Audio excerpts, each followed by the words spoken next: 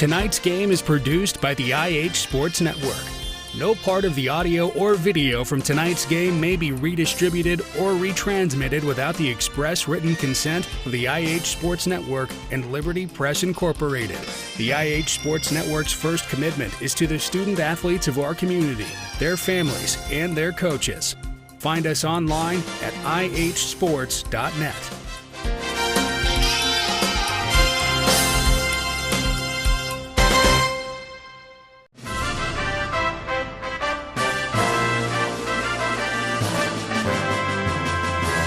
High school football is on the air.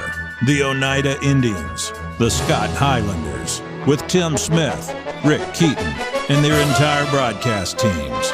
This is Tennessee's most complete high school football coverage. Sponsored by United Cumberland Bank, Scenic Foods, El Rey, Ray's Axe, South Fork Physical Therapy, Lumber King, Potter's Ace Hardware, Salvage LLC, and by title sponsor, First National Bank. Produced by the IH Sports Network, Friday Night Football begins now.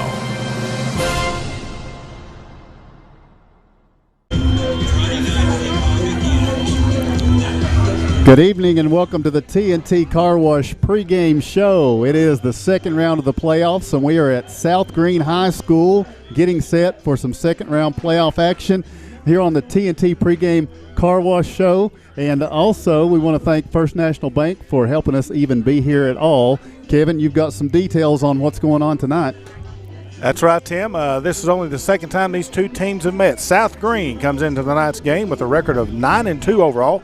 They are the Region 1 champions, which has earned them the right to host this game tonight against the Oneida Indians, who come into tonight's game 8-3 record, and the Region 2 runner-up to Rockwood, who is hosting the region runner-up from Region 1 tonight, Hampton. So we'll be keeping up with that game. The winners of those two games will be facing off against each other next week. Mark, you got a little bit of details on us for tonight's game. Well, listen, what a night for football. The temperature's around 50 degrees. Great playing surface up here. The mountains in the background. I mean, you just can't believe and we've got a picture of it right here on YouTube. So just a great night for football, pitting two really good football teams. You've got South Greene, John, that had lost their first two games and have won 9 in a row. Very strong football team offensively, defensively. You've got an Oneida football team, finished second in their region, 8-3 record. Very good football team in their own right.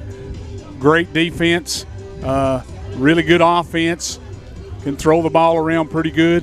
And I think it's going to be a great night for action tonight. Absolutely. And, there's a lot of teams that aren't playing tonight in high school football.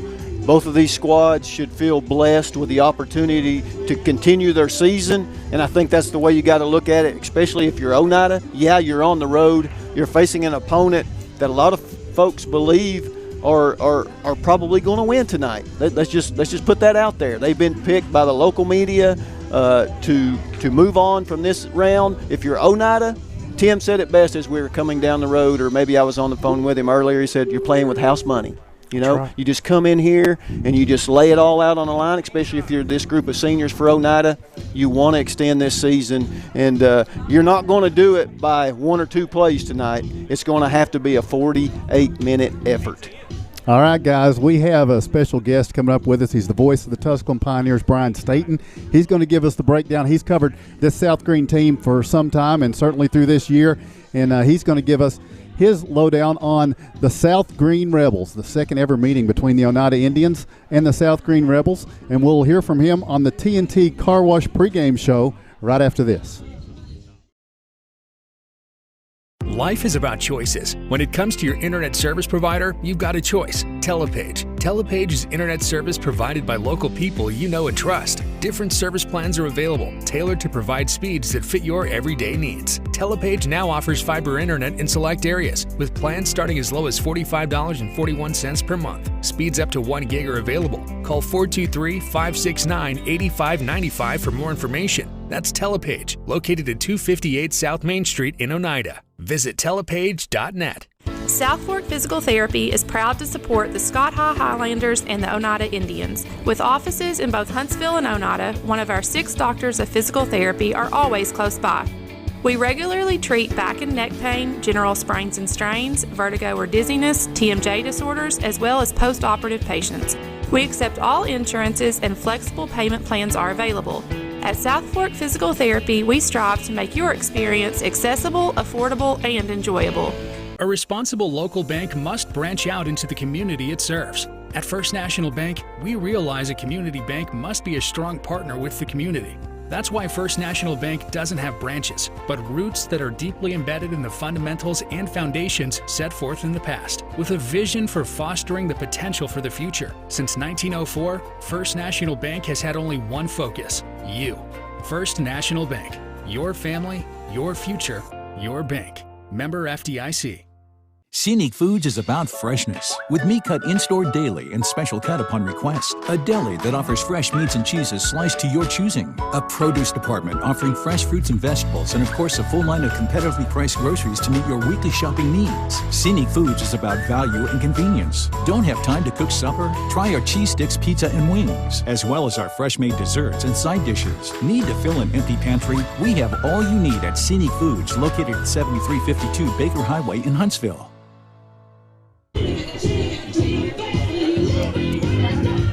Welcome back to the TNT Car Wash pregame show here from South Greene, and we're getting set for the Oneida Indians and the South Greene Rebels. And joining us now is Brian Staten. He is the voice of the Tusculum Pioneers and many others. Mr. Staten, thanks for coming in. Absolutely. Thanks for having me. All right. We're going to talk to you a little bit about yourself here in this first segment. We'll take a break and talk about these South Greene Rebels. But you cover a lot of ground here, but you're not originally from this area. We saw in your bio that you're originally from South Bend. Tell us about that. Yeah, it's a little different, when you're a kind of a Notre Dame Irish fan when you're down here in East Tennessee and you're not Catholic. That's kind of funny, too. My parents, both of them, grew up there in Mishawaka, home of the cavemen. So I was born there, but we didn't spend a lot of time there. But after I was about 6, we moved down here to East Tennessee, and we've just kind of been here since then. My father's preacher, so he kind of moved around early and settled in Kingsport. He had, he just retired 2 years ago and had been here for 52 years. So he said, I think I can retire. So that's what he did. We've been in East Tennessee ever since. Well, there's something we have in common. My father's a preacher as well. Okay, so, yeah. We may learn more as we go along here. So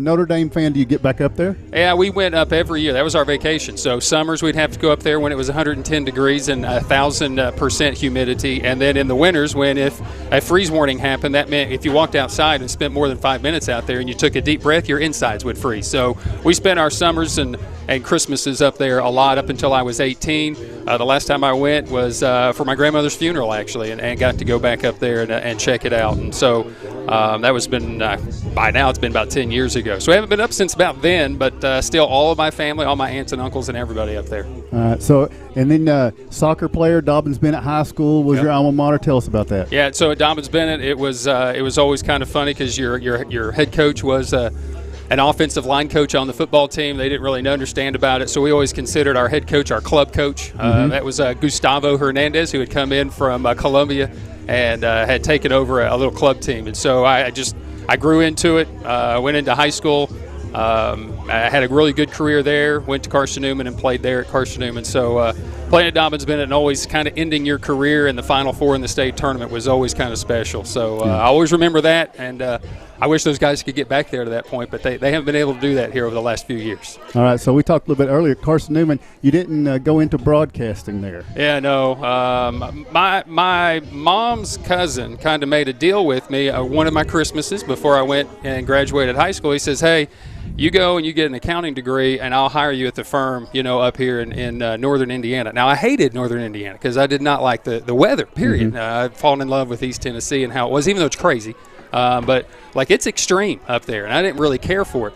He had a couple of firms, one in Chicago, which he ran, and another one, which was in Osceola, Indiana, which is what he was looking at for me to do. So I went in first year, an accountant, didn't really like it, wasn't enjoying it, was doing some side classes in broadcasting with Stan Cotton, who's at Wake Forest, and Jim Freeman, who is down at Tulane now. So, I was getting in with those guys and doing some games, and I was really liking that. And then my mom calls me and says, you probably won't have a career as an accountant because my cousin has just been caught laundering money for the mob up there, so he's going to be spending some time in prison. So it was a great career change for me because I did not want to be an accountant for sure. You're probably healthier now. Yeah, much healthier. Because of that. I feel a lot better about myself. So you did the broadcasting with Stan Cotton. You mentioned Jim Freeman. Familiar with Jim. Yeah. So and how did you first kind of slide into doing more broadcasting, taking it on your own? Well, it was really funny because I had the worst accent, right, in East Tennessee. As a northerner, I was probably more hick and hillbilly than anybody who had actually been born there. And Jim actually heard me, and he goes, good thing you're not a broadcaster. And I said, well, I have an interest in it. He says, well, learn to speak first, and then I'll talk to you. And so I did. I took a class and then just got into doing some radio. And I was the only one there because I was the only one interested in that at the time there at the school. So I just got a full-on 100% education from my advisor who loved the radio aspect of it too. Said, you have a really good shot at being and doing a really good job with this.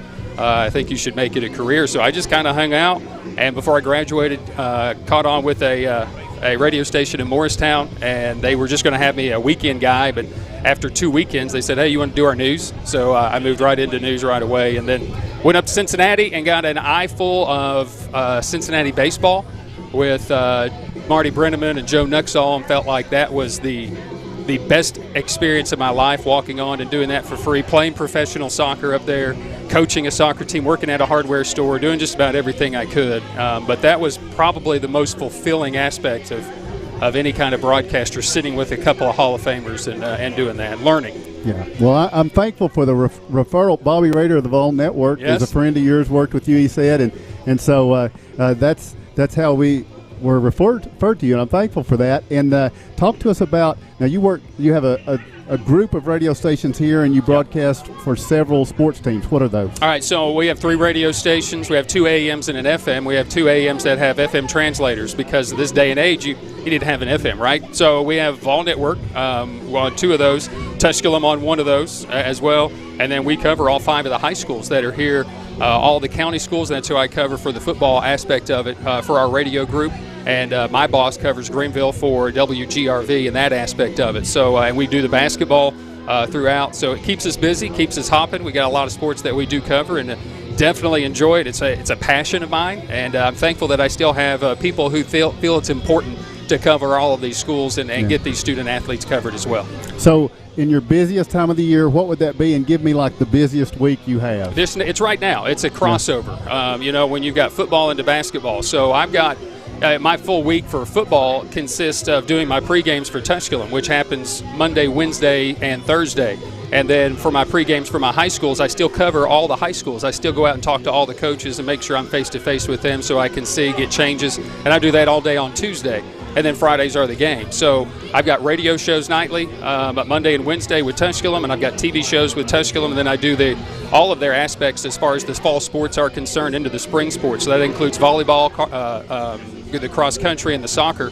And I still broadcast soccer for Tusculum. So I'll just go when I have a free time and do that. But right now the crossover with basketball, I did a basketball night last night. I'll have high school basketball next Tuesday. We got Tusculum Carson Newman football tomorrow. I got Tusculum Carson Newman basketball open up conference play Wednesday. So until about Thanksgiving is the busiest time, and then till the end when there's the basketball tournaments, when I've got Tusculum and the high schools, and I'm trying to get to 5 or 6 different locations at times. That can be the busiest time as well. All right, Brian Staten, he's the voice of the Tusculum Pioneers. He's joined us. We've learned about him. We're going to learn about South Greene. Come back and do that. Going to take a break for our sponsors. You listen to TNT Car Wash pregame. Back right after this. Life is about choices. When it comes to your internet service provider, you've got a choice. Telepage. Telepage is internet service provided by local people you know and trust. Different service plans are available, tailored to provide speeds that fit your everyday needs. Telepage now offers fiber internet in select areas, with plans starting as low as $45.41 per month. Speeds up to 1 gig are available. Call 423-569-8595 for more information. That's Telepage, located at 258 South Main Street in Oneida. Visit telepage.net. El Rey is Scott County's home for great Mexican flavor. Located in Oneida Plaza, we're just up the sidewalk from Walmart. From our fresh chips that are made daily to our chicken or beef fajitas that are big enough to share, El Rey uses the freshest ingredients to serve authentic Mexican dishes that will be a hit with the entire family. Stop in before the game on Friday or pop in on Saturday and watch college football on one of nearly a dozen screens while you eat. That's El Rey Azteca, open until 9 p.m. Sunday through Thursday and 10 p.m. on weekends. Lumber King in Oneida, Tennessee is the region's one-stop shop for everything a DIYer might need. Carhartt apparel, rugged clothing that works as hard as you do. Lumber King Rental Center, a home for not only tools that a construction site might need, but heavy equipment that can get the hardest jobs done in no time. Here at Lumber King, we carry all of the essentials. Let us be your #1 source for everything construction. You can visit us at 20359 Alberta Street in Oneida, Tennessee. Because at Lumber King, we deliver. A responsible local bank must branch out into the community it serves. At First National Bank, we realize a community bank must be a strong partner with the community. That's why First National Bank doesn't have branches, but roots that are deeply embedded in the fundamentals and foundations set forth in the past, with a vision for fostering the potential for the future. Since 1904, First National Bank has had only one focus: you. First National Bank. Your family, your future, your bank. Member FDIC. Welcome back to the TNT Car Wash pregame show here at South Greene High School. The Oneida Indians visiting the South Greene Rebels here in round 2 of the TSSAA playoffs. And graciously joining us is the voice of the Tusculum Pioneers, Mr. Brian Staten. Mr. Staten, I'm going to quiz you a little bit about South Greene. Go. Now, you've done 8 games, you told me, this year. Yeah, I've probably seen 10, but I've been here for 8. So now they started off 0-2, but that was Daniel Boone and Catholic, right? Yeah, so the first game, Daniel Boone, they actually had a chance to win. It was a pick 6 with about 15 seconds left. It was a tough play. It was always going to be tough. You figure if they had 3 more minutes, it may have been a little bit different. Boone's a good team. I felt like that was good competition, but that's the type of competition they wanted. They didn't have that type of schedule last year. Right. And then you go to Catholic, and it's a 17-point game in the first half, and they were on the 2 twice, 2 separate times, couldn't punch it in. So I felt like their offense moved pretty good against Catholic, but it's still Catholic. You're going to take your lumps there, and they sure did. Yeah, and then, of course, the big game was the one for the region with Hampton. That was up at Hampton, correct? Yeah, that was great atmosphere. That was and those folks up there are phenomenal. They love football. They love basketball. They love just about anything Hampton. And you love these small towns and the pride of these schools. And that game could have gone either way. And the play of the game, maybe the play of the year for Luke Myers. It may have defined his career with Hampton trying to throw it around, spread it around. South Greene had their way in the first half. Second half, Hampton had the ball to start the second half, lined up as a traditional Hampton team in that power I, and just drove right down the field. Then they did a little onside kick, and South Greene had it in their hands, and they dropped it and gave it right back to Hampton, and they were able to take it. South Greene had the ball into the third quarter, 17 seconds, and Hampton scored twice, and was able to get to within a score, or I should say a point. And then South Greene took the next possession in the fourth quarter right down the field and scored. But Hampton responded, came back, and Luke Myers on a 4th down play knew that Connor Jones was going to keep the football. He had killed South Greene all game, and he took off. He doesn't play a lot of defense, but he was in there. He says, put me in. I know he's going to get it. He goes in on 4th down, makes the play of the year, stuffs him for a loss of 2. They get the ball, and they drive it down to about the 30 and then forced him to go the length of the field, which they just ran out of time. Tremendous game, and maybe just turned the whole season around for South Greene on that one play. And now this is, looking at the history of South Greene and football, this is really in the present right now. This is the peak of this program. It's really been on fire for the last 4 years. Yeah, you think about almost 50 years of football here for South Greene. Sean Jones, second winningest football coach here. Larry Ricker being number 1, the late Larry Ricker. But this senior class, 39-10, by far the best senior class ever by record. Next year may be the next best class, who knows? But it is 1996, I think that team went 33-10 or 35-10, so that was the next best record. But they are enjoying the fruits of their labor. I mean, this is a group that has come in, decided to work, and you see the numbers for seniors. When you have a leader like Luke Myers, guys don't want to quit. They want to keep playing football. And because of his leadership, he has held a lot of these guys together. They have the most athletes they've ever had out here, and it makes it fun. It makes it dangerous, to come in and play a South Greene team when you've got 15 seniors lined up out there, which is another thing that 8 seniors is usually the average out here. So they are playing their best football, maybe traditionally, in the history of this program. So Luke Myers, you mentioned, he is a Mr. Football nominee. Yeah. It revolves around him. We've seen the statistics. Thankfully, you provided some statistical look at Luke Myers. I mean, it's not hard to see why, but talk about him in this offense and just what kind of a year it's been. The guy is the most unselfish player, maybe. That's cliche, but he's probably one of the most unselfish players of a guy who's had so much success that there is. And his brother came before him. Levi was the exact same way, did the exact same things. Probably could have laid a lot of the foundation down for Luke in teaching him how to be a leader and what it takes to be a leader. When you talk about a kid that's almost accounted for 100 touchdowns for a career, in a little school like this, and he's thrown for almost 5,000 yards and he's rushed for almost 3,000 yards. A guy like that in his career here at South Greene, those numbers will never be attained probably in my lifetime, for that next guy, that next generation of player. But he holds everything together, and I'd be disappointed if he doesn't win it this year. I think last year there's a bit disappointing. His numbers were better than anybody, even though there were guys that won games and did things in bigger situations better than he did. I think this year if he's not a finalist, it would be a disappointment for him, but that's the thing about him. He won't care. If they can keep winning, if they can keep going, that's the thing he cares about. He knows every week's going to be a challenge, and he challenges his kids on this team every single week. And I think that's what makes South Greene special. If you give your best for him, you get beat tonight, he's going to consider it a success. That's the type of kid he is. Talk about the unsung part, because the team doesn't get to 9-2 just on their offense. What about the defense? Yeah, Joe Case, he's the former head coach at West Greene. So he's been here. He started out at Greeneville, got his students teaching there under the old Gray Fox himself, and went to Morristown West, learned even more from another great coach there, and then as a head coach just kind of developed a great defensive game plan, and he had some good players out there. His son is at the middle school here, decided he wanted to be closer here, so he came on staff as a defensive coordinator. Man, here's a team in their 9-game winning streak that's allowing 6 points a game. They're allowing 59 yards through the air. They're allowing 100 yards on the ground in that time after that Catholic game. And it's a group that believes. He also is deep, so he can rotate some guys in. Yeah, they do still use a lot of the offensive linemen on that front, but when you're not utilizing Luke Myers a lot on defense, you're deep, and you got guys that have bought in that are believing.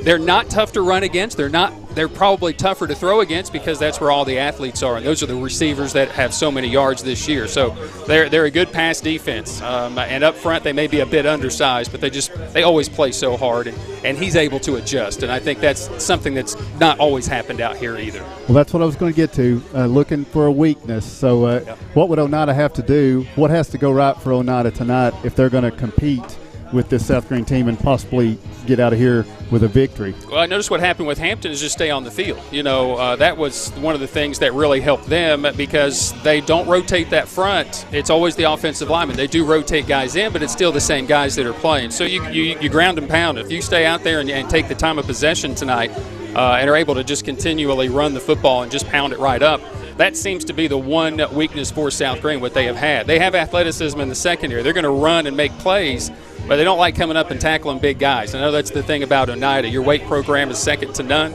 You got guys that are ready and healthy and ready to go. And I think that is the one big thing South Greene has. They're getting a weight program, and they're getting guys that are big, but they're still getting there. And so the front is good. They're large, they're big, and they're fast, but they also, when you lean on them through about 4 quarters, that's what I noticed in the Hampton game. If there is that weakness, that would probably be the one thing there is.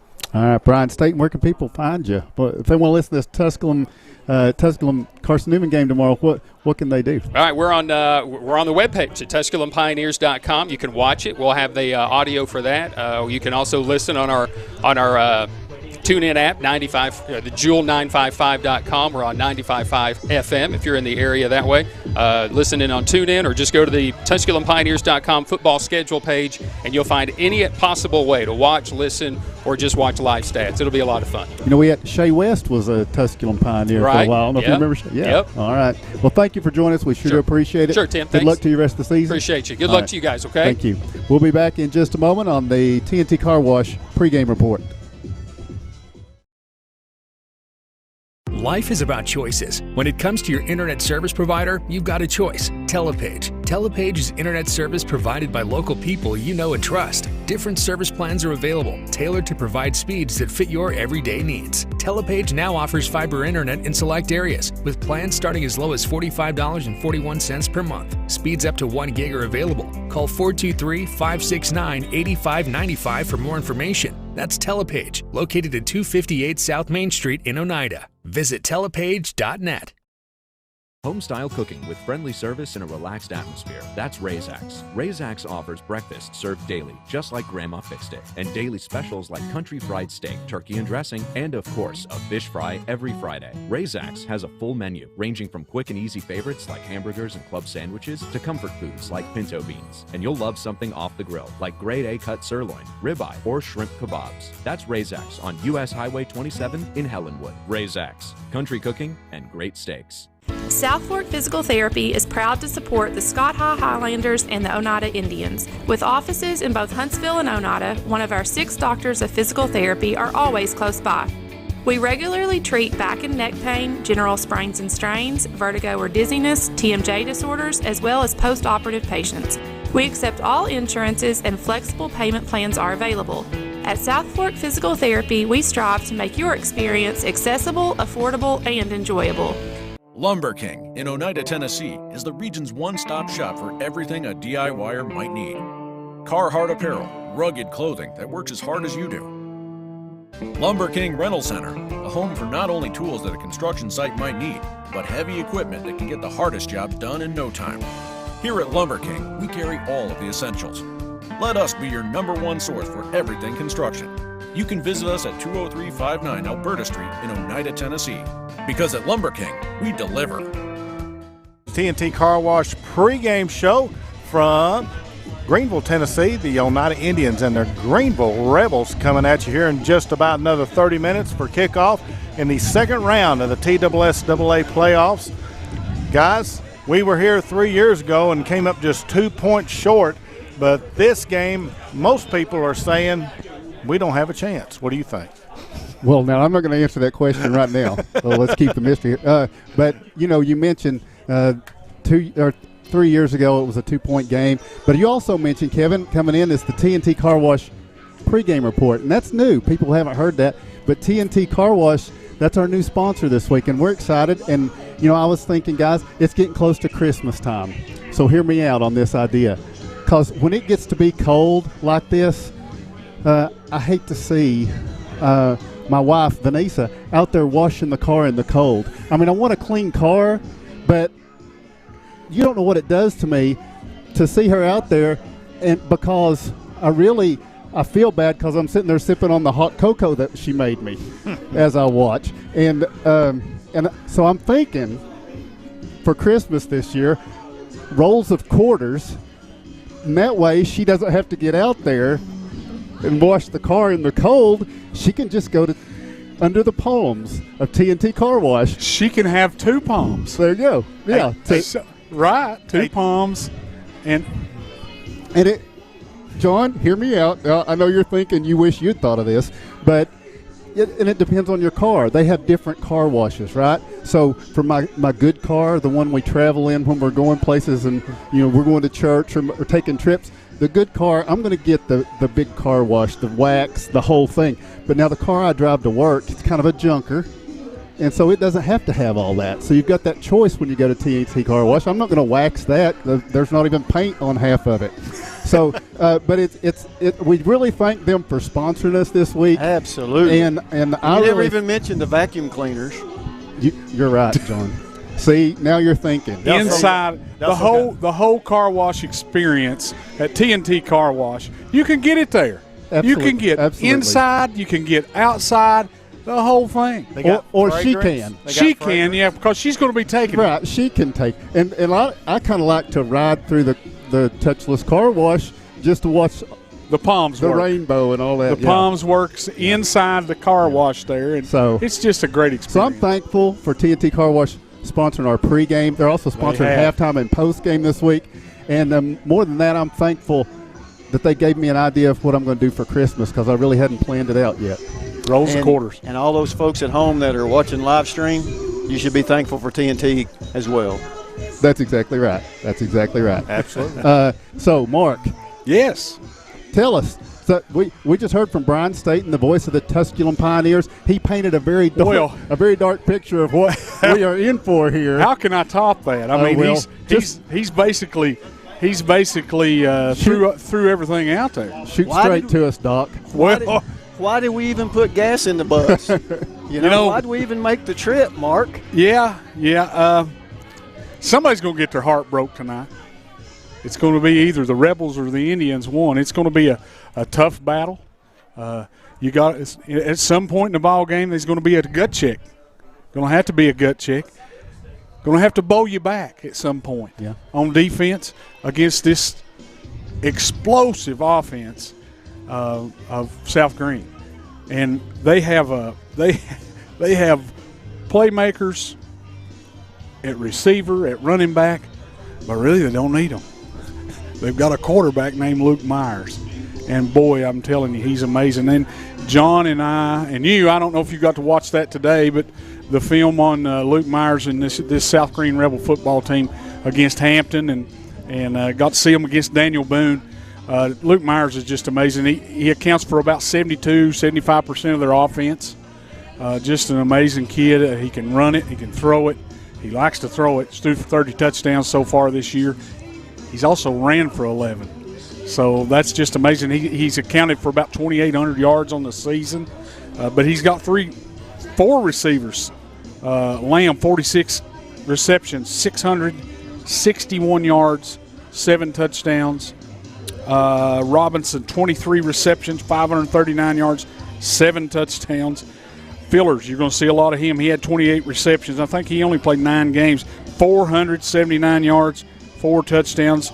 Jay Ingram, 17 receptions, 407 7 yards, 8 touchdowns. This offense is just explosive. Like I said before, Luke Myers, he's their leading rusher, 122 carries, 555 yards, 11 TDs. Our bus, he's one who will line up at tailback. And he had 61 carries, 319 yards, and 4 touchdowns on the year. Just amazing. Total yards, John. 4,025 total yards. They average 365 yards a game. Now, that's explosive on offense. And that's playing Daniel Boone and Knox Catholic the first 2 games of the year. They've strung together 9 straight wins. 2,863 yards passing on the year, 260 yards a game, 1,162 yards rushing, 106 yards a game. We match up with them in the rushing department, and they're just as good on defense. They've held 7 of their 11 opponents to 12 points or less. Average margin of victory is in 9 wins is 32 points. That's 9 straight victories. So, I mean, it's unbelievable what this all team. You did was took the paintbrush and painted the picture even worse. Well, I mean, you can't do any other way because. Yeah, in all seriousness, guys, number one, the things they do in their offense around number one. I mean, he's been a 4-year starter here. Yes, he was the quarterback 3 years ago when we came here and went away very unhappy. He's the same kid, and he's doing the same things he did that night, except he's doing them better probably, and he's got a few more playmakers around him. That night, this field was in horrible shape. It was a slick track. It had rained all week. Tonight, it's in pristine condition. It is. It really is. And that's not good news. No, it's not good news because, I mean, you'll see, and John and I was talking down here as we was watching Oneida warm up, and what he'll do, Myers will take off with the football, drop back for a pass. He feels some pressure. He'll find a lane, and then he'll stop deaden his tracks on the line of scrimmage and lob it over your head or throw it on a beeline right to his receiver. Those receivers keep working. Even when the play breaks down, they keep working to try to get open, and he's just so dangerous with the football.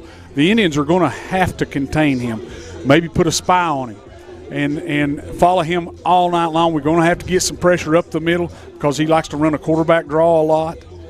He'll run a power, quarterback follow. He likes to run the football, and we had talked about it, John, and you had noticed something. They had said it. You noticed something on against Hampton. He didn't touch. He was only one touch the football rushing for 3.5 quarters in that football game. Yeah, he either threw it or ran it himself for 3.5 quarters in that game, and that was a big game for them. That was for first place in their region, and they came away with a 28-22 win, I believe it was. Guys, who I feel sorry for is Mark Martin. The poor guy probably hasn't slept all week. No. Because to design something to stop this offense is going to be a spectacular feat. Now, it is possible. Oneida needs to play a good, clean game, and we'll talk more about that, I'm sure, as we move on. All right, yeah, we're going to hear from Coach Jimmy May. You've heard the amateurs, the announcers talk about it. Let's hear from Coach May when we come back. You're listening to the TNT pregame report.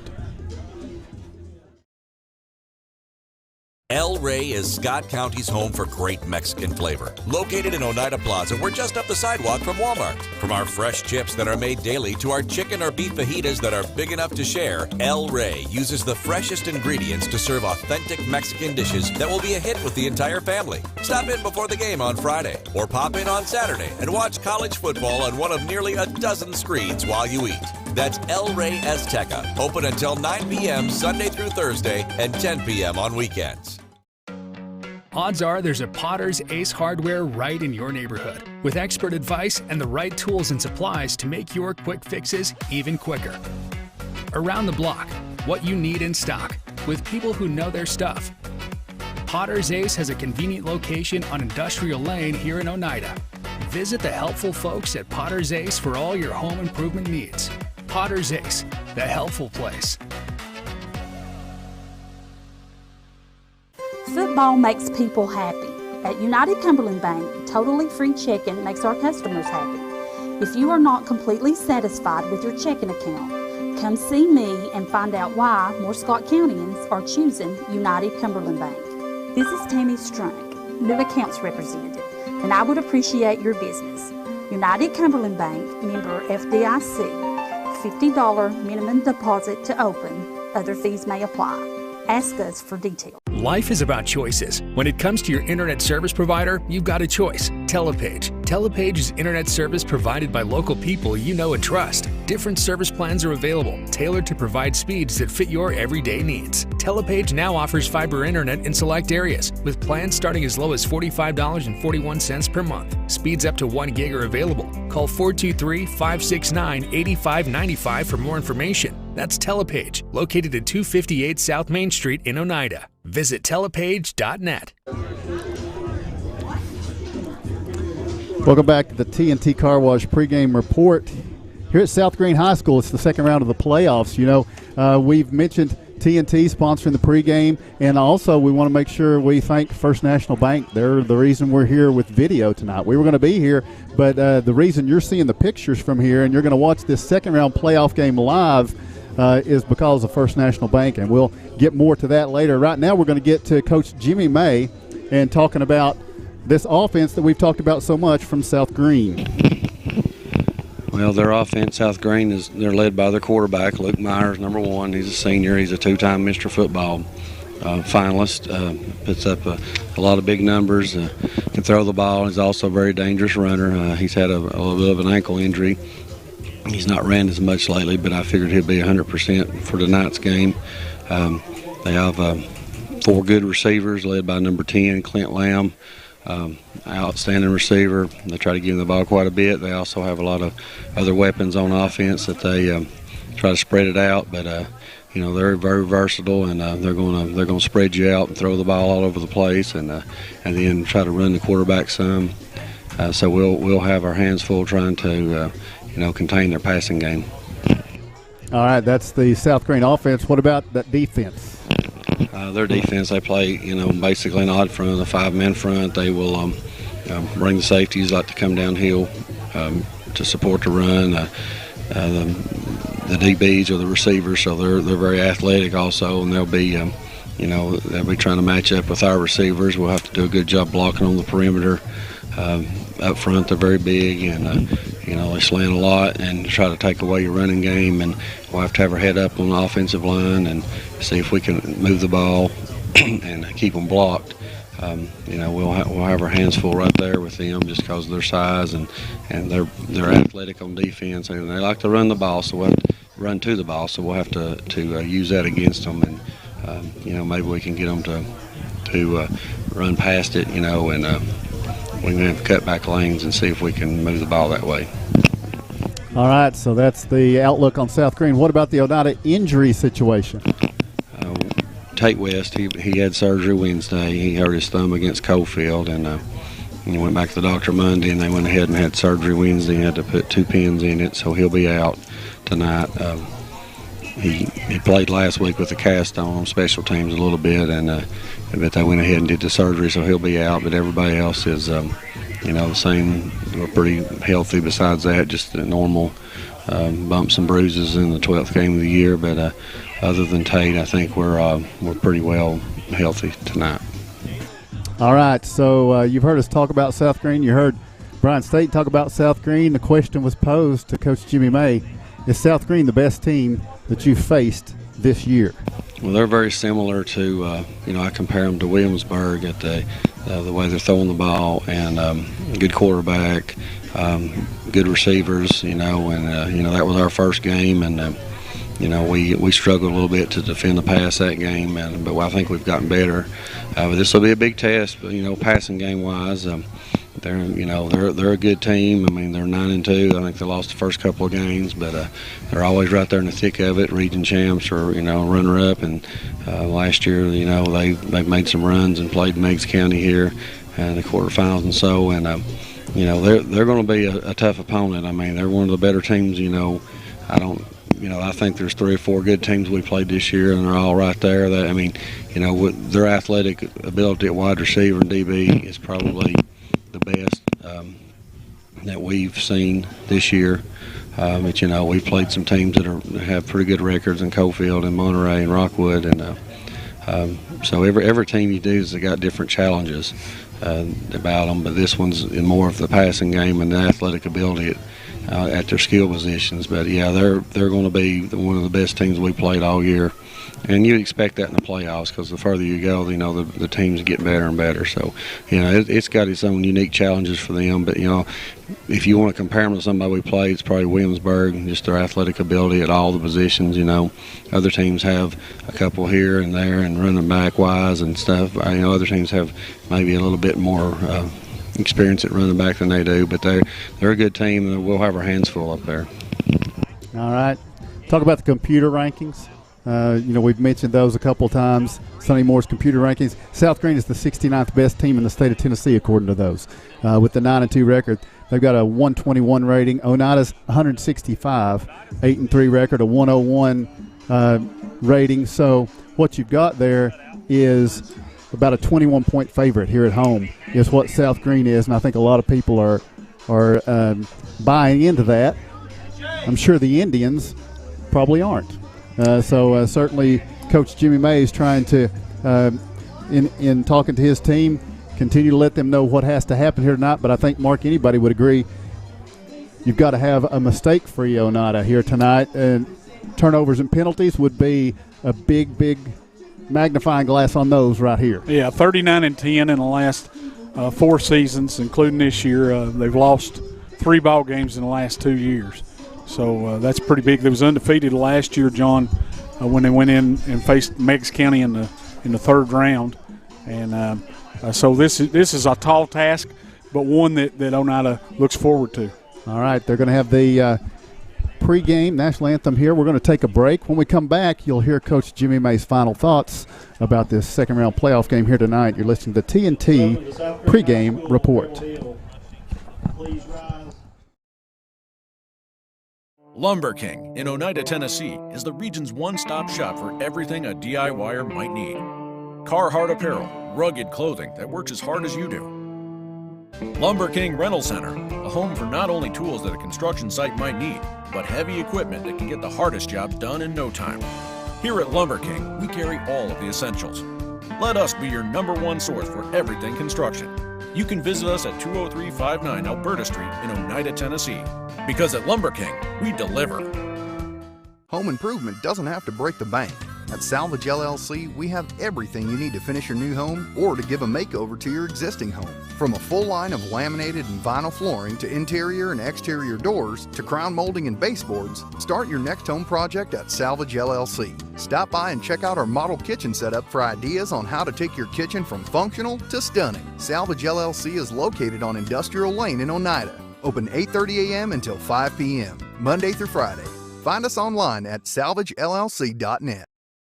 Home-style cooking with friendly service and a relaxed atmosphere. That's Razax. Razax offers breakfast served daily, just like Grandma fixed it, and daily specials like country fried steak, turkey and dressing, and of course, a fish fry every Friday. Razax has a full menu, ranging from quick and easy favorites like hamburgers and club sandwiches to comfort foods like pinto beans. And you'll love something off the grill, like grade A cut sirloin, ribeye, or shrimp kebabs. That's Razax on U.S. Highway 27 in Helenwood. Razax, country cooking and great steaks. Football makes people happy. At United Cumberland Bank, totally free checking makes our customers happy. If you are not completely satisfied with your checking account, come see me and find out why more Scott Countyans are choosing United Cumberland Bank. This is Tammy Strunk, new accounts representative, and I would appreciate your business. United Cumberland Bank, member FDIC, $50 minimum deposit to open. Other fees may apply. Ask us for details. Or what set this event apart from other levels of competition? Cooperation and support. Well, this is our second trip up there in the last 3 years. It's going to be a challenge for us to go up there and play. They're well coached. They're very deep. They've got experience on both sides of the ball. These kids have played in the playoffs a number of years, so they're accustomed to it. We've got to go up there and match their intensity. I don't know many people's given us a chance at all to go win. Everything I've seen is predicting them to win and heard. So our kids, we're going to battle. And we're going to play as hard as we can, and we'll just have to see how things go. But we'll battle and we'll play, and if they beat us, it's just because they're better than us. But we're gonna go try to win this thing, and I think the kids are excited, and we've had a good week of practice, and I think we're prepared, and we'll just see what happens. Coach Jimmy May's final thoughts here on the TNT Car Wash pregame report. Guys, we're less than 10 minutes away from kick of this second-round playoff game here tonight. The other playoff games going on in 2A on this eastern side of the bracket. The winner of this game will face the winner of Rockwood and Hampton. That one's taking place down in Rockwood tonight, an 8-3 Rockwood team, 7-2 Hampton Bulldog team. A lot of people favoring Hampton in that, including the computers. About a touchdown favorite, even though they're on the road. The other 4 teams on this side, there's only 16 teams going tonight, 8 in the East in 2A. The other 4 teams in 2A are Trousdale County at Meigs County. That's a 9-1 Trousdale at a 10-0 Meigs County. That's a beaut. And then in a pick'em game, just a toss-up, Marion County is 9-1. They're at Watertown, which is 8-3. So that Watertown team finished with a worse record than Trousdale, but won that region because they beat Trousdale County in the regular season by 2 or 3 points. So that's a bunch of great ball games tonight. Yeah, some heavy hitters. We mentioned that last week. Some heavy hitters playing tonight. Just like Coach said, you're not playing tonight if you're not, if you haven't earned it. And so we'll just see more of that as it continues on in this tournament.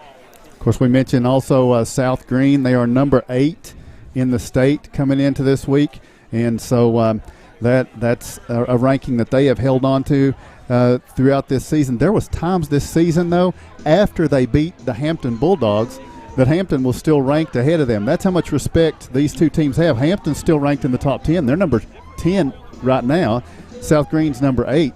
So I mean, this is the favored region over here, and you've heard why here. I think we've painted the picture here tonight, and probably we'll get in trouble. Somebody will say, "Oh, y'all just talk bad about us." But I mean, Coach May used to pour mouth a little bit when he talked about teams, but we're being quite honest. I mean, you don't get to be a nominee for Mr. Football, by not being a great player on a great team. If you're listening tonight or if you're watching at home, you're going to see number 1 and you're going to hear Luke Myers more than you want to. You're going to hear it over and over and over again, and then you're going to understand how they utilize him and make the most of what he can do with this system. All right, that is going to do it for the TNT pregame report. We appreciate the TNT Car Wash coming on and sponsored. You'll hear more from them at halftime and postgame. So we're very, very thankful that they're along. We're going to take a break for our sponsors, and when we come back, we're going to give a big thank you to our main sponsor, our title sponsor here tonight, First National Bank. When we return, we are less than 7 minutes from the opening kick. It's the Oneida Indians and the South Greene Rebels coming up here on the IH Sports Network. A responsible local bank must branch out into the community it serves. At First National Bank, we realize a community bank must be a strong partner with the community. That's why First National Bank doesn't have branches, but roots that are deeply embedded in the fundamentals and foundations set forth in the past, with a vision for fostering the potential for the future. Since 1904, First National Bank has had only one focus: you. First National Bank. Your family, your future, your bank. Member FDIC. A responsible local bank must branch out into the community it serves. At First National Bank, we realize a community bank must be a strong partner with the community. That's why First National Bank doesn't have branches, but roots that are deeply embedded in the fundamentals and foundations set forth in the past, with a vision for fostering the potential for the future. Since 1904, First National Bank has had only one focus: you. First National Bank. Your family, your future, your bank. Member FDIC. Home improvement doesn't have to break the bank. At Salvage LLC, we have everything you need to finish your new home or to give a makeover to your existing home. From a full line of laminated and vinyl flooring to interior and exterior doors to crown molding and baseboards, start your next home project at Salvage LLC. Stop by and check out our model kitchen setup for ideas on how to take your kitchen from functional to stunning. Salvage LLC is located on Industrial Lane in Oneida. Open 8:30 a.m. until 5 p.m., Monday through Friday. Find us online at salvagellc.net. Home-style cooking with friendly service and a relaxed atmosphere. That's Razax. Razax offers breakfast served daily, just like Grandma fixed it, and daily specials like country fried steak, turkey and dressing, and of course, a fish fry every Friday. Razax has a full menu, ranging from quick and easy favorites like hamburgers and club sandwiches to comfort foods like pinto beans. And you'll love something off the grill, like grade A cut sirloin, ribeye, or shrimp kebabs. That's Razax on US Highway 27 in Helenwood. Razax, country cooking and great steaks. Welcome back to South Greene here on the IH Sports Network. You are seeing live pictures of this second round playoff game. Tonight's live video stream is made possible by First National Bank of Oneida. Locally owned since 1904, First National Bank is local people just like you. Want to open a new account? The account representatives are just as much a part of Scott County as you are. If you need a loan, decisions are made in-house by local people that you know and trust. Call 569-8586 or visit fnboneida.com to get started. First National Bank, your family, your future, your bank. Member FDIC, an equal housing lender, and the sponsor for tonight's live video stream. It's the South Greene Rebels. You can see them gathering on the far side. And the Oneida Indians, here are the unwelcome visitors. The tribe comes in trying to pull the upset against a highly favored South Greene Rebel team that has Mr. Football at quarterback. Things are stacked against Oneida. There's some history that John has to share with you. Yeah, tonight, as far as playoff is considered, Tonight will be playoff game number 77 for Oneida football. The Indians are 40-36 in the playoffs, and this is their 38th playoff appearance. In case you're wondering, we talked a little bit about this last week. In East Tennessee, this trails only Maryville with 42 appearances and South Pittsburgh with 39. Also, tonight's game is number 907 in Oneida football. This is the 87th year, and the Indians have 582 wins, 312 losses, and 12 ties. Oneida defeated Cumberland Gap 33-6 last week. Oneida has 8 wins and 19 losses in second-round playoff games. Second round has not been kind to Oneida as far as overall history, guys, but looking to change that. Turn one to the positive tonight. A lot of those second rounds came to that team you mentioned. South Pittsburgh. Yeah. Now, we'll talk about South Greene a little bit also as far as playoff appearances. This is their 25th playoff appearance. Their playoff record is 10-23. However, they have won 6 of their last 9 playoff games. You can probably thank number 1 in Burgundy across the way for that little stat. They have only qualified for the quarterfinals one time. That was in 2018 after they defeated Oneida in the second round before falling to Meigs County.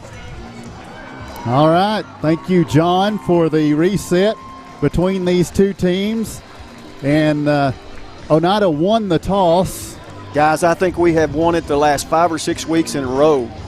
Indians defer to the second half, so we're going to see this vaunted South Greene offense first. Who were the captains? The captains tonight for South Greene were Luke Myers, Clint Lamb, Jalen Ingram, and Logan Wagner. For Oneida, all seniors, Ben Buttram, McLaurin Love, Aiden Love, and Xavier Shoemaker. Seniors hoping to extend that season. One more game, guys. Defensively for Oneida tonight, they'll start at the nose, Lorenzo Garcia. The tackles are C.J. King and Hunter Shoemaker. The ends will be Xavier Shoemaker and Matthew Brown. The linebackers, Elijah Phillips and Rylan Duncan. Corners, Landon Lindbergh, Jaden Anderson. The safeties, T.J. Meredith and Colton Darty will set the South Greene starting lineup when they get the football. South Greene, if you're listening only, some of you are doing that, they're in the home maroon on maroon with gray stripes down the pants. They have maroon helmets with a gray SG on the side. White numerals.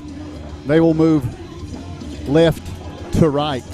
For the Oneida Indians in the road, white jerseys, orange numerals, orange pants with white stripes. The white helmets, the orange O emblazoned with the spear and the orange stripe down the middle. Oneida will kick right to left. It will be Jaden Anderson to kick it off for the Indians. Deep to return will be Jalen Ingram for South Greene. He's back about his 5-yard line, and here's the kick. Anderson skids along, going to be picked up at about the 29, up to the 30. Cuts left, 35-yard line, out to the 40, near the 45-yard line, and brought down here is going to be Connor Race. Race is the starting running back, and here are the starters for South Greene. The center is Trevor Heater. The guards are Alex May and Grant Freeark. The tackles, Logan Wagner and Isaac Collins. The tight end is Hayden Hartman. 4 receivers, Chandler Fillers, Caleb Robinson, Jalen Ingram, and Clint Lamb, the leading receiver. The running back we mentioned, Connor Race, and the quarterback is Luke Myers. Got a clock issue right from the get-go. It's still running. All right, Kevin, thanks for keeping an eye on that. South Greene's got good starting field position, guys. They're at their own 45-yard line with what's showing as 11:20 on the clock. They surely are going to adjust that. Yeah, Myers in the shotgun. Didn't do ourselves any favor. That kickoff was a squib kick taken by an up man, and he did nothing but put on the Jets and put themselves in great field position with this opening drive, Mark. So don't know if that was a plan on the squib kick to keep it away from their deep guys, but either way, they're still at the 45. No question, it was a plan, but I'm sure they didn't expect him to pick it up and take off running with it. So they was trying to kick it away from the 2 deep guys, Luke Myers being one of them, returning the kicks for the Rebels. But they start out with real good field position, 45-yard line, little pressure on the Indian defense from the get-go. Absolutely, and we usually when there's a short kick or a high kick, our up guys will take a knee or we don't advance go down. We don't advance it. Right. South Greene taking advantage there. Mm-hmm. So for Coach Jimmy May, it will be his second playoff game he has coached, getting the win last week against Cumberland Gap. Remember, Oneida didn't touch the football in the first quarter a week ago. Cumberland Gap ground out the clock, the entire first quarter clock, before getting no points at the end of that drive. They were able to then score on their next drive, but not before Oneida had gotten a touchdown prior to that. So the Indians had a 7-6 lead at that point. Still a clock issue here in South Greene. It's showing 11:20 on the clock. And looks like now they're going to perhaps make an adjustment on that. The quarterback, we mentioned, Luke Myers, will be in the shotgun. Connor Race is the up back that returned this out to the 45. Kind of a delay in this start. Of course, we get the early start. If you don't know, or if you know someone that would like to be watching this, let them know that we've got the live video going, and here we go. The clock is adjusted to 11:52, and it's 1st and 10. South Greene at their own 45-yard line. Myers in the shotgun. Race to his right. 3 receivers right. And 1 receiver to the left. Here's the snap. It goes through Myers' hands. He drops back, and he's going to be tackled, sacked, back at the 35-yard line. Indians get to him quick with Ryland Duncan, and a loss of 10 yards off the snap. They'll call it 9 yards off the snap, back to the 36. Yeah, that was Matt Brown. Oh. And, Matthew Brown come through off the edge right there. The snap was high. He come through off the edge and grabbed a hold of him. That's going to be key tonight, guys. We've got to hang on to Luke Myers. When we get the chance to tackle him, we've got to bring him down. Myers is 5 wide, 2 to the left, which is the wide side of the field, and we've got a flag down early. Let's see what this is. They jumped. So a high snap, a loss of 9 yards, and now a dead ball false start against South Greene. So that goes back to the 31 and creates a second down and second down and 24. They need the Oneida 45-yard line for a first down. Myers will be in the shotgun, 3 receivers right, 2 to the left, no running back. So here we go. Myers gets the snap, looking left. Now, good pocket. He's looking. Now he fires across the middle. It's going to be incomplete. T.J. Meredith separates the receiver from the football as Jalen Ingram can't hang on. Hello, darling! Number 21, T.J. Meredith comes up and he sticks him. He had the reception, had the football. T.J. comes up and makes a big stick, 3rd down. So we've got a bad snap, a penalty, and a hello, darling for There's 11:14 left on this first quarter clock, and we got a hello, darling. Buckle up, folks. Myers from the shotgun. Connor Race to his right. It is 3rd down and 24. They need the Oneida 45. Here's the snap. It's a little draw play. Race is going to be brought down at the 31-yard line, and the Indian defense forces a 3-and-out, we think. South Greene bringing the punt unit on, and Oneida will have Jarek Hewling. So that's a good start. That's a great start for Oneida on the road here tonight. Awesome start. Back to punt will be Connor Race. He does it all, doesn't he? Return man, punter, running back. Connor Race stands at his own 25. Here's the snap. Race gets the punt away for Oneida. They're going to let it bounce, and it will roll inside the 30 and all the way down to the 25-yard line. Couple of men back. They let it between them.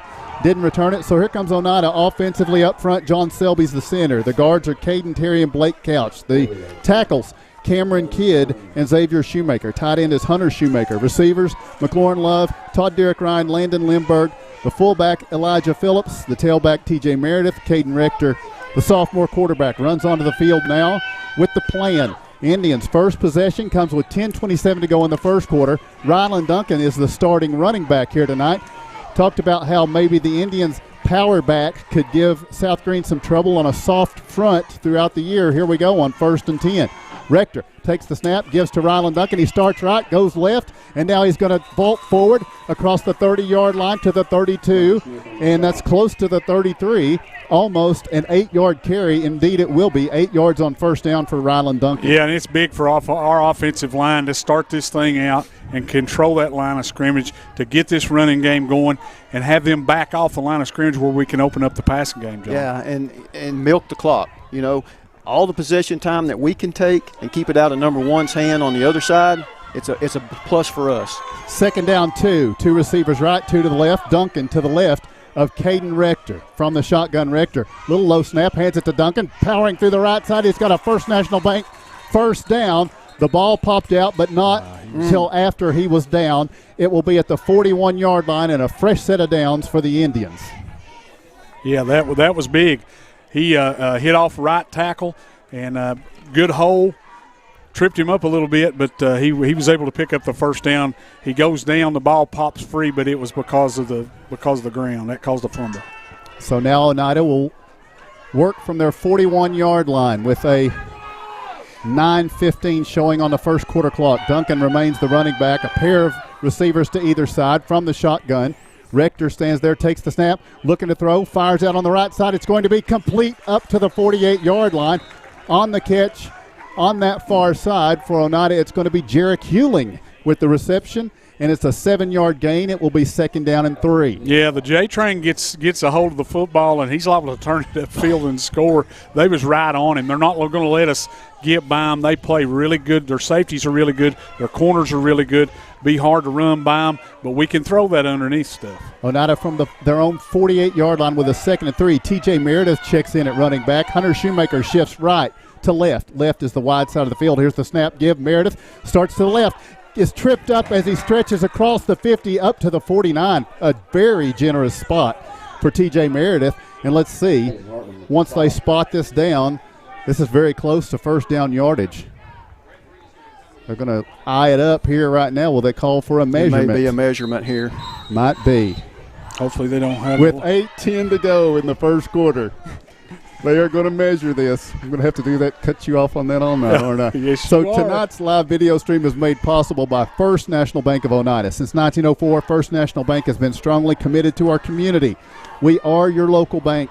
To learn more about our account options and mobile banking, give us a call at 569-8586 or visit us online at fnboneida.com. First National Bank, your family, your future, your bank, member FDIC, and this is a First National Bank first down.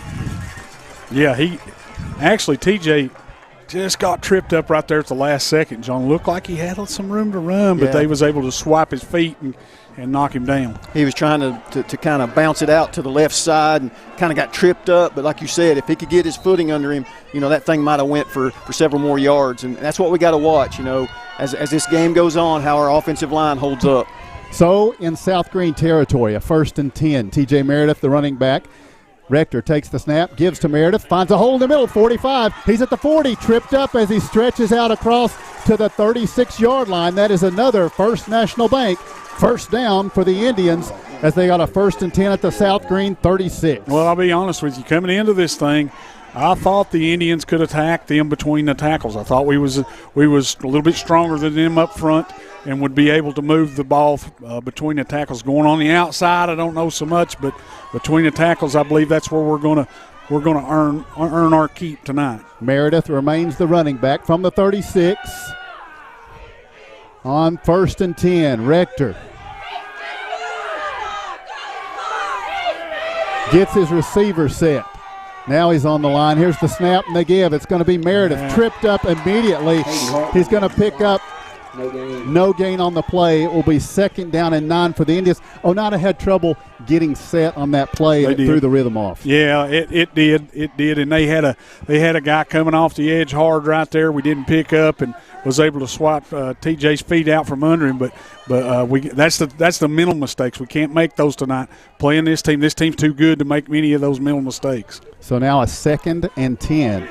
The Indians had not had a negative first down until right there. at the 36 of South Greene. Here we go on 2nd and 10. Rector in the shotgun. Meredith to his left, the snap. The give to Meredith. He tries the middle. He jumps inside the 35, down to the 32. It's going to be a 4-yard gain on 2nd down, and will bring up a 3rd down and 6 now.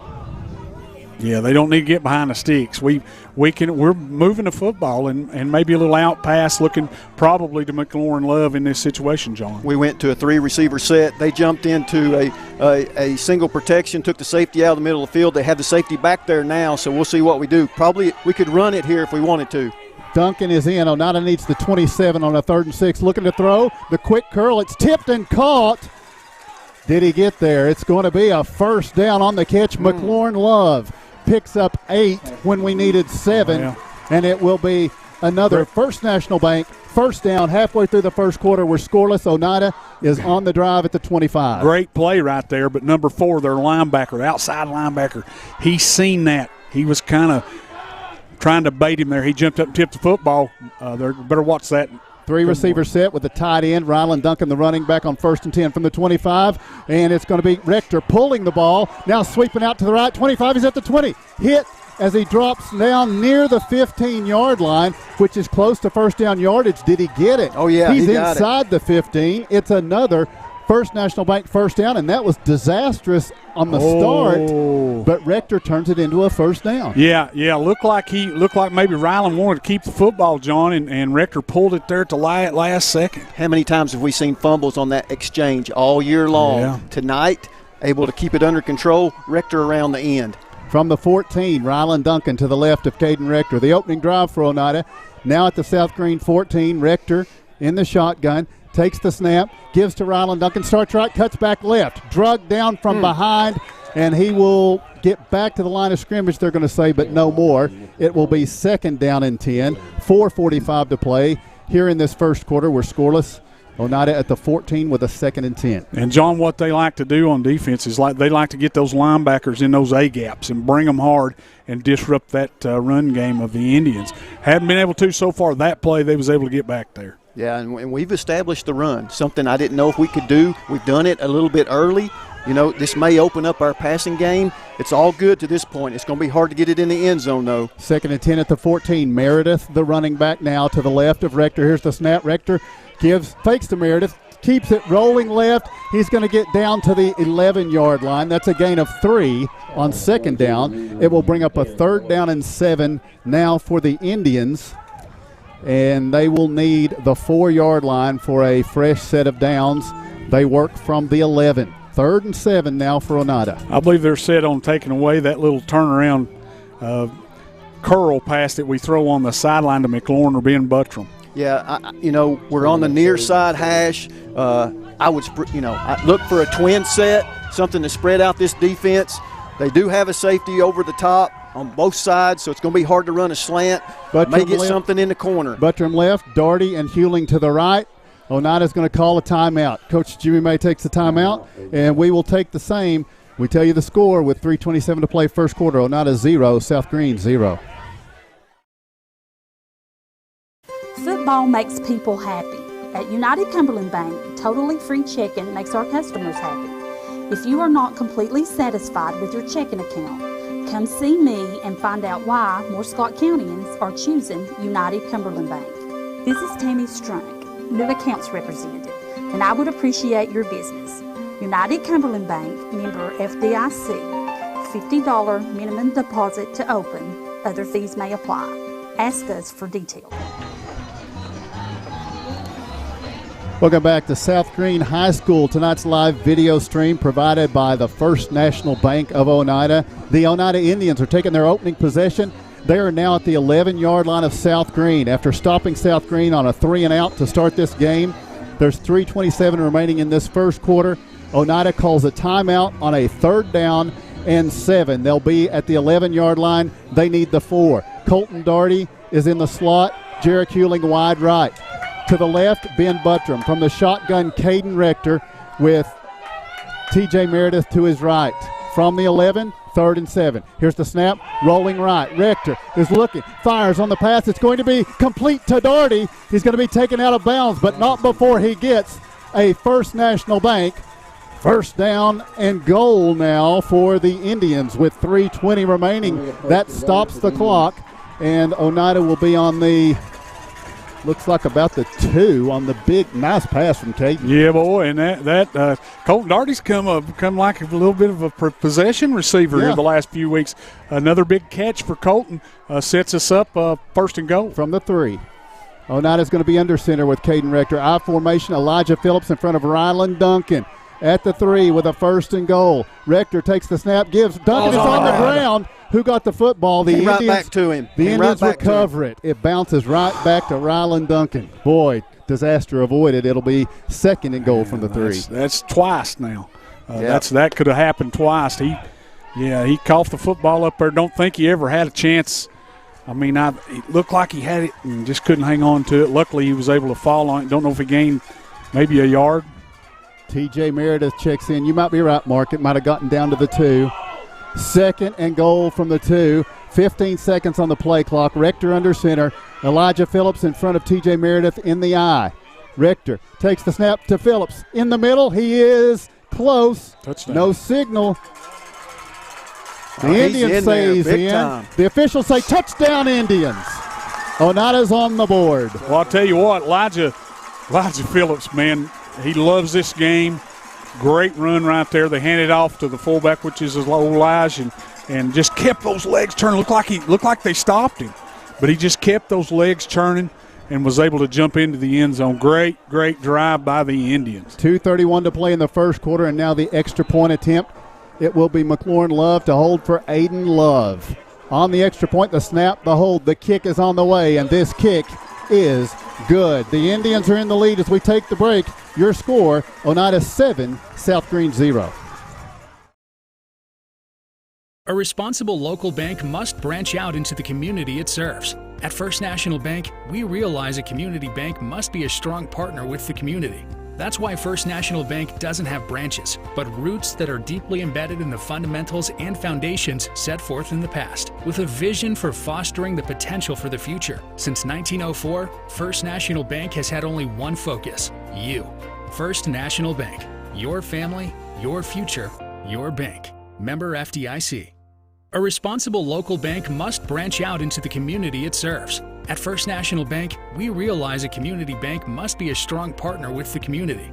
That's why First National Bank doesn't have branches, but roots that are deeply embedded in the fundamentals and foundations set forth in the past, with a vision for fostering the potential for the future. Since 1904, First National Bank has had only one focus: you.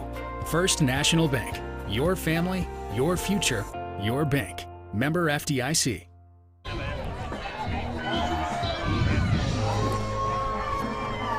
Welcome back to South Greene High School. Live video stream brought to you tonight by First National Bank of Oneida. And the Indians have scored first. Now Jaden Anderson will kick it off. Here's a high end-over-ending kick. South Greene's going to field at the 10, up to the 15-yard line. Cutting right, 20. Now the 25, finding a seam at the 30, 35. Now up to the 40, up to the 45-yard line, out to the 49. It's going to be great return yardage for South Greene, and it will be 1st and 10 for the Rebels at their own 48-yard line. On the return there was Dion Blair. Yep, and that may be why we squib kicked the first one, Mark. Oh, yeah, they're dangerous, man. You get it back in those playmakers' hands, and they can turn on the jets and score at any time. So here's Luke Myers. First series, he had a high snap and then a penalty that kind of put him behind the sticks. Now it's Myers with Connor Race to his left. 3 receivers left. Now Race switches over to the right. Here's the snap. He gives to Race, starts inside, now cuts out left, and now he's going to get to the corner. He's at the 45. He's at the 40. He's going to jet forward to the Oneida 37-yard line, where it's going to be a first down for South Greene. 2:09 to play in the first quarter, and the Rebels have awakened offensively. They're at the Oneida 37, and they're on the ball.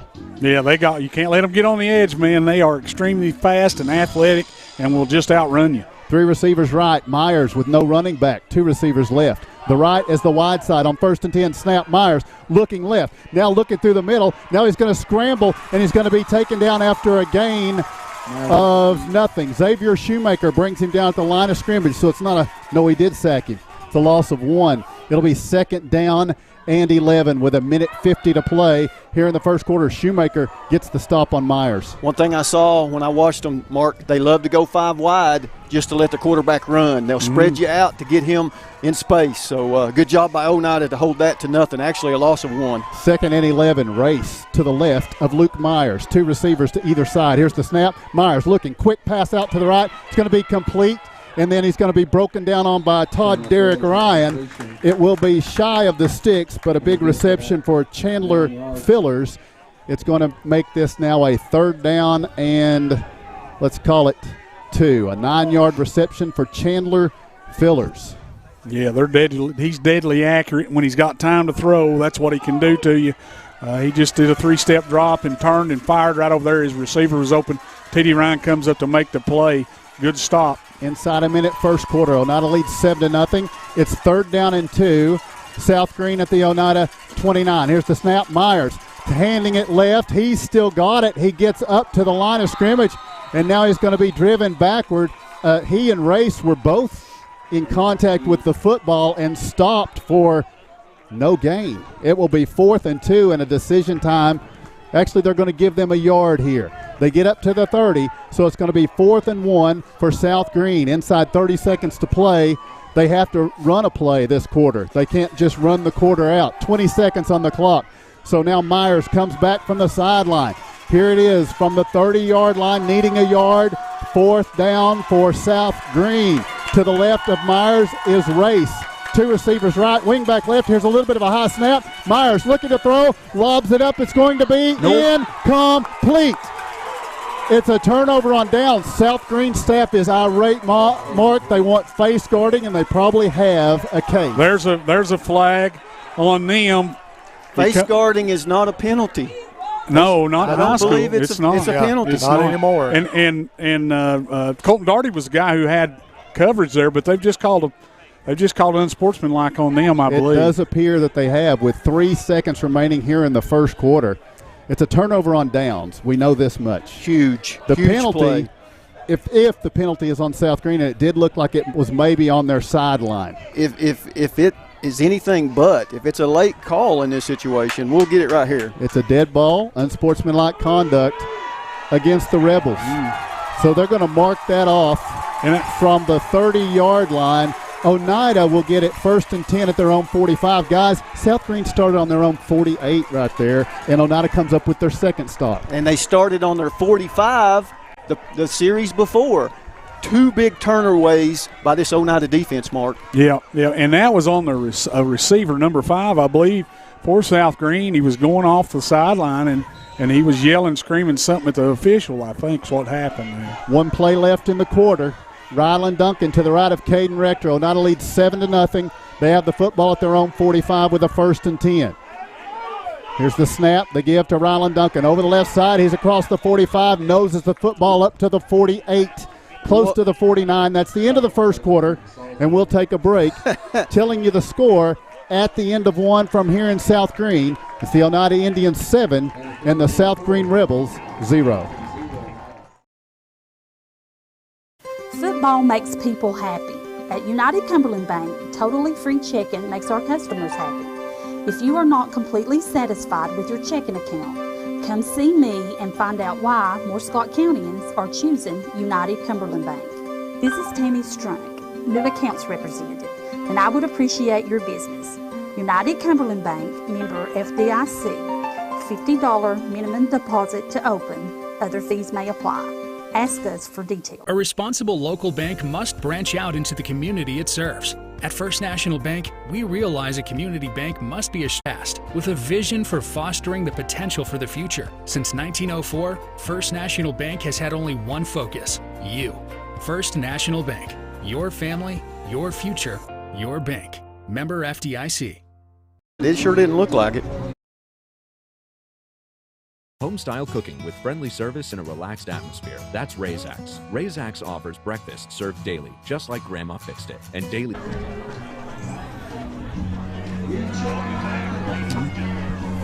Welcome back to South Greene High School. We start the second quarter. Oneida's got the football, 2nd down and 8. They have a 7-0 lead. Now they're moving left to right.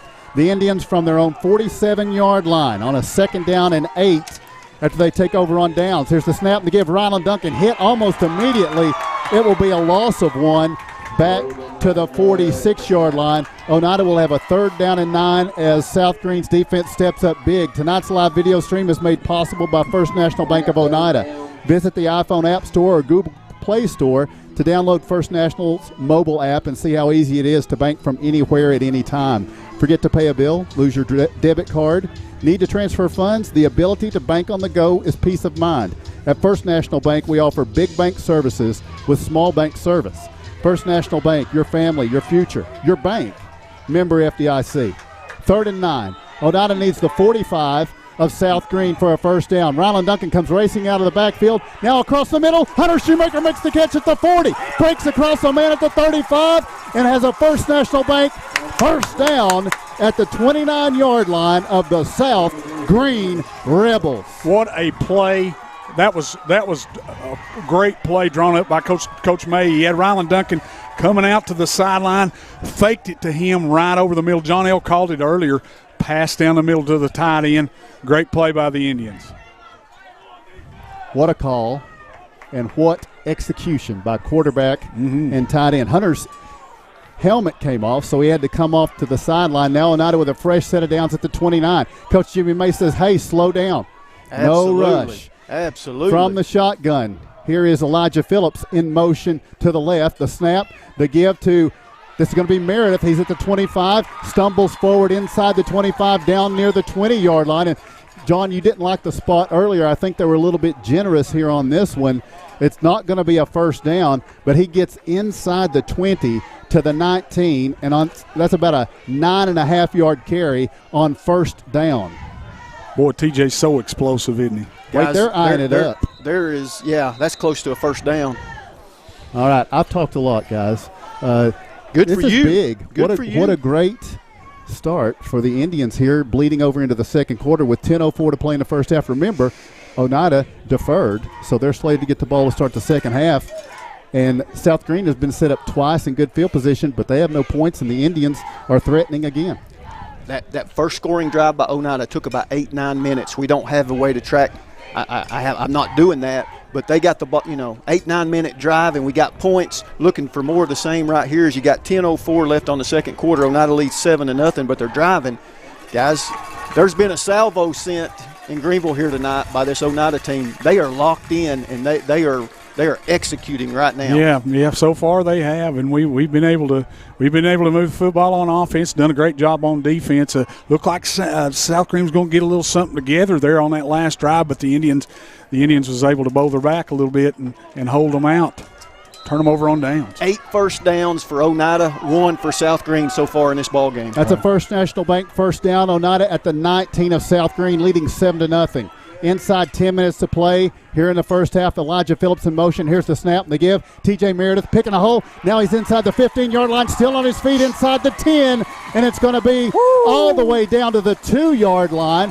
It's a First National Bank 1st and goal for the Oneida Indians now. Well, listen, how much credit you got to give this front 5-6 kids up there blocking for these backs, man. They blew open a big hole. TJ made a move on the second level, got up there down to the 2-yard line. Great run again by TJ Meredith. Great job by the offensive line.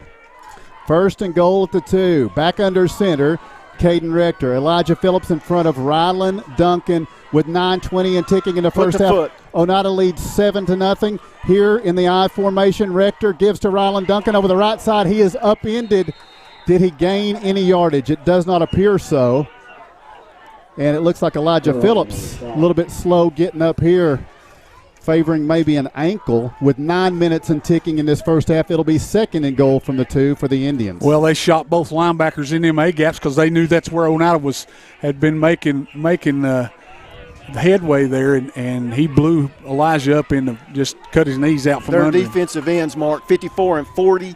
Those guys are dudes. Yeah, they bring it. Yeah. And they come hard down the line. And number 40, I'll call his name Hayden Hartman. he took out the fullback and the running back in that play. Oneida's taking this down to a timeout. We'll take a timeout. 8:29 to play in the first half. We take the break as this Oneida timeout gives your score Oneida 7, South Greene 0. Home-style cooking with friendly service and a relaxed atmosphere. That's Razak's. Razak's offers breakfast served daily, just like Grandma fixed it, and daily specials like country fried steak, turkey and dressing, and of course, a fish fry every Friday. Razak's has a full menu, ranging from quick and easy favorites like hamburgers and club sandwiches to comfort foods like pinto beans. And you'll love something off the grill, like grade A cut sirloin, ribeye, or shrimp kebabs. That's Razak's on U.S. Highway 27 in Helenwood. Razak's, country cooking and great steaks. A responsible local bank must branch out into the community it serves. At First National Bank, we realize a community bank must be a strong partner with the community. That's why First National Bank doesn't have branches, but roots that are deeply embedded in the fundamentals and foundations set forth in the past, with a vision for fostering the potential for the future. Since 1904, First National Bank has had only one focus: you. First National Bank. Your family, your future, your bank. Member FDIC. Welcome back to South Greene High School. Oneida out of their second timeout with a second and goal from the 2. Elijah Phillips in front of Rylan Duncan. Oneida leads 7-0. Here's a give. Elijah Phillips over the left side. There's a whistles. They blow the play dead. A flag down on this far side. Looks like early movement maybe by the Indians. Dead ball and offside by South Greene. Oneida. They shouldn't have stopped the play. Yeah, that'll move it. No, in high school, they all. Shut up, Kevin. By the way, tonight's live video stream brought to you by First National Bank of Oneida since 1904. Kevin knows a little something about that. Now on second and goal from the 1. Phillips in front of Rylan Duncan. Oneida leading 7-0. Rector keeping it himself, and he is into the end zone. Let's see the signal. Give me the signal. Touchdown, yes, Indians. sir. 8:19 to play. 8:19 to play in the second quarter. And Oneida has built now a 13-0 lead, and they will bring on Aiden Love to attempt the extra points. Well, with the first touchdown, the Indians shot one over the bow. This one's hit broadside right in the hull of their ship, and it's fixing to be 14-0. Indians. McLaurin Love to hold. Aiden Love to attempt the extra point here. As Oneida leads now 13-0 with 8:19 to play in the second quarter. The snap, the hold. He did a nice job of getting that snap into a holding position, but it's blown dead. Flag maybe on the far side. Again. Let's see. Let's see what they say. It is a dead ball. Offside, so Oneida hit the extra point. Yep, they got it. Well, what's the? We have to play. It's a dead ball foul. Dead ball. So according to Kevin, Indians will re-kick here from the one in the rule book. From the 1.5. Go for it here. And the rule book. Here's the extra point attempt. Second try. McLaurin Love gets the hold down. The kick from Aiden Love is on the way, and the second try is good. Timeout on the field. Your score, it's Oneida 14, South Greene 0. Wow. Odds are there's a Potter's Ace Hardware right in your neighborhood, with expert advice and the right tools and supplies to make your quick fixes even quicker. Around the block, what you need in stock, with people who know their stuff. Potter's Ace has a convenient location on Industrial Lane here in Oneida. Visit the helpful folks at Potter's Ace for all your home improvement needs. Potter's Ace, the helpful place.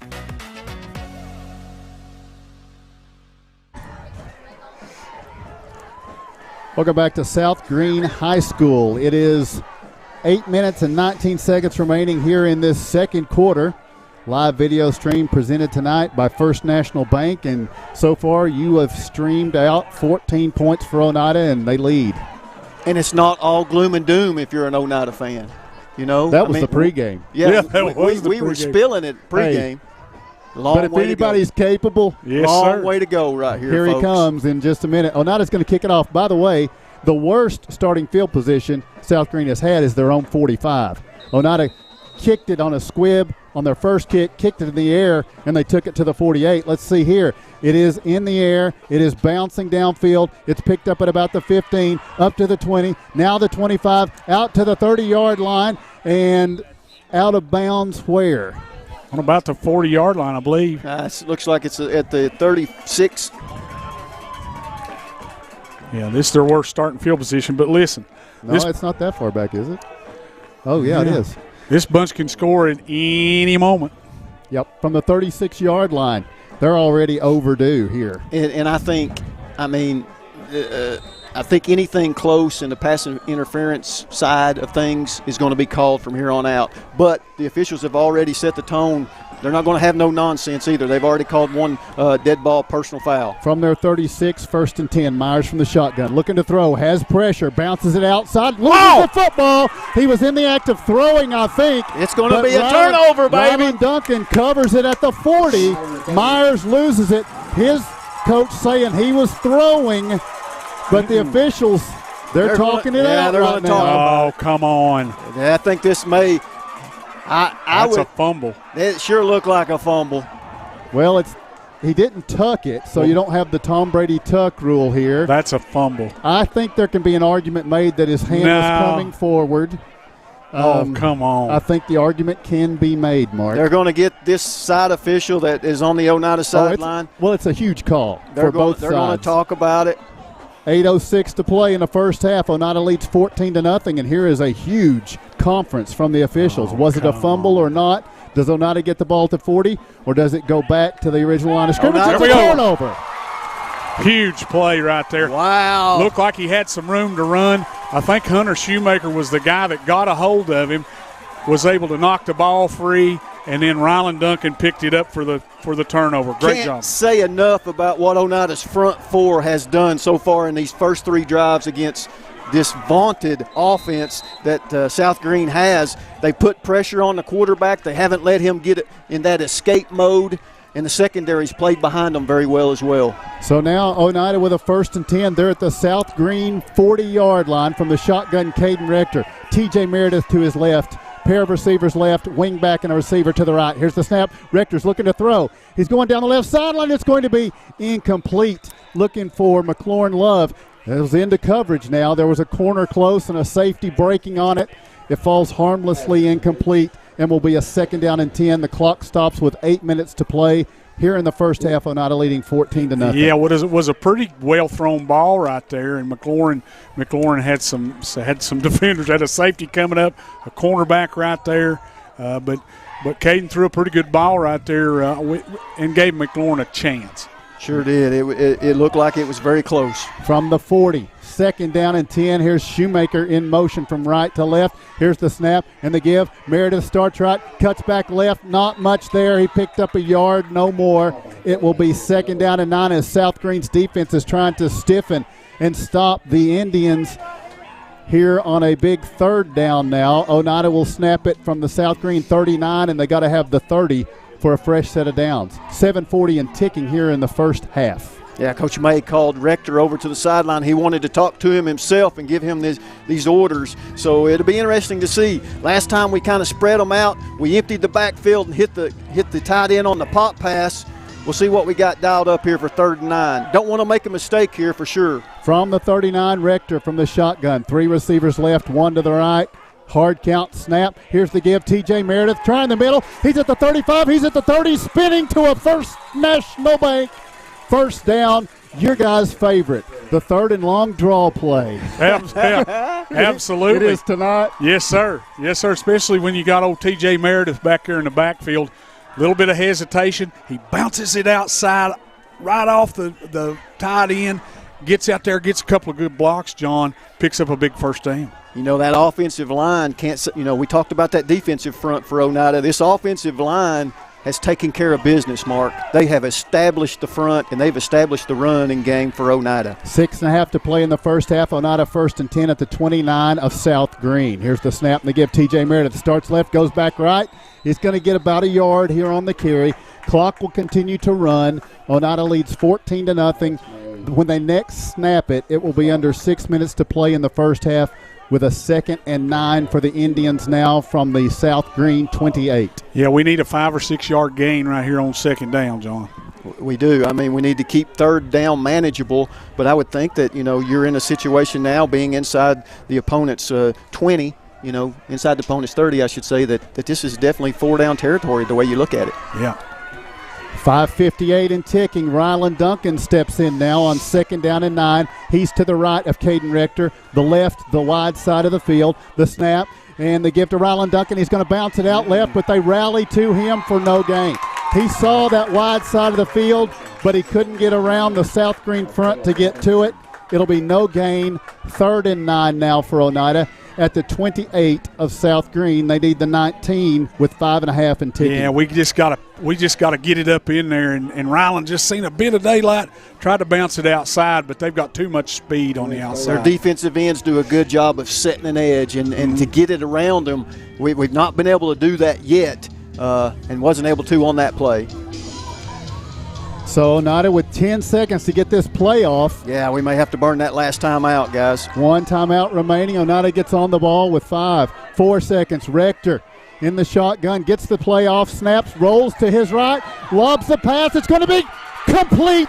Colton Doherty to the 6, and a First National Bank 1st and goal. He's the Wes Welker. He's the guy. He's the possession guy. When you need a big 1st down, who do you throw it to? Number 7, Colton Doherty. Perfect pass. Guys in the area. He knew he was going to get hit. Yes, sir. He got hammered. He got hammered right there at the end of the play and just held on to the football. Great job, Colton Doherty. 4:40 to play in the first half. Oneida's at the 6 of South Greene, leading 14-0. And now from the shotgun, Rector with Duncan to his left. Shoemaker goes in motion from right to left. Here's the snap give. Duncan trying the middle. He's down inside the 5. Stretches for the 2-yard line. Actually the 3. He's at the 3. It'll be 2nd and goal from the 3 for Oneida. And more importantly, guys, that clock continues to roll. I would milk it. I mean, we're not snapping that ball till there's 5 seconds on that play clock, and I think Coach is going to slow us down right here. At the 3, are we back under center now? I think so. I think so. We go foot to foot, and we just mash on them, Mark. Yes, sir. For 3 more plays if we have to. Nope, it's going to be from the shotgun. Oh, 2nd goal from the 3. Duncan to the right of Caden Rector. Here's the snap. Rector gives to Duncan off the left side. Touchdown, Indians. What do we know? Untouched for the 3-yard score with 3:41 remaining in the second quarter. Oneida goes up 20-0. That's why they pay Coach May the big money, to call them plays like that. He gets in the shotgun, spreads them out, and then runs it off tackle with Ryland and goes in there untouched. Boy, the Indians have come into this one on fire from the beginning, and now the extra point attempt. McLaurin Love to hold. Aiden Love to attempt the extra point. Here's the snap, the hold. The kick from Love is on the way. This kick is good. We take a timeout with 3:41 remaining in the first half. It's Oneida 21, South Greene 0. Home-style cooking with friendly service and a relaxed atmosphere. That's Razax. Razax offers breakfast served daily, just like Grandma fixed it. And daily specials like country fried steak, turkey and dressing, and of course, a fish fry every Friday. Razax has a full menu, ranging from quick and easy favorites like hamburgers and club sandwiches to comfort foods like pinto beans. And you'll love something off the grill, like grade A cut sirloin, ribeye, or shrimp kebabs. That's Razax on U.S. Highway 27 in Helenwood. Razax, country cooking and great steaks.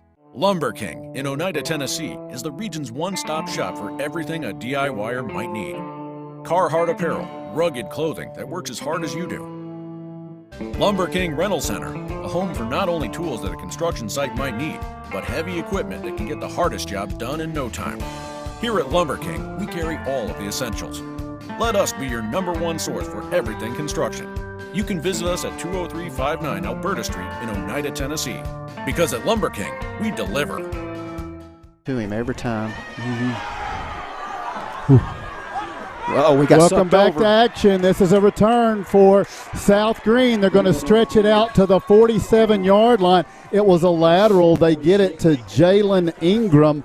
And that's not been the problem for South Greene. The return game has been outstanding. It's just been offensively, they have had their struggles. And now they're down 21-0 off of a turnover on the last series. Wait a minute. Repeat that for anybody that may have been just joining us. Well, it's on the screen, too. Well, 21-0 repeat that again. Oneida. It makes me feel good. 3:31 to play here in the first half.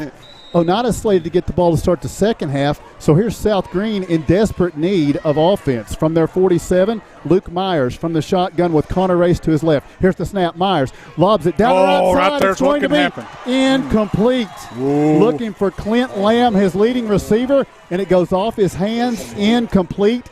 And Lamb is a little bit slow getting up here with 3:26 to play in the first half. These receivers have taken some shots, and yes, it was right there, but he got slammed to the ground, and he is up and going back to the huddle.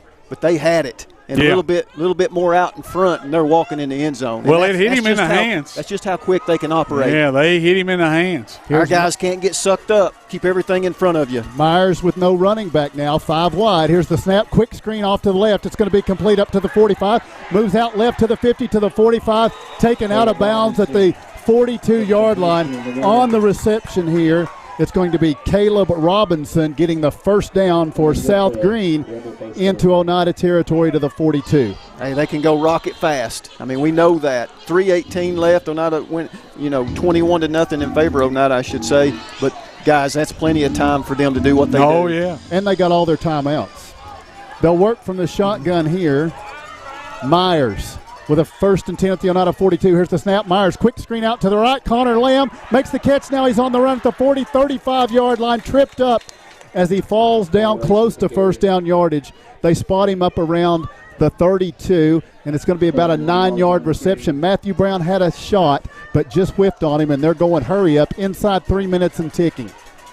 2nd and 1 at the 32. Here's the snap. Myers dropping back, looking down the right side. He puts it in the air. Lindbergh's down there. It's going to be complete for a touchdown. Making the catch. Yep, they Chandler Fillers. He went out of bounds, guys, and came back in and made the catch. And not only that, it was a pass interference. Well, let's see. With 2:48 to play, did he step out? Yeah, the hat's on the ground right there. Yeah, he came out. Now, the question is, are they going to say that we forced him out? If we forced him out, he can come back in and be the first one to touch it, is my understanding of the rule. Well, they are discussing. They've tried to do that tonight. The officials get together and discuss a big game, and they know it's a big call, and they want to get it right. 2:48 to play. Is this going to be a touchdown? They turn around to deliver the news to this side. It is going to be an alert flag. They're going to pick it up. It's going to be a touchdown for Chandler Fillers. Well, you knew you wasn't going to hold them out of the end zone all night, and that's the big play capability, although I thought it was awful close down there with Landon Lindbergh. It looked like he pushed him out of the way to make the catch. It's a 32-yard touchdown pass from Luke Myers to Chandler Fillers. And now the extra point attempt will be forthcoming. Explain this one away. From South Greene. Yeah, kicker's John Hartman. We never seen them. I never seen them do a point after try, Mark. They always went for 2 and everything that I watched. They did, but I believe their kicker was hurt when that was going on. Right. I think. Coach Jimmy May is asking for an explanation from the officials about the flag being picked up and how that works. With 2:48 to play in the first half, I mean, they're not going to go back and change it again here, but he's just trying to get his say in. I think, they're saying, I'm just watching body language Looks like here. They say Landon pushed him out. A little hip check. Yeah. There was some bumping. I don't know what, but it did look like he took 2 hands and shoved Lindbergh to make space before he caught it. So I'd like to hear the explanation on that one as well. All right. So we'll go with the extra point here. South Greene gets on the board. 2:48 to play. Yep. In the first half. It's a 21-6 game, and now, as we mentioned, it will be John Hartman to attempt the extra point. The holder is Luke Myers. So you can't count out that he wouldn't run or pass with it. Here is the holder. I'm surprised he's not the kicker. Left-footed kicker. Here's the snap, the hold. Hartman's kick is on the way, and this kick is good. Timeout on the field. We'll take the break with your score. It's Oneida 21, South Greene 7. Home-style cooking with friendly service and a relaxed atmosphere. That's Razax. Razax offers breakfast served daily, just like Grandma fixed it, and daily specials like country fried steak, turkey and dressing, and of course, a fish fry every Friday. Razax has a full menu, ranging from quick and easy favorites like hamburgers and club sandwiches to comfort foods like pinto beans. And you'll love something off the grill, like grade A cut sirloin, ribeye, or shrimp kebabs. That's Razax on U.S. Highway 27 in Helenwood. Razax, country cooking and great steaks. Sure would. Welcome back to South Greene. Tonight's live video stream is made possible by First National Bank of Oneida, locally owned since 1904. First National Bank is local people, just like you. Want to open a new account? Our account representatives are just as much a part of Scott County as you are. Need a loan? Our decisions are made in-house by local people you know and trust. Call 569-8586 or visit fnboneida.com to get started. First National Bank, your family, your future, your bank. Member FDIC, an equal housing lender, and the sponsor of tonight's live video stream. South Greene strikes, 2:48 remaining. Oneida with one timeout as John Hartman gets set to kick it right to left from his 40. Oneida with one timeout. They lead 21-7, and here's the kick. It's going to be T.J. Meredith to the near side to the 20. Gets out to the 25. He's hit hard, stays on his feet, stretches up to the 28-yard line, where it will 27-yard line, where it will be 1st and 10 for the Indians. Yeah, we had some kind of action going on over here. Somebody took a hit, and the crowd in front of us is not happy. I did not see what transpired. I don't know, but they got it looked like it was something after the play and maybe a block.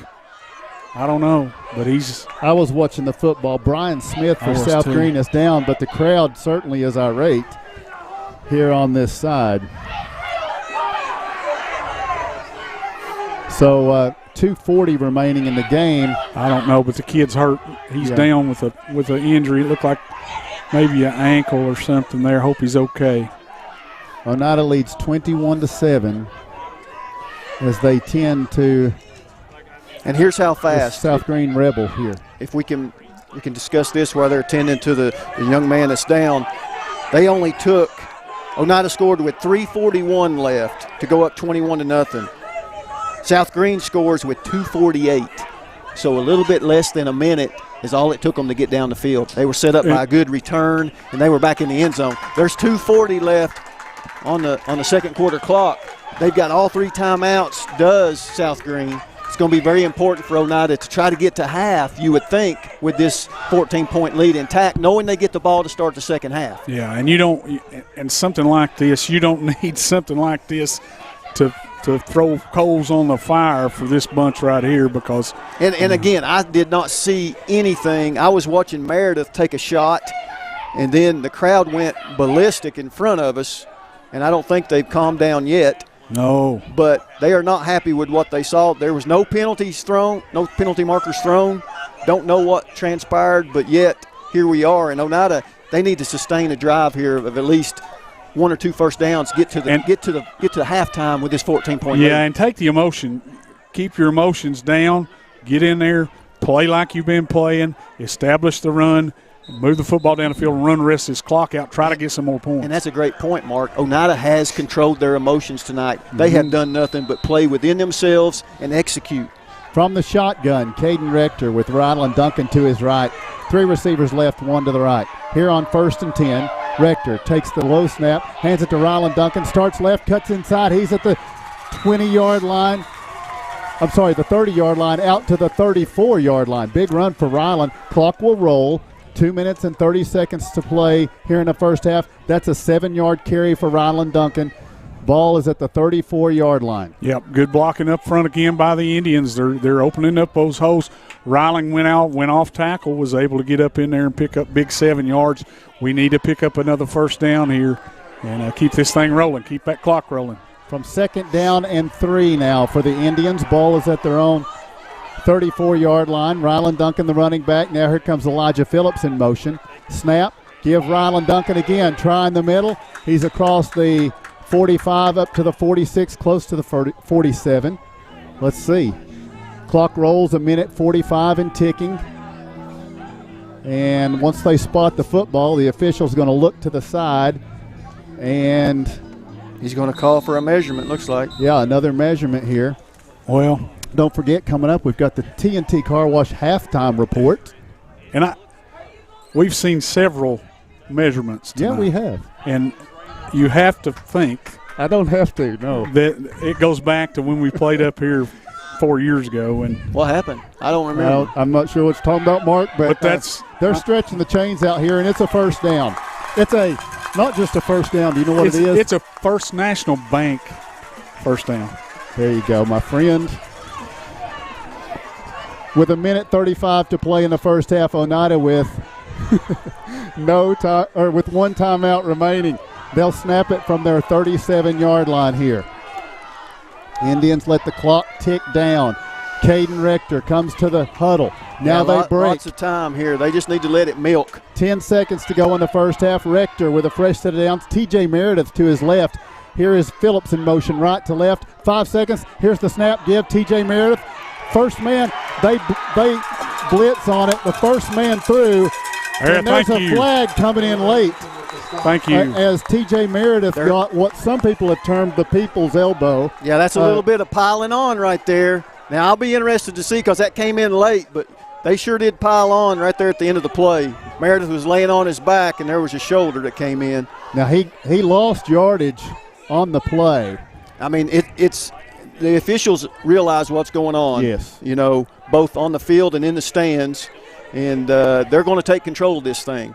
And that's disappointing because this has been a pretty good ball game to this point, especially for Oneida.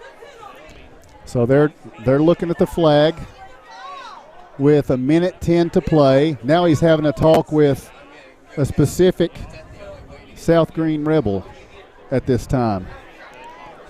And the officials coming over to the side. It's a personal foul against the Rebels.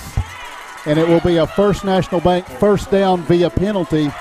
I got that, by the way. You know who gave me that line, the people's elbow? I'm even afraid to utter his name. Do it. He did it in text. Patrick Sexton. Oh. You know, he's serving a loser leave town sentence on this game tonight. He couldn't come because of that tonight. Actually, Tracy wouldn't let him. We know that. That's probably best. Yeah. So, and he's not a loser.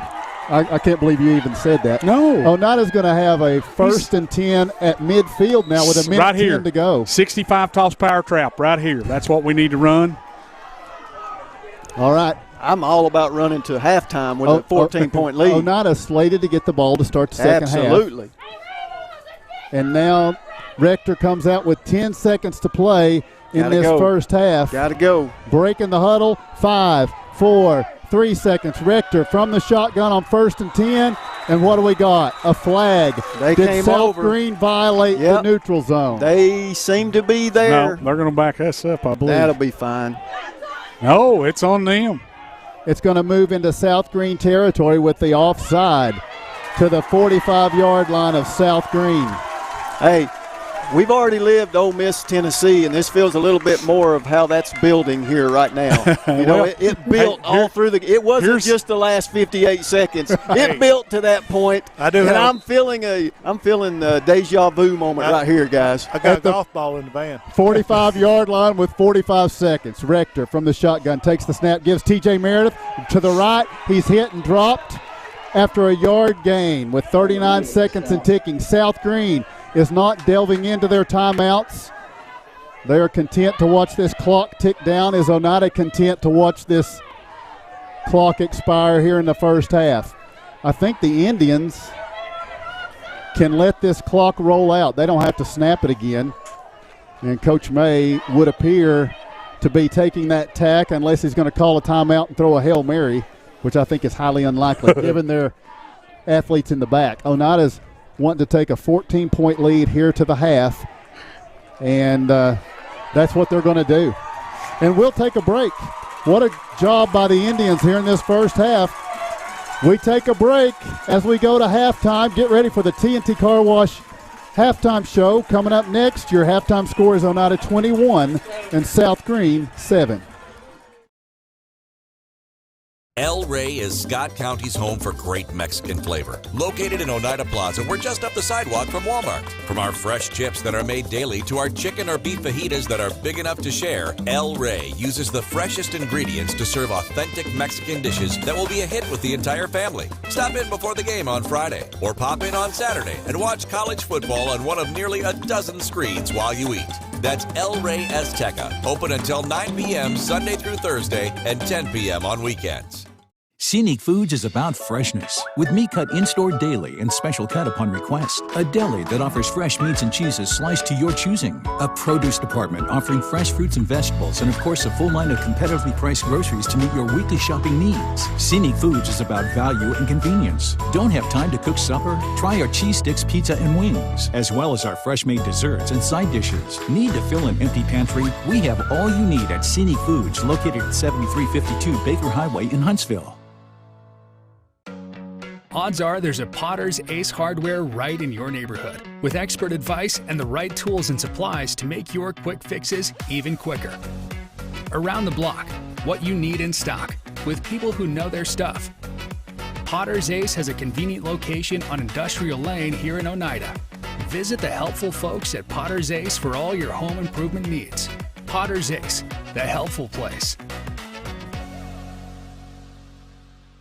A responsible local bank must branch out into the community it serves. At First National Bank, we realize a community bank must be a strong partner with the community. That's why First National Bank doesn't have branches, but roots that are deeply embedded in the fundamentals and foundations set forth in the past, with a vision for fostering the potential for the future. Since 1904, First National Bank has had only one focus: you.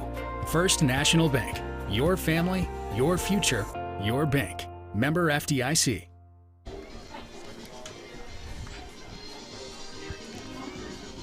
Welcome back to South Greene High School, where here at halftime the Oneida Indians have a 21-7 lead. This is the TNT Car Wash halftime report as we get set for a recap of the events of this first half.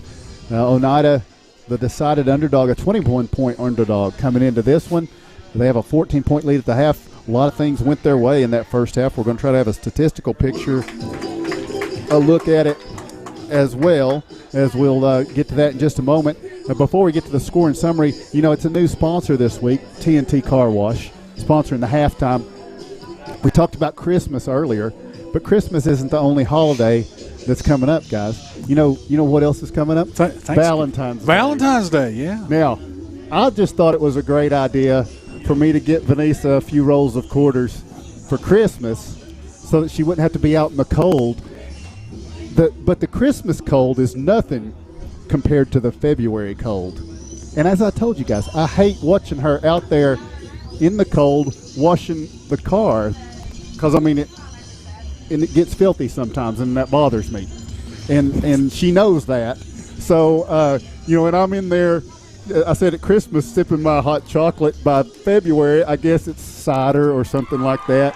But I'm warm and toasty, and I feel awful as I see her out there washing the car in the cold. And so if I were to, for Valentine's Day, come up with some rolls of quarters so that she didn't have to get out in that February cold, sometimes below freezing.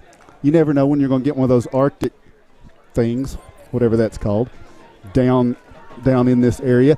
I don't want her out there in that. She can just take it down under the palms on 108 East 3rd Avenue to TNT Car Wash and sit in the warmth of the car and watch the washing from the inside, which I do sometimes when she's washing it, but it's probably more fun to do it at the TNT Car Wash, wouldn't you think? I would think so. And not only you don't have to get her rolls of quarters for Christmas or Valentine's Day even, because they've got a change machine down there. So you can give her a $10, a $5 bill, dollar bills for Christmas, and she can go down there and get her own change. You can even let her borrow your debit card. That way, and I know there you go.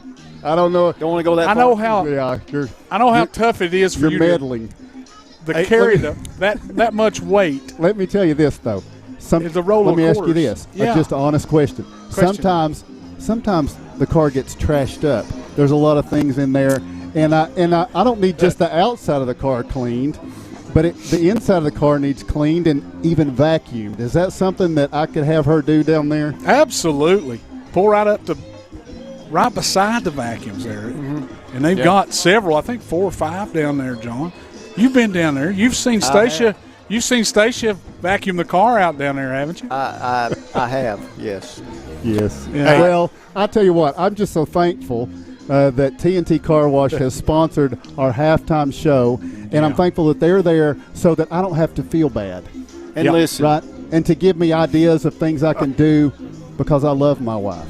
And I know you guys do too. You would do the same for your wife. Absolutely. And I can just imagine how much she loves you right now.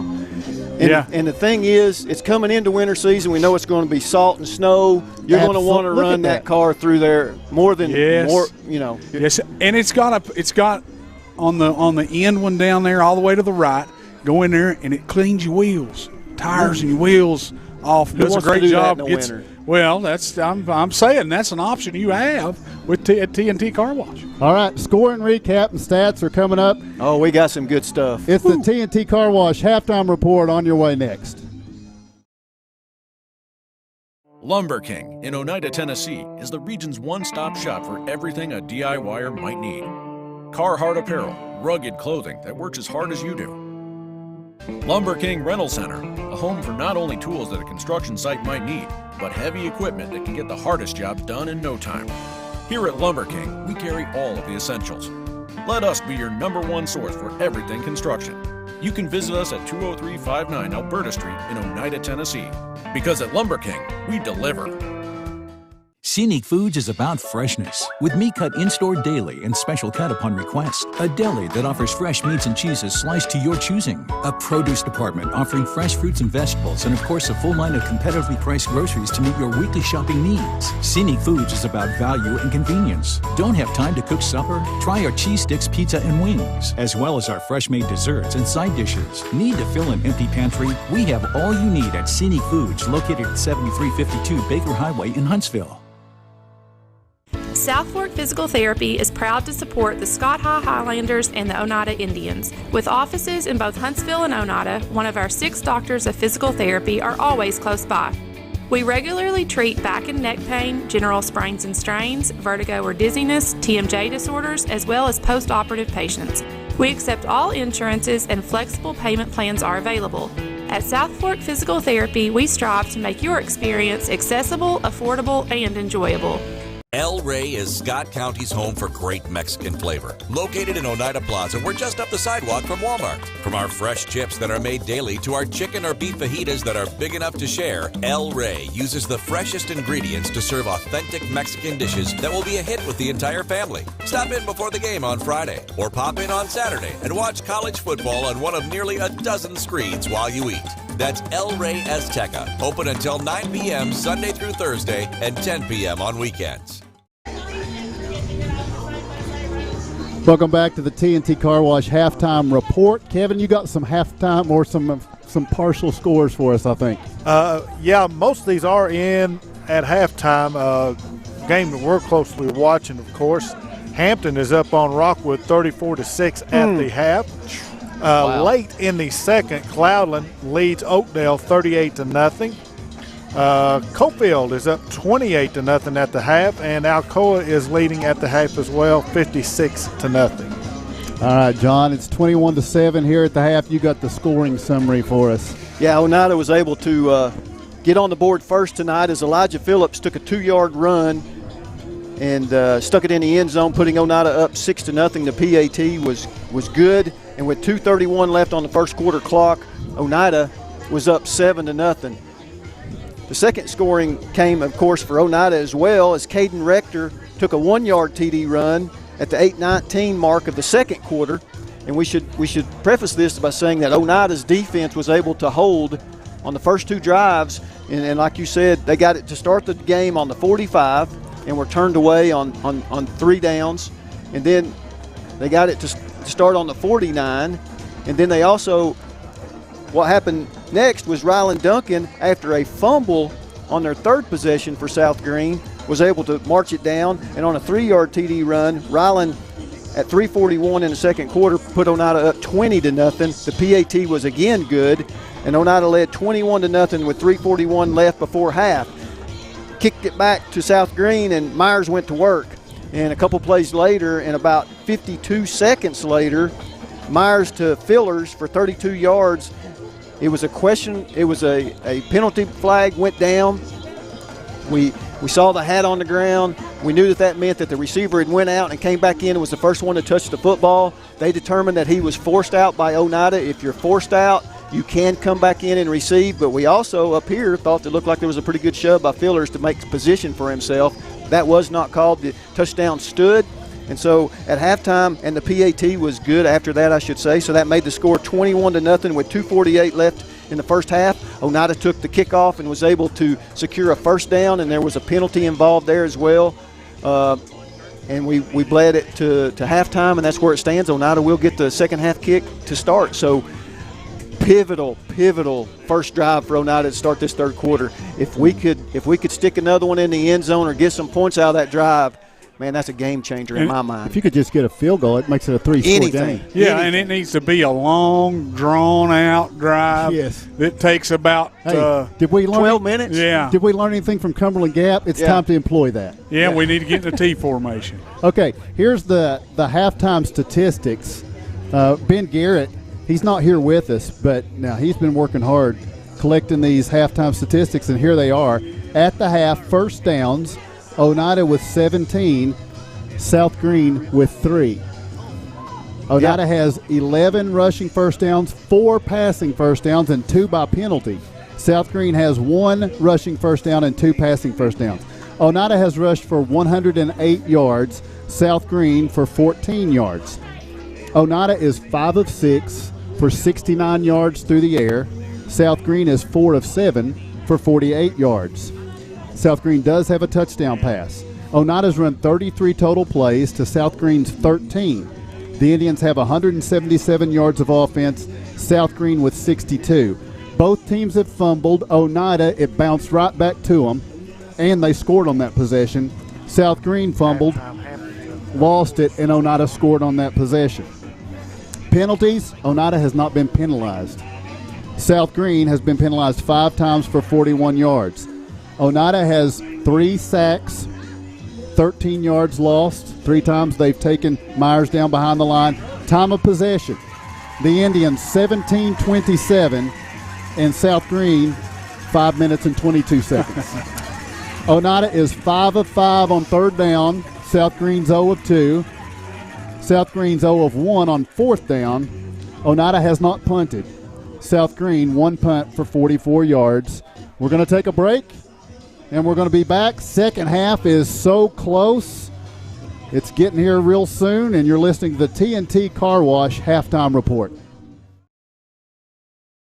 Scenic Foods is about freshness, with meat cut in-store daily and special cut upon request. A deli that offers fresh meats and cheeses sliced to your choosing. A produce department offering fresh fruits and vegetables, and of course a full line of competitively priced groceries to meet your weekly shopping needs. Scenic Foods is about value and convenience. Don't have time to cook supper? Try our cheese sticks, pizza, and wings, as well as our fresh-made desserts and side dishes. Need to fill an empty pantry? We have all you need at Scenic Foods, located at 7352 Baker Highway in Huntsville. Lumber King in Oneida, Tennessee is the region's one-stop shop for everything a DIYer might need. Carhartt apparel, rugged clothing that works as hard as you do. Lumber King Rental Center, a home for not only tools that a construction site might need, but heavy equipment that can get the hardest jobs done in no time. Here at Lumber King, we carry all of the essentials. Let us be your #1 source for everything construction. You can visit us at 20359 Alberta Street in Oneida, Tennessee. Because at Lumber King, we deliver. Football makes people happy. At United Cumberland Bank, totally free checking makes our customers happy. If you are not completely satisfied with your checking account, come see me and find out why more Scott Countyans are choosing United Cumberland Bank. This is Tammy Strunk, new accounts representative, and I would appreciate your business. United Cumberland Bank, member FDIC. $50 minimum deposit to open. Other fees may apply. Ask us for details. Home improvement doesn't have to break the bank. At Salvage LLC, we have everything you need to finish your new home or to give a makeover to your existing home. From a full line of laminated and vinyl flooring to interior and exterior doors to crown molding and baseboards, start your next home project at Salvage LLC. Stop by and check out our model kitchen setup for ideas on how to take your kitchen from functional to stunning. Salvage LLC is located on Industrial Lane in Oneida. Open 8:30 a.m. until 5 p.m., Monday through Friday. Find us online at salvagellc.net. Yeah, he's got him. Welcome back to South Greene, where the Oneida Indians lead 21-7 at the half. Some individual statistics we want to share with you. Caden Rector is 5 of 6 passing for 69 yards. Also, Rylan Duncan, Caden has rushed 3 times for 15 yards. Rylan Duncan 12 times for 37 yards. TJ Meredith 11 times for 59 yards. Receiving, Colton Darty, 2 huge receptions for 30 yards, and they were both third down conversions. McLaurin Love has 1 for 7. Jarek Hewling opened the game with a big catch on second down for 7 yards. And Hunter Shoemaker, what about that big 25-yard reception across the middle when his helmet was knocked off as he advanced the football down? The Indians have just played an all-around great game tonight. That was on third down, the Shoemaker catch, third and long. Oneida, third down. They have stepped up big time here tonight. For South Greene, Luke Myers, he is 4 of 7 passing for 61 yards and a touchdown. Myers has not gained yards on the ground tonight. He's only attempted 1 rush. Yeah, go ahead. Okay, we're going to take a break. That's the end of the TNT Car Wash halftime report. Remember, Under the Palms, 108 or 308 East 3rd Avenue. I guess I need to figure that out. Right there at the red light. 108. Thank you, Kevin. 108 East 3rd Avenue. TNT Car Wash halftime report. Second half getting underway. When we return, it's Oneida and South Greene. Your score at halftime, Oneida 21, South Greene 7. Home-style cooking with friendly service and a relaxed atmosphere. That's Razax. Razax offers breakfast served daily, just like Grandma fixed it. And daily specials like country fried steak, turkey and dressing, and of course, a fish fry every Friday. Razax has a full menu, ranging from quick and easy favorites like hamburgers and club sandwiches to comfort foods like pinto beans. And you'll love something off the grill, like grade A cut sirloin, ribeye, or shrimp kebabs. That's Razax on US Highway 27 in Helenwood. Razax. Country cooking and great steaks. Odds are there's a Potter's Ace Hardware right in your neighborhood, with expert advice and the right tools and supplies to make your quick fixes even quicker. Around the block, what you need in stock, with people who know their stuff. Potter's Ace has a convenient location on Industrial Lane here in Oneida. Visit the helpful folks at Potter's Ace for all your home improvement needs. Potter's Ace, the helpful place.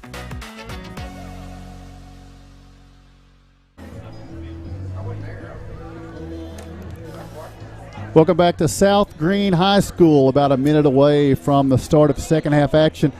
Oneida will receive the kickoff, or will South Greene deceive with the kickoff? We'll find that out. Tonight's live video stream is made possible by First National Bank of Oneida.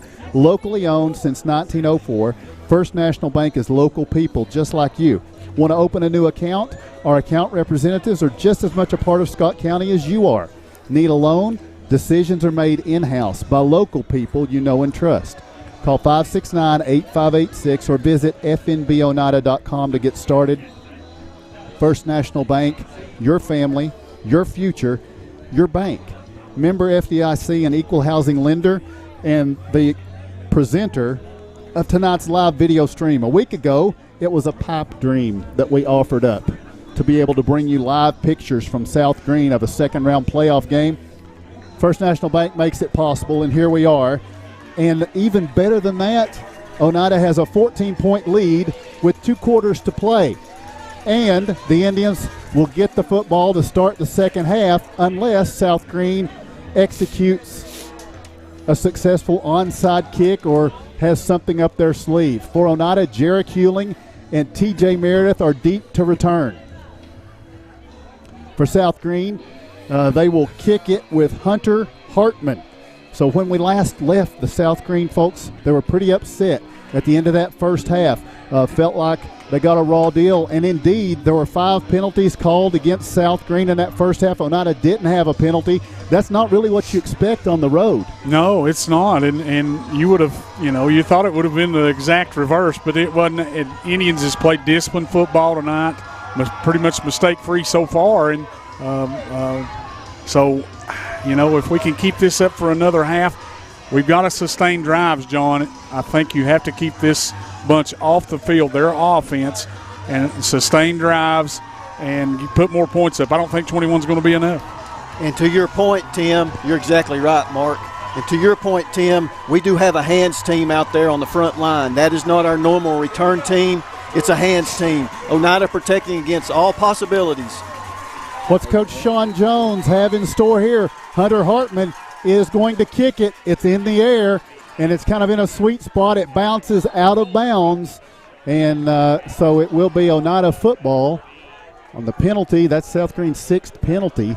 Oneida will have the football 1st and 10, and pretty good field position as we get set for this third quarter. And, guys, what I would say is a crucial drive for South Greene.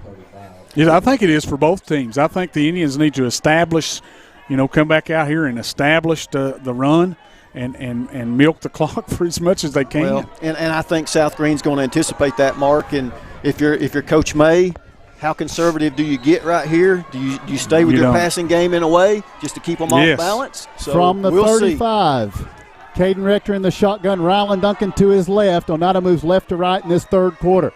Rector takes the snap, gives to Rylan Duncan. He's hit immediately and is going to be stopped there.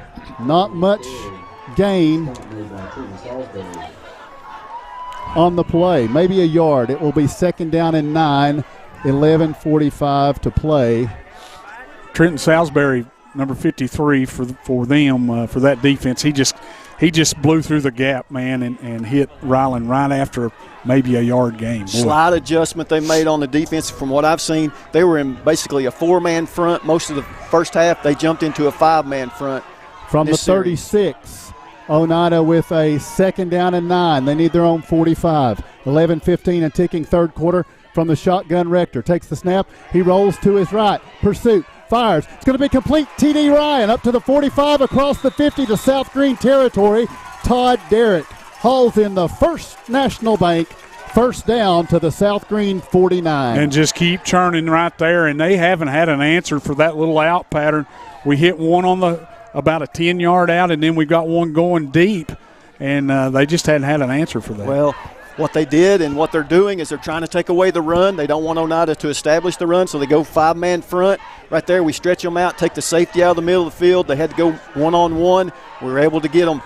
They're jumping back into the 4-man front now. 11:07 to play. That stopped the clock here in the third quarter. At the 49 of South Greene, here's T.J. Meredith. The give will be to Meredith. He dances through the middle. He's at the 45.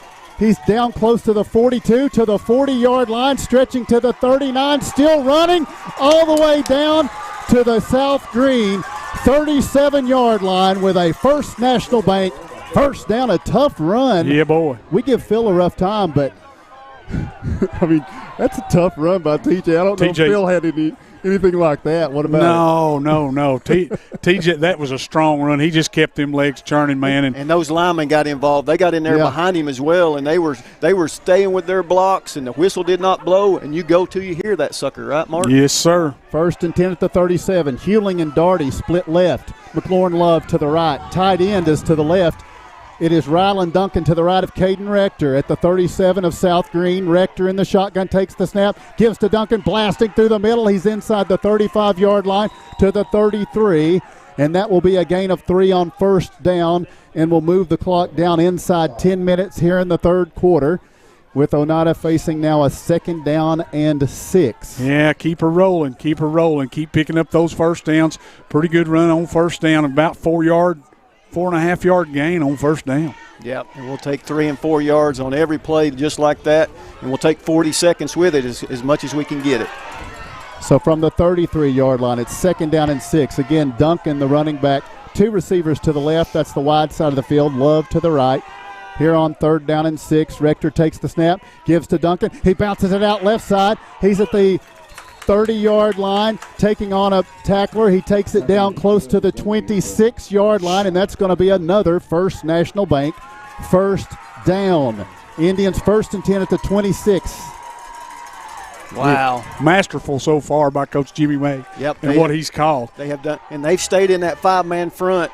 Has South Greene, but Oneida's had an answer, and they've actually got to the edge, something they couldn't do in the first half. They couldn't turn that edge in. Oneida did it on that last play. Jaden Anderson, the running back, now to the left of Caden Rector with 9 minutes to play in the 3rd quarter. Here's the snap. Give Jaden Anderson. Going to take it to the right side. A little off tackle. He'll push it inside the 25 to the 23. There's the flag. Thank you. About a 3-yard carry for Jaden Anderson. What happened, guys? He shoved him in the back. When he got up, he shoved him in the back. I'm telling you guys, South Greene can be upset about this, but anything shenanigan-wise is not going to be accepted by this officiating crew. Yeah. They've established it early, and they're not going to have it. It's a dead ball personal foul. Yep. It's going to be spotted from the 23-yard line. It's going to take it to the 8 with a First National Bank 1st and goal. And it should have been. I mean, you can see it. You can see it on TV. They made a great play to get the running back stopped, but as he's getting up, he just shoves him in the back. It's unnecessary, and the official's right there. Wait, will it go half the distance? It'll go to the 13, won't it? Yes. Thank you, Kevin. Kevin, our rules expert and cameraman tonight, bringing you these pictures. And driver. Yes. Transportation. Yeah, provided by Acres by Incorporated. Acres Horror Show. Takes it down to the 12-yard line for a First National Bank first down. So Oneida could get a first down without getting a touchdown if they can get down to the 2. But what a opening 3rd quarter drive now for the Indians. They have taken 3 minutes off the clock. It's rolling. Let her roll. At the 12-yard line. Oneida threatening here in the 3rd with Caden Rector. He has T.J. Meredith to his right. From the 12-yard line on 1st and 10, the snap they give Meredith. Tries a little stutter move. Not much there. He might have gotten a yard, but no more. T.J. Meredith picks up 1. It will be 2nd down and 9 for the Indians at the 11. Yeah, try to go off tackle right there. Just nothing doing. They had good penetration up front and brought us down. I don't think he got – did he get a yard? He did. Picked up a yard? Well, no, he didn't. No, it's at the 12. You're right. Yeah. No gain on the play for T.J. Meredith. Clock is at going to be under 8 minutes when Oneida next snaps it here in the 3rd quarter, leading 21-7. Here are the Indians at the 12-yard line. Meredith remains the running back. 2 receivers left, 1 to the right. Hewling, he's singled up over here on the right side. Rector from the shotgun takes the snap, gives to T.J. Meredith. He's tripped up, puts his hand down, stretches inside the 10 to the 9, picking up 3. It will be 3rd down and 7 now for Oneida at the 9-yard line with 7:45 and ticking in the 3rd. Got knocked off balance just a little bit. Looks like if he could have got that hand down and got that spin move, but it wasn't to be. And he hit the ground, but if he was able to keep his balance, he might have been able to get that first down. And it looks to me like what they're doing, John, is shooting those inside gaps real hard, getting in there and just getting their hands out and trying to trip up the back as soon as he gets the football. So now Oneida with a 3rd down and 7 at the 9. Phillips goes in motion. Meredith, the running back. Here's the snap. Give Meredith following Phillips through the middle. He gets down inside the 5, and he's going to be shy of first down yardage. It's going to be 4th and decision time as the clock will tick under 7 minutes to play in the 3rd quarter. Oneida could go up 3 scores with a field goal. How close are we? We are at the 3-yard line, and we need the 2. It's a 1-yard situation here. I think you got to go for it, guys. I think we're going to tick the clock down. I think you got to take the points in the way of a field goal. Well, Coach May is bringing Caden Rector over, 20 seconds. He's still on the sideline talking with Coach May here. We saw Coach May not afraid to take clock off and call a timeout for a big play. Taking your time here. That's what he's going to do with 10 seconds to play in the 3rd quarter. We're going to take a break. Not 10 seconds to play in the 3rd quarter. That was on the play clock. It's going to be 6 minutes and 17 seconds to play in the 3rd quarter. Timeout, Indians. Your score Oneida 21, South Greene 7. Home-style cooking with friendly service and a relaxed atmosphere. That's Razax. Razax offers breakfast served daily, just like Grandma fixed it, and daily specials like country fried steak, turkey and dressing, and of course, a fish fry every Friday. Razax has a full menu, ranging from quick and easy favorites like hamburgers and club sandwiches to comfort foods like pinto beans. And you'll love something off the grill, like grade A cut sirloin, ribeye, or shrimp kebabs. That's Razax on U.S. Highway 27 in Helenwood. Razax, country cooking and great steaks. Football makes people happy. At United Cumberland Bank, totally free checking makes our customers happy. If you are not completely satisfied with your checking account, come see me and find out why more Scott Countyans are choosing United Cumberland Bank. This is Tammy Strunk, new accounts representative, and I would appreciate your business. United Cumberland Bank, member FDIC, $50 minimum deposit to open. Other fees may apply. Ask us for details. Welcome back to South Greene. It is 4th down and 1. The Indians are at the 3-yard line. They're going to snap it from the shotgun. Wow. To the left of Caden Rector is TJ Meredith. Oneida leads by 2 touchdowns. South Greene, if they can get a stop here, they turn it over. Oneida at the 3 with a 4th and 1. Rector from the shotgun takes the snap, gives to Meredith. He stretches through the middle. He's got a first down. Does he have a touchdown? Looks like he does. Let's see. The official is sorting it out. Comes in from the right side. He's going to be at the 1. Ooh. It will be 1st and goal from the 1. That's a First National Bank first and goal. Going heavy jumbo. Yeah, it comes with jumbo packaging, and I think you guys wanted to kick the field goal.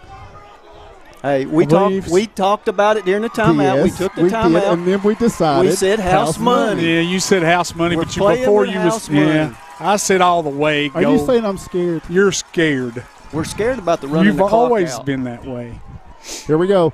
1st and goal from the 1. 65 toss power trap. It is a power eye. Lorenzo Garcia and Elijah Phillips in front of Rylan Duncan from the 1-yard line. Rector under center gives to Duncan, following the 2 big bodies into the end zone. Touchdown, Indians. Oneida scores on the opening drive of the 3rd quarter and took over half of the 3rd quarter, more importantly, with them. Hey, we do a lot of things this year. We've seen a lot of formations from Jimmy May, and tip our caps to him. He's called a whale of a game to this point. Oh, buddy. But when it comes down to it, get in a formation and go old school Oneida. Power eye right into the end zone. Yep. It's an extra point attempt. McLaurin Love will hold. Aiden Love will attempt it with 5:50 to play here in the 3rd quarter. Here's the snap. And we've got offsides, I think. Yeah, that's on them. They jumped offsides. I say go for 2. I think we moved, Mark. Let's see. The official comes to the side and says it is a false start on the Indians. Look like our left guard or left tackle. That's the first penalty against the Indians. It gets a little bit of a mock cheer from the Rebel fans. And it's a bad deal because we really need to tack this one on. It makes it a 25-yard extra point. Really need to tack this one on. So, with 5:50 to play, a 25-yard extra point now. McLaurin Love to hold. Here's the snap, the hold, the kick from Aiden Love is on the way, and this kick is good. Timeout on the field. Your score with 5:50 remaining in the 3rd quarter. It is Oneida 28, South Greene 7. Lumber King in Oneida, Tennessee is the region's one-stop shop for everything a DIYer might need. Carhartt apparel, rugged clothing that works as hard as you do. Lumber King Rental Center, a home for not only tools that a construction site might need, but heavy equipment that can get the hardest jobs done in no time. Here at Lumber King, we carry all of the essentials. Let us be your #1 source for everything construction. You can visit us at 20359 Alberta Street in Oneida, Tennessee. Because at Lumber King, we deliver. Welcome back to South Greene. Kevin, you got a score for us? Yeah, late in the 3rd quarter, it's Meigs County 8, Trousdale County 0. Wow. Slobber knocker. That's like somebody says Mufasa. Ooh. Hey, we want to thank B.J. Giselson, too. He's getting those scores back for us. Absolutely. Jaden Anderson will kick it off. We know our line, King. Yes, we do. 5:50 to play in the 3rd quarter. Anderson making his way. Oneida has not been good defending kickoffs. Here, this is going to be fielded inside the 10 to the 15, out to the 20-yard line, up to the 25, and this is going to be out to the 32-yard line on the return, and that's the shortest return we've had tonight, and it's going to be Dion Blair on the return. So here comes South Greene, flustered and frustrated from not being on the field very much at all tonight. They turned it over on downs on their first possession. They turned it over by fumbling on their second possession. They scored on their third possession. This is their fourth possession. Luke Myers, the Mr. Football candidate, will work from an empty backfield with 3 receivers left and 2 to the right. Down 3 touchdowns, 5:43 to play here in the third quarter. Myers from the shotgun, dropping back, looking, fires right side. It's going to be complete, making the catch. That's his number 1 receiver there.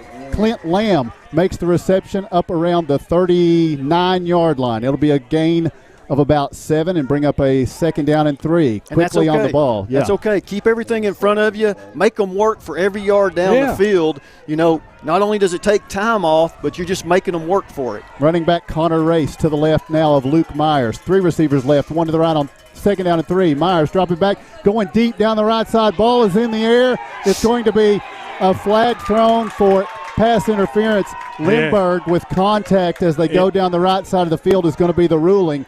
And it will be a 15-yard penalty against the Indians. Shouldn't be pass interference. Should be holding. I mean, because he held him.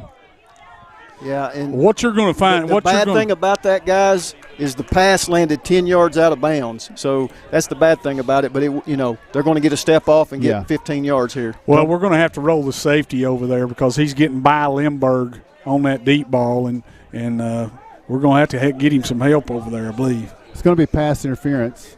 It'll step off from the 39-yard line, so that should take it over to the Oneida 46. And they're going to take their shots. But that's what they do. I mean, that's their offense. They're a quick strike offense. They're going to take their shots down the field. It was a one-on-one situation, and he went jet. It's a good penalty. Yeah, we'll take it. Again, keep everything in front of you, get the clock to running, and make them work for it. Myers will work from the Oneida 46-yard line. 5:07 to play here in the third quarter. Oneida leads 28-7. Myers looks to the sideline, now ready to snap it with a wing back left. Takes it, looking right, fires the pass. It's going to be in and out of the hands of his intended receiver, Jalen Ingram. Stops the clock with 5:03 to play in the third, and will make it a 2nd down and 10 for South Greene. Did you see what I saw? I mean, number 44 for Oneida was in the backfield, and he threw that quicker than he wanted to. Yep. He was coming out of his break. He wasn't quite where he wanted to be, but the quarterback felt the pressure and threw it a little bit quick.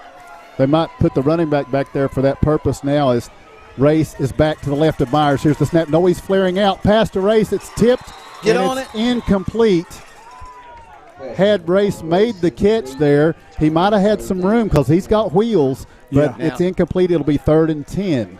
Boy, and they had everybody sucked inside. We had no clue that he was over there, but it hit him in the back of the head. But the thing that we did that I don't think the quarterback expected was how quick those defenders were on him, and he threw it a little bit hotter, a little bit quicker than he wanted to, and the receiver coming out of the backfield didn't get his head around in time, didn't see the ball in time. We got a 3rd down here. 4:59 in the third quarter. It's a 3rd down for what's sure to be at least 2 down territory if they don't get it here for South Greene. Myers with 3 receivers right to the left. Here's the snap. Myers looking, fires right side. It's going to be complete. 1st down yardage at the 30, at the 25-yard line, and brought down here around the 21, around the 20. It's going to be a 1st down and 10 for South Greene with 4:49 to play here in the third quarter. Now to the Oneida 21-yard line. That's a big throw and catch for Myers and his receiver. That was Chandler Fillers. He's got it called a touchdown earlier. Yeah, and he's a really good receiver. Across the middle, Matt Brown brought him down. So Myers now from the shotgun, looking left, looks back to his right, flushed off right, pumps, now rolls right, has pressure, puts it in the air. It's going to be incomplete, broken up. We got a flag down on the backside here. TJ Meredith is the one that broke up the pass. Flags back at about the 30-yard line. Should be a hold right there. Should be a hold. Could be 2 penalties right here, so we have to keep in mind what's going on. Well, the official looks over here and he says it's holding against South Greene. With 4:32 to play, here in the third quarter. That's going to be spotted from the 30-yard line, or the 29 or 27-yard line. Takes it back to the 37. So that's going to end up being almost a 20-yard penalty as it stands. That's what I'm liking. So South Greene needs the Oneida 11-yard line. It is first down, and they'll snap it from the 36. So a 1st and 25 is what I've got.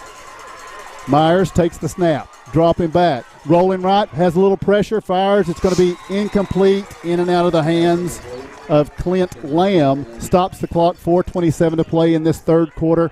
Oneida leads 28-7. Little delayed blitz from the outside linebacker, and Matt Brown comes in between the tackle and the end man and hurried him up. We talked about this yesterday and today coming up. We thought Matt Brown would be a perfect spy for the quarterback. We'd have to talk to the defensive coordinator to see if that's actually what he's doing. But, man, he came on a shot. Is that Jaden Anderson on the end? Yep. Jaden Anderson playing left end now. Here's the snap. Myers, quick screen off to the right. It's going to be complete, making a move and getting open now to the 30-yard line. Breaks a tackle with a run and gets out of bounds inside the 25. Oh, that's up. With a late flag coming in, and that's bound to be against the Indians in that situation. The reception is made by Caleb Robinson, and probably Oneida is going to get penalized at the end of this one. Yeah, that's a 15-yard. That's a late hit, but, boy, that was close. Anything close is going to draw the flag. You're right. We know it. I mean, both teams should know it by now. It is a personal foul against the Indians, and that'll step off from the 21, so it'll take it down just outside the 10 with 4:15 to play in the third quarter. Of course, that's an automatic first down. May not have needed the penalty, but it was a Christmas miracle. So just outside the 10-yard line, here is South Greene. Down 3 scores. Trying to. Has that clock moved at all? It doesn't feel like it, does it? Spotted on the 13, Tim. 13, my mistake. Myers from the shotgun. Connor Race is to his right. 2 receivers to the left, 2 receivers to the right. In the slot right, that's Clint Lamb. Got to keep your eye on him. Fillers caught the touchdown earlier here. Shotgun, snap. It's going to be Myers across the middle, incomplete. His intended receiver was Jalen Ingram, and it falls incomplete, stopping the clock with 4:11 to play in the third. Yeah, Colton Darty come up and made a play, and looked like he had him coming across the middle on a slant, John. But Colton comes up and makes a good play right there. Yeah, I mean these receivers, they are very good. They're good route runners. They seem to be open. Every time you look up, there's somebody open for the quarterback to throw to, and he's been pretty good at getting it there. Play clock down to drops. 14 seconds. Myers breaks the huddle here with Race to his right. 1 receiver wide left, 2 to the right. Here's the snap. Rolling to his right. Myers stops, and he's going to be sacked. Brought down back at the 19-yard line by the Indians, Rylan Duncan. And why is the clock stopped? Change of possession, guys. That was 4th down. That was 4th down, and I missed it. Yes. I missed it. Yeah. It is a turnover on downs. I got so engrossed in the play, I had missed where we were. Yeah, there's no automatic first down on a personal foul in high school. Ben Garrett lets us know. So thank you, Ben. We messed that up, and I saw that late. Apologize. I didn't realize how huge that play was until it was all over. Now Oneida has the football. We're calling it, and it's 4th down. I didn't realize it either. I've got an official to my left. He needs to straighten me out every once in a while. That he's not got enough time, John. From the shotgun, Rector has Rylan Duncan to his left on 1st and 10. He takes the snap, gives to Rylan Duncan. He hurdles across the middle of the line, and we'll see what he's got here. It looks like an Indian, little slow getting up. They're okay now. Okay, so that's going to move forward for 2 yards. It'll be 2nd and 8. Clock will roll inside 4 minutes to play in this third quarter with Oneida leading 28-7. And the clock is the big thing. I don't want to see us snapping this football until there's 5 seconds on that play clock every time. This offense we're facing is potent, and they can go up and down the field in a hurry. We just need to milk that clock. It is our friend right now. Rylan Duncan remains the running back. He's to the right of Caden Rector. 2 receivers left, 1 to the right. Now Duncan moves over to the left of Rector on 2nd down and 8. The snap, give, Rylan Duncan, hesitation through the middle, now bounces out left side. He's at the 35-yard line. Flag comes flying in. Wow. From the back judge, I think. Let's see. It's thrown back around the 28-yard line, so it's usually you would think that might be a hold against the Indians. I mean, you would think he'd be concerned about the secondary, but he's looking in on the interior line apparently. Oh, no, there's a flag also back down inside the 25. So we'll see.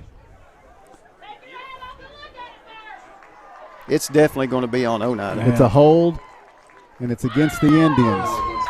Those are drive Oneida killers. Went without penalties in the first half, but the third quarter they have gotten quite a few, and some of the South Greene folks call it the Christmas miracle. Second Christmas miracle we've had tonight.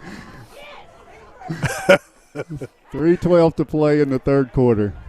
Hey, the passion for this crew. Oneida people are it's kind of like looking in the mirror. Okay, they backed it up to the original line of scrimmage. Where are we at there, Kevin? About the 14?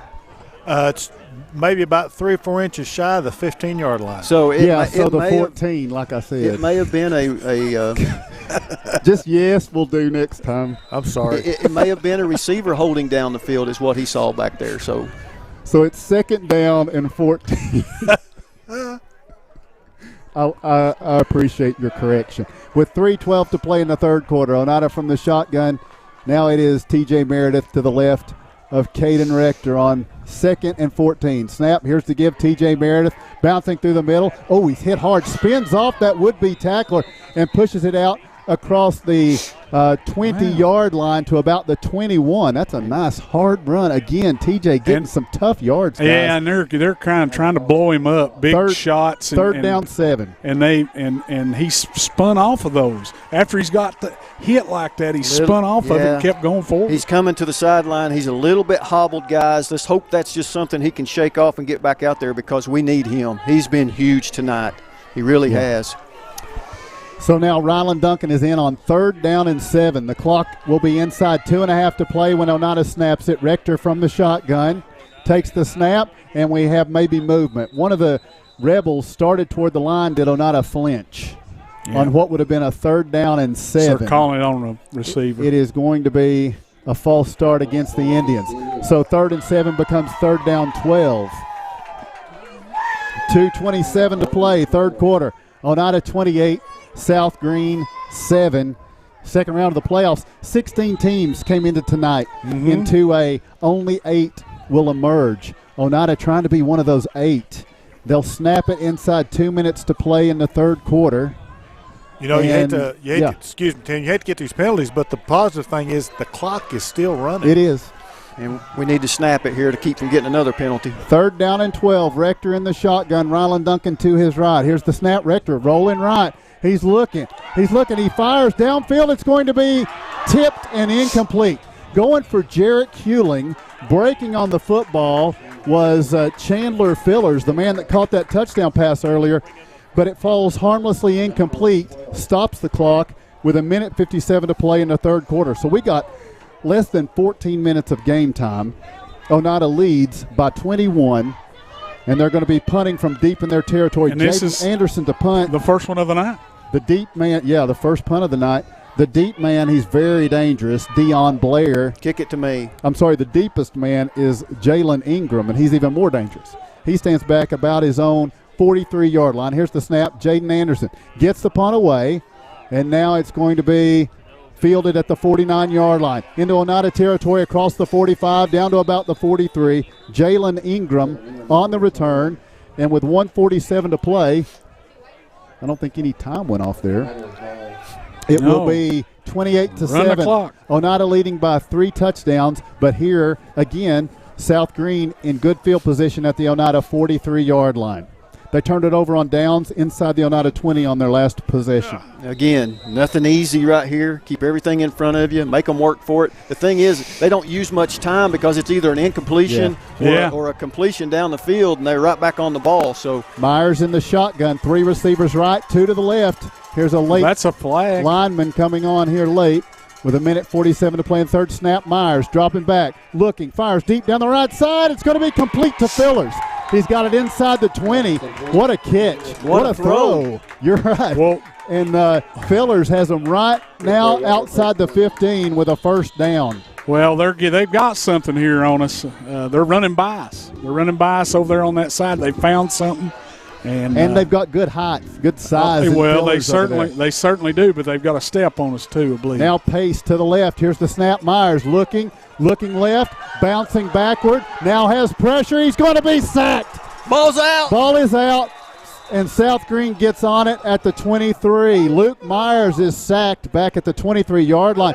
Two Oneida defenders converge on the quarterback. Yeah, that looked like Ryland Duncan and the other one, I think, is Lorenzo Garcia. It was Lorenzo for sure. He's a little bit addled even. Yeah, Lorenzo's coming off. He's holding that shoulder a little bit loose there. Let's hope he recovers and gets back out there. A minute to play in the third, and now a second down and about 17, I guess. Let's see. Oneida takes a timeout because they were late getting a sub off. We'll have to take the same with the score. And 55 seconds to play in the third quarter. It is Oneida 28, South Greene 7. A responsible local bank must branch out into the community it serves. At First National Bank, we realize a community bank must be a strong partner with the community. That's why First National Bank doesn't have branches, but roots that are deeply embedded in the fundamentals and foundations set forth in the past, with a vision for fostering the potential for the future. Since 1904, First National Bank has had only one focus: you. First National Bank. Your family, your future, your bank. Member FDIC.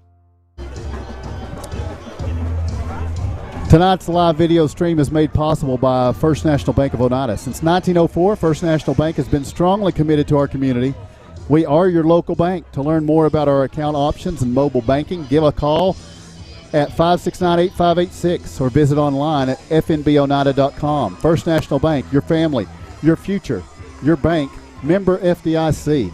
Second down 17 for Luke Myers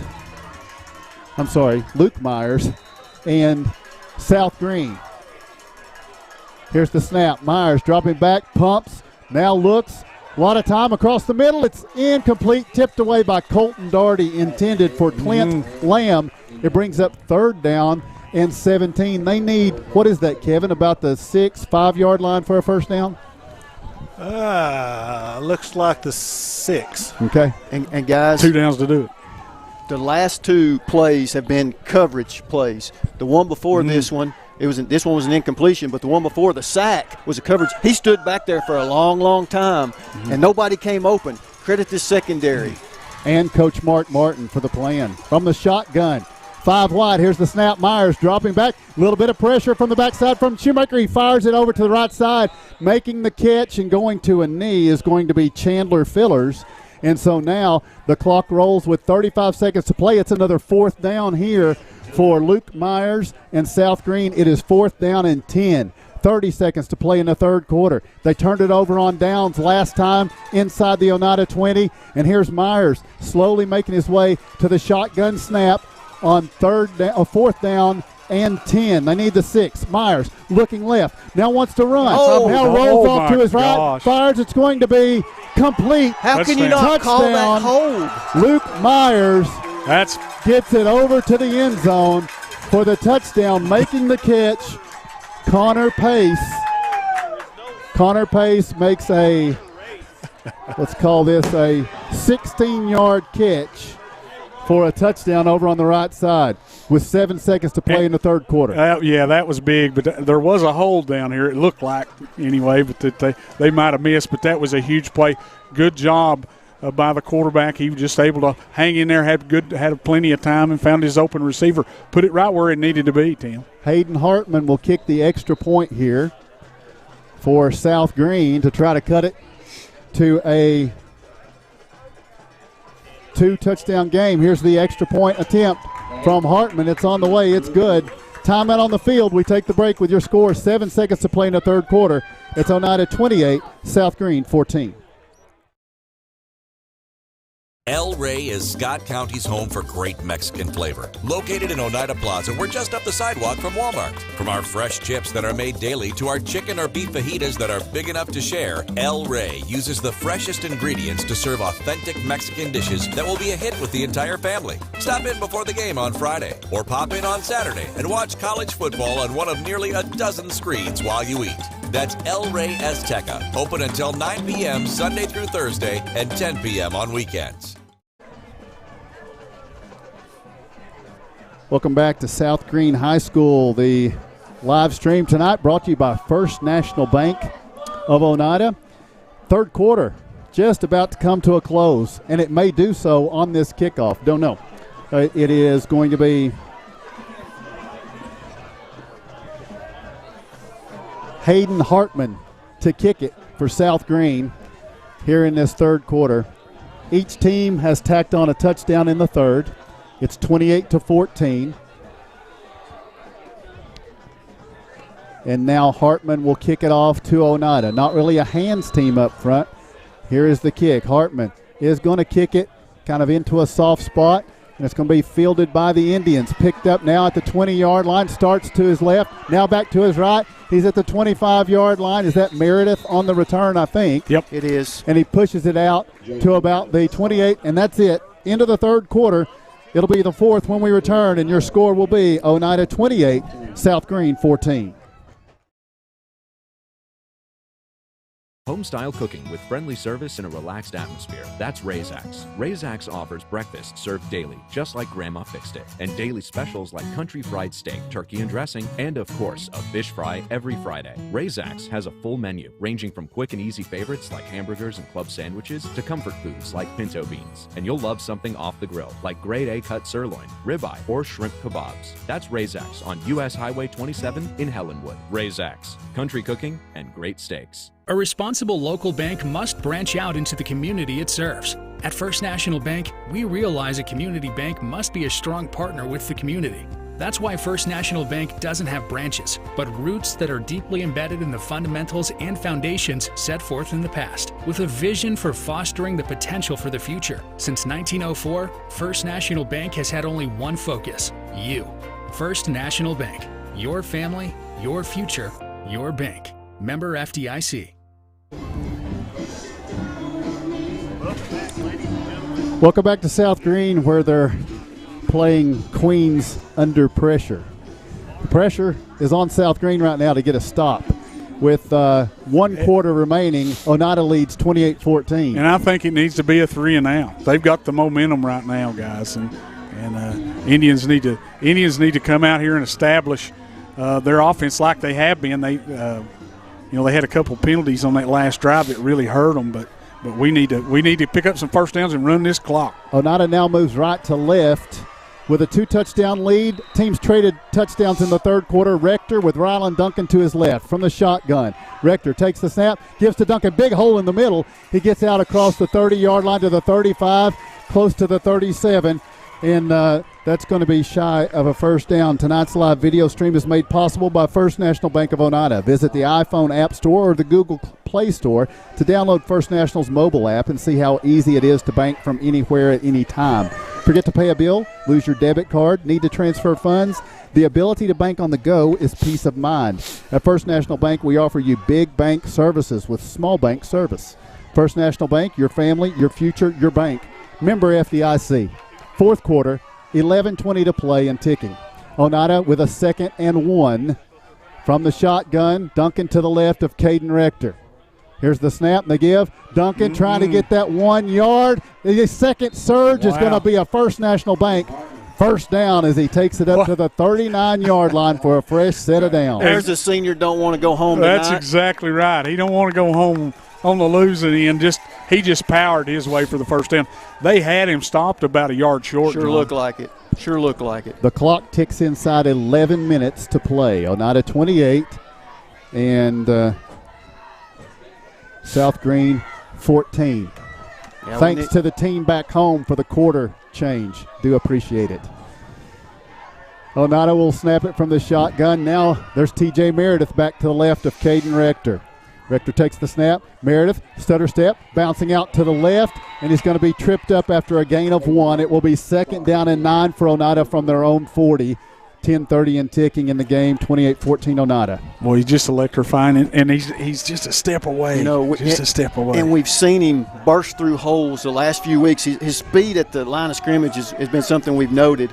But he's shown a lot more patience tonight. Mm-hmm. He's waiting because South Greene's doing a good job, but his offensive line's doing a little bit better job for the most part, especially in the first half, and he's waiting for it to develop. Jaden Anderson steps in at running back to the left of Caden Rector on 2nd down and 9, Oneida from their 40. Inside 10 minutes, Rector snap, gives to Anderson, blasting through the middle. He's across the 45-yard line, spinning up to the 47. That for Jaden Anderson will go down as a gain of 7. It will bring up 2nd down and 2 now for the Indians from their own 47-yard line. They need their own 49 to keep this thing ticking with 9:35 to play in the game. Yeah, Anderson gets through the hole quick too. Right here, you might be a good place for a little bit of quarterback read, a little read option where you keep it and go around the end. Or, right at him. You got Anderson right back in there, guys. Anderson to the left on 3rd down and 2. Big down near midfield. Rector takes the snap, gives to Anderson. He's hitting the backfield, sheds that man, stumbles forward, and is so close. One official has first down yardage. Does the other? No. Nope, it's short. Yeah, I don't know if it is or not. It's probably going to elicit a measurement. It's short by about 6-8 inches. 8:55. And they stop the clock with 8:54. I think he does, Kevin. I believe he does. I think you're right. They're going to measure it anyway. So, as they measure it, we'll tell you that I think the announcement was tweeted out just a few moments ago. If I saw that correctly, complete basketball schedule's coming up. But we can confirm, guys, we're going to catch the flight after this one. We're going to take the red out of Byrdstown, so that we can be there for Oneida basketball on Tuesday night. The Hall of Fame game for the Indians at Pickett County will be broadcast live with video stream, and it's a First National Bank first down with 8:52 to play. So Tuesday night, Oneida basketball. Yeah. One of my favorite places in the world is Byrdstown, Tennessee. Love going down to Dale Hall. You probably go stay the weekend and just meet us there. If I could. So, clock is rewound. I thought. Yes, there it goes. 8:49 and ticking. Oneida with a 1st and 10 at their own 49-yard line. Ryland Duncan is back in now at running back to the right of Caden Rector. Oneida with a 2-score lead late in this game. Rector takes the snap, gives to Ryland Duncan, bounces it left side, hit, ducks under the defender into South Greene territory to the 48. That will be a gain of 3 on first down for Oneida. Brings up a 2nd down and 7. Now, South Greene has all 3 of their timeouts, but they need 2 scores, and they can't use them right here, and Oneida's going to use that clock. Yeah, as much as they can. They need to pick up 2 more first downs at least. 2 more. I think so, and Coach is keeping Rector over here. He's whispering the play in his ear and sending him back out there with about 20 seconds on the play clock. We got used to this last week when we played Cumberland Gap. That's what they did. They milked every second off of that thing. At the 48-yard line now for the Indians. 2nd down and 7. Here's a high snap. Rector fields it, gets it to Ryland Duncan. He bowls across a couple of defenders inside the 45-yard line, and that's where it will come to a stop. So it's going to be 3rd down and 4 for the Indians when they next snap the football. 7.5 minutes show on this game clock. Oneida leads 28-14. They need the 41 of South Greene. They'll snap it from the 45. I think you're in 2-down territory right here. I think you play for the win. You're on the road with a 14-point lead. Time is ticking away. TJ Meredith to the right of Caden Rector here on 3rd and 4. Rector, hard count. He got him. Hadn't seen it all game. It's been done to Oneida so frequently this season. Now, why are they having a conference? Hang on. Oh, my gosh. Yeah, let's see. Hang on. They want to get everything right. This is a key, critical call. And now they huddle, and now they break the huddle. Yeah. And the call is coming from the official here, and it is going to be a false start against the Indians. What a crock of bull. That is going to cost Oneida 5 yards. We thought. Wow. Who moved? We thought it was going to be a first down. Who moved? So it goes back to the 50 for Oneida with 7:07 to play. You've seen the commercial. And but you got it. I mean, you got a 2-touchdown lead. You got to brush it off. Hey, guys. Who moved, Kevin? We got replay up here from the coach's thing. Was it a hard count head move? Center moved the ball a little bit. Okay. Thank you, Kevin. Thanks for clarifying that, Kevin. So it's 3rd down and 9. Quickly, Oneida breaks the huddle here, gets on the ball with 3 seconds to snap it on 3rd down and 9. Here's the snap. Rector looking, pumps, going deep down the left side, looking for McLaurin Love. He catches it for the First National Bank. First down inside the 25 as Oneida takes it deep down the left side and gets a fresh set of downs. Throwing daggers. Yeah, that right there, and they can't take that one away from us. Throwing we threw it over daggers. the top. He hit a little fake inside and just run by him, and good throw, good catch.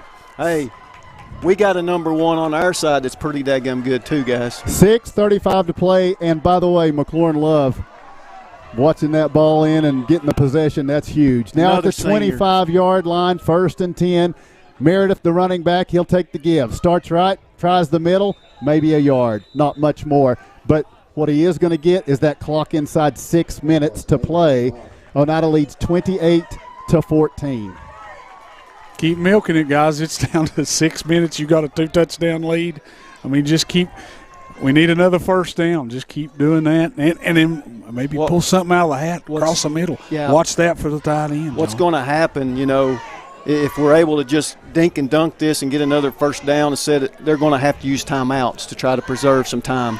5 minutes and 45 seconds to play. Clock running. Rylan Duncan is in there on 2nd down and 9 from the 24 of South Greene. He's to the left of Rector. Snap. Rector gives Duncan. Lowers his head. Driving forward. Shoving the ball all the way up to about the 16-yard line. Close to the 16, I think, is the spot here. As the clock rolls down to 5 minutes and 25 seconds to play. Oneida's at the 16 on the left hash mark with a 3rd down and 6. Wow. That's all you can say. 5 minutes, man. I'll tell you what, Coach Mace, he's called a heck of a ball game so far tonight. We have, and our offense has executed so well. So the clock will tick inside 5 minutes right now. Oneida with a 3rd down and 6. Duncan to the left of Caden Rector. He'll take the clock all the way down, takes the snap, gives to Duncan, trying the middle. He's down to the 10, to the 5. Touchdown, Indians. Rylan Duncan just sealed this thing up with 4:47 to play in the 4th quarter. Oneida gets on the board with the touchdown. Well, guys, I talked about it. We had talked about it, in the pregame. Thought maybe the Indians might be able to run to between the tackles against this South Greene defense, and man, they've come out and proved it tonight. They can.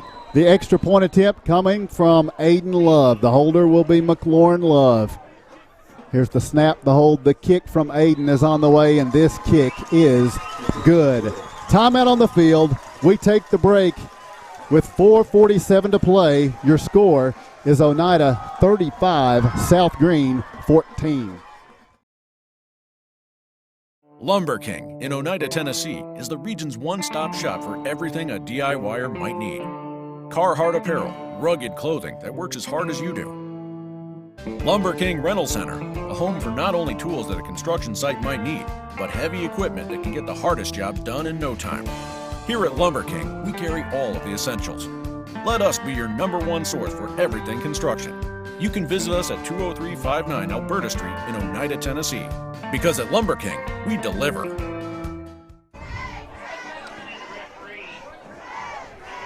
Welcome back to South Greene. Tonight's live video stream made possible by First National Bank, and boy, have they brought you a special Oneida football game. Oneida was a 21-point underdog by most accounts of the computers and by most people, facing a Mr. Football nominee in Luke Myers, but the Indians now with 4:47 to play are poised to advance past South Greene. They have a 3-touchdown lead, 35-14 with 4:47 to play here in Greeneville. Overcome a couple of penalties in that drive. I mean, they have just been poised, gentlemen. They have been poised all night long. Only one punt tonight. Offense and defense has been special. Here's the kickoff fielded by Jalen Ingram. He's at the 5 to the 10 to the 15, out to the 20. And now he's going to be wrapped up at about the 26, 27-yard line. Kevin, what do you got for us? I've got two scores for you. That's why the camera angles wasn't all that good right then. One we're looking at right now, Hampton is leading Rockwood by a score of, let me pull that right back up, 42-12. And also Trousdale County is ahead of Meigs County. Ooh. What was that score, Jacob? 14-8. There's a flag down here back at about the 31-yard line, and Jalen Ingram is down, and Scott Gilbert signaled for the other trainer to come over and help out there, so Jalen Ingram is hurt. But, Kevin, tell us the scenario there. So if if we can seal out this 4:38 with a 3-touchdown lead, which looks likely, and Hampton looks like they're on the way to a victory, what's that mean? Well, this year, kind of in the quarterfinals on out, the bracket changes each year. Teams on top of the bracket host one year, teams on the bottom host the next year, and it actually works out where we actually get a host this year. So, since we're both number 2 seeds, that game will be held at Oneida next week. How cool is that? The Indians are going home for a quarterfinal game. The penalty, by the way, and it's good to see Jalen Ingram is able to go off under his own power here, but the penalty is against South Greene, a block in the back. So that's going to take it back with 4:38 to play. Well, and I got a correction, guys, on that score. It was on Meigs County in the 4th. Man, that's crazy. At undefeated number 1 Meigs County. Number 1, 2A Meigs County. That's, they're. Now, I got a question. Are we allowed to play Hampton at home? Because I thought we always had to go there. I thought that was just a rule. That's the way it appears. That's the way it seems. Hey, guys, and it's getting ahead of ourselves. Don't get ahead of ourselves. Let me get ahead of ourselves. Go ahead, whatever. So we play at home next week. If we finish this thing out, 4:38 to play here. I know, but if we can finish this thing out and we win, we play at home next week. And then if we win that one, play at home again. Myers in the shotgun with Connor Race to his left. 4:38 to play. South Greene came in 9-2, ranked number 8 in the state. Gets Race out of the backfield. Now Myers looking. Bounces it out to the right. Waves it downfield. It's going to be incomplete. His intended receiver was Clint Lamb. Todd Derrick Ryan is able to knock it away, deflecting at the last moment. Colton Darty's over there too. I need you to classify what a hold is, Mark. Tell me, because I don't seem to know. It's 2nd and 10 with 4:31 remaining. 35-14, that's what it is. There you go.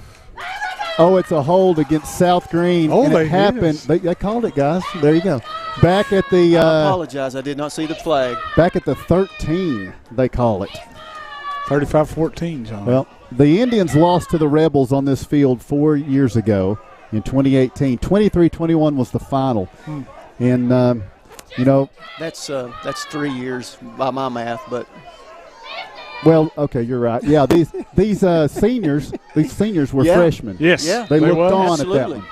Luke Myers in the shotgun with Race to his left on what is now a 1st and 25. And they'll snap it from just outside their 5. Myers looks right, now back left. Catch is going to be made, and this is going to be his top receiver, Clint Lamb, making the catch, pushing the ball out, up across the 20-yard line to about the 22. Good chunk of yardage, but you're kind of trying to play to keep it in front of you right here, right? 4:10 and ticking. 2 safeties are Meredith and who else is back there? Hewling. So these guys can fly, and that's what you want. Nothing behind you. Myers from the shotgun, Race to his left. Here's a 2nd down and 7. Now he's looking deep down the middle. The ball is going to be complete at the 45 of Oneida. Flag is down. Meredith trying to chase him down, swipes at the football, makes the tackle down inside the 10. Catch was made by Chandler Fillers with 3:47 to play. They got behind the defense. Flag is down at the South Greene 48-yard line. What is the call? It's going to be pass interference, and they're going to decline it, and they're going to have the ball right where it's at. Yep. I think you're right. But, I just made the comment. Our safeties can't. They got to get deeper. Well, you got to get deeper. But you got Jarek Hewling's in there, and Jarek's not played a whole lot of defense, whole lot of safety this year. Right. He ran up on the inside pass play there, and then tried to bail back out and stopped and jumped up to try to intercept the football. All right, this ball is at the 4-yard line with a 1st and goal for South Greene. That clock, as soon as they get the chains down there, that clock will rewind. 3:47 to play. This is South Greene at the 4. Yeah, Luke Myers has Connor Race to his left. And now they'll wind the clock with 3:47 to play. There it goes. Still 3 timeouts for South Greene. Myers takes the snap, looking right. Slant pass is going to be batted away. Colton Doherty. Actually, it wasn't a slant. It was Clint Lamb kind of running a quick out from the slot inside and moving out to the right. Doherty knocks it away. He's had 2 big catches and some good defended passes. Yeah, he's had 4 pass defense tonight. So Colton Doherty in there at safety, and that's pretty huge. All right, 3:39 to play. Oneida leads 35-14. Here's 2nd and goal from the 4 for Luke Myers and South Greene. Race to the left of Myers. Here's the snap. Myers rolling to his right. Little flare pass. Race is going to make the catch and races into the end zone for the touchdown with 3:33 remaining. It is a 4-yard reception for Connor Race from Luke Myers, and that gives South Greene 6 points. Cuts Oneida's lead down to 15. It's 35-20. 3:33 to play. They still got 3 timeouts. Yeah, they do. A whole lot of time here on the clock. If they get the football back, man, they can make it a 1-score game. So, yep. Dreaded onside kick coming. Oh, yeah, it's coming. It's coming. Hayden Hartman with the extra point attempt. Here's the snap. Behold, the kick from Hartman on the way, and it is good. Time out on the field. We take the break with your score. It's Oneida 35, South Greene 21. Life is about choices. When it comes to your internet service provider, you've got a choice. Telepage. Telepage is internet service provided by local people you know and trust. Different service plans are available, tailored to provide speeds that fit your everyday needs. Telepage now offers fiber internet in select areas, with plans starting as low as $45.41 per month. Speeds up to 1 gig are available. Call 423-569-8595 for more information. That's Telepage, located at 258 South Main Street in Oneida. Visit telepage.net. Can't let this slip away. Tonight's live stream on video is made possible by First National Bank of Oneida, locally owned since 1904. First National Bank is local people just like you. Want to open a new account? Our account representatives are just as much a part of Scott County as you are. Need a loan? Our decisions are made in-house by local people you know and trust. Call 569-8586 or visit fnboneida.com to get started. First National Bank, your family, your future, your bank. Member FDIC, an equal housing lender, and sponsors of tonight's live video stream here in the 2nd round of the TSSAA playoffs. Oneida leads 35-21 with 3:33 remaining, and you guys think we've got an onside kick coming? I don't think. I know. There's no. I mean, they're down 14, guys. They're going to have to do something like this. And it's like you said, they haven't really had the ability to stop us on offense yet. So, Hayden Hartman will kick it from left to right for the Rebels. A lot of pressure on the deep guy here too. If they pooch it, he's got to be able to come up and cover it. I mean, it's a live ball. It's T.J. Meredith deep. Everybody else is within 15 yards of the football, 20 yards of the football. Here we go. Hartman, his line backs up with 3:33 to play. He works toward the football. Onside kick. It ain't going to make it. It's not going to go 10 yards. Good. Awesome. We'll take it right there, please. Yep. So it's dead at the 44-yard line of South Greene. So are their chances dead at their 44? We shall see. 3:25 to play third quarter. They've got 3 timeouts. Mm-hmm. And they'll use them.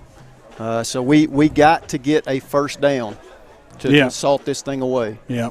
We can run it down inside 3 minutes, inside 2 minutes. Coach May sends Caden Rector in with the call. He's got Rylan Duncan, the senior, to his left. McLaurin Love wide left. Slot right is going to be Todd Derek Ryan. Wide right, Jarek Hewling. Here on 1st and 10 at the 44 of South Greene. The snap and the gift of Rylan Duncan starts inside, bounces outside. He's at the 40, keeps it in bounds as he's taken down around the 39-yard line. Heads up play. 3:15 and ticking. Yeah, he stayed in bounds to keep that clock rolling. He picks up 5 yards. It'll be 2nd and 5. And Rylan knew what was happening. They're bringing everybody those inside gaps, and Rylan stopped right as he got the football, bounced it outside, and was able to pick up 5-6 yards. Oneida at the 39. Sorry, Tim. They choose not to call timeout, guys. Yeah. I am totally bum-fuzzled. You're down 2 scores and 2:47 and ticking. 39-yard line, 2nd down 5. Duncan, the running back, to the left. Here's the snap and the give. Duncan bouncing it out right side, stretching, pushing down inside the 35-yard line. I think he's going to have a fresh set of downs. They're close. Eyeing it up. It's close. Let's see about that spot. There's no flags down. 2:25 and ticking still, by the way. Now they stop the clock, and it is going to be a First National Bank first down. Yeah, that was huge. Just extra effort right there by Rylan Duncan.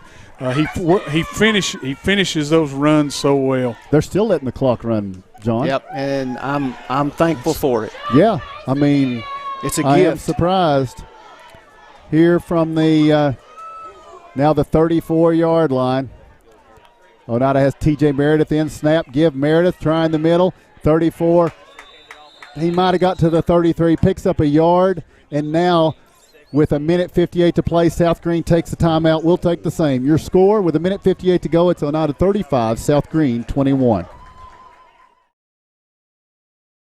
Life is about choices. When it comes to your internet service provider, you've got a choice. Telepage. Telepage is internet service provided by local people you know and trust. Different service plans are available, tailored to provide speeds that fit your everyday needs. Telepage now offers fiber internet in select areas, with plans starting as low as $45.41 per month. Speeds up to 1 gig are available. Call 423-569-8595 for more information. That's Telepage, located at 258 South Main Street in Oneida. Visit telepage.net.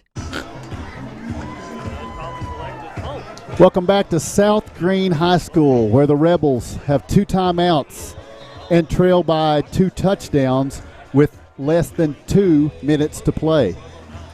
So Oneida 35, South Greene 21.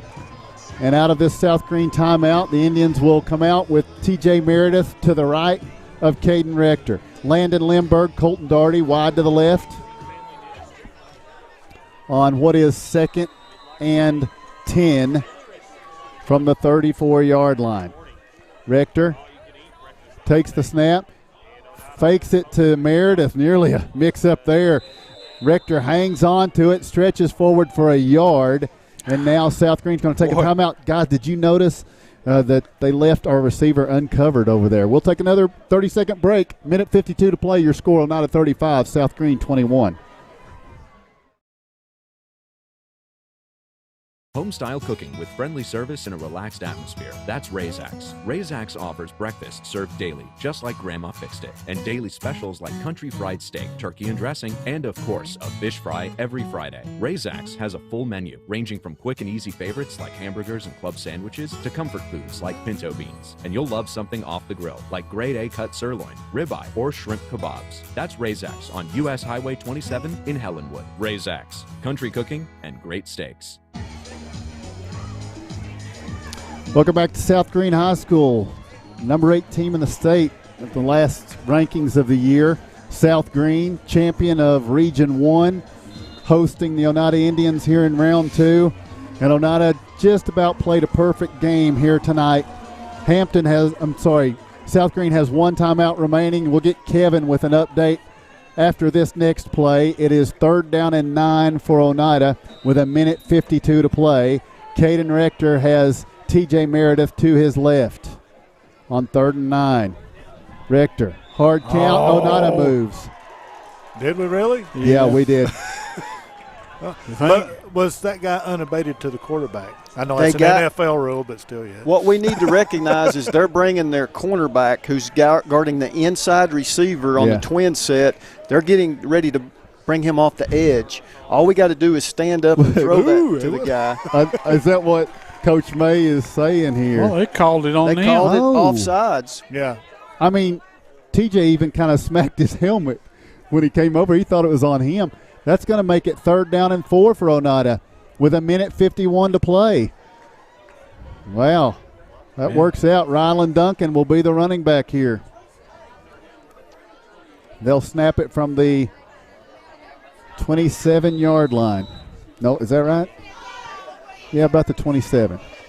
Same formation. Number 2, that's over the inside receiver. Will he creep toward the line of scrimmage? Rector from the shotgun with Duncan to his left. Here's the snap and give. Duncan starts right, goes back left, now pushing in the middle with 4 defenders. He's going to push it all the way up to the yard line. He will be just shy of 1st down yardage, and South Greene's going to burn that final timeout. We'll keep it here, but as we do, before we go to Kevin, I want to tell you this. Tonight's live video stream is made possible by First National Bank of Oneida. Since 1904, First National Bank has been strongly committed to our community. We are your local bank. To learn more about our account options and mobile banking, give us a call, 569-8586, or visit us online, fnboneida.com. First National Bank, your family, your future, your bank, member FDIC. Kevin, what do you got? Late in the 4th quarter, it's Hampton 47, Rockwood 18, and 2 finals for you.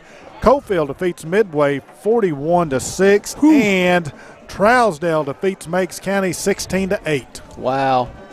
Hey, Kevin. Yes, sir. Real quick, you're part of the Pick'em section, right? Every year? Uh-huh. You let this group down because you stunk it up. Yes, I did. Okay, I just wanted to put that out there. Here we go. I didn't finish last, but I finished next to last. If you ain't first, you last. Oneida's in a power I on 4th and 1. Lorenzo Garcia, Elijah Phillips in front of Rylan Duncan. If Oneida can get a yard, they get a win. Under center, Caden Rector takes the snap, gives to Rylan Duncan through the left side. Duncan, 1st down. First National Bank, 1st down. And this one is over. The Oneida Indians are going to be one of the final 8 participants in the 2A playoffs. Going to the quarterfinals, not just going home to host the quarterfinals. Wow.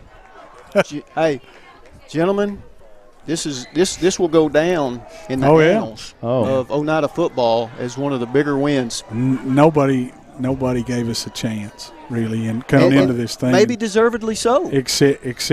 Except our bunch. Hey, they came in with a chip on their shoulder. Yeah, buddy. From the 22, Oneida in victory formation now.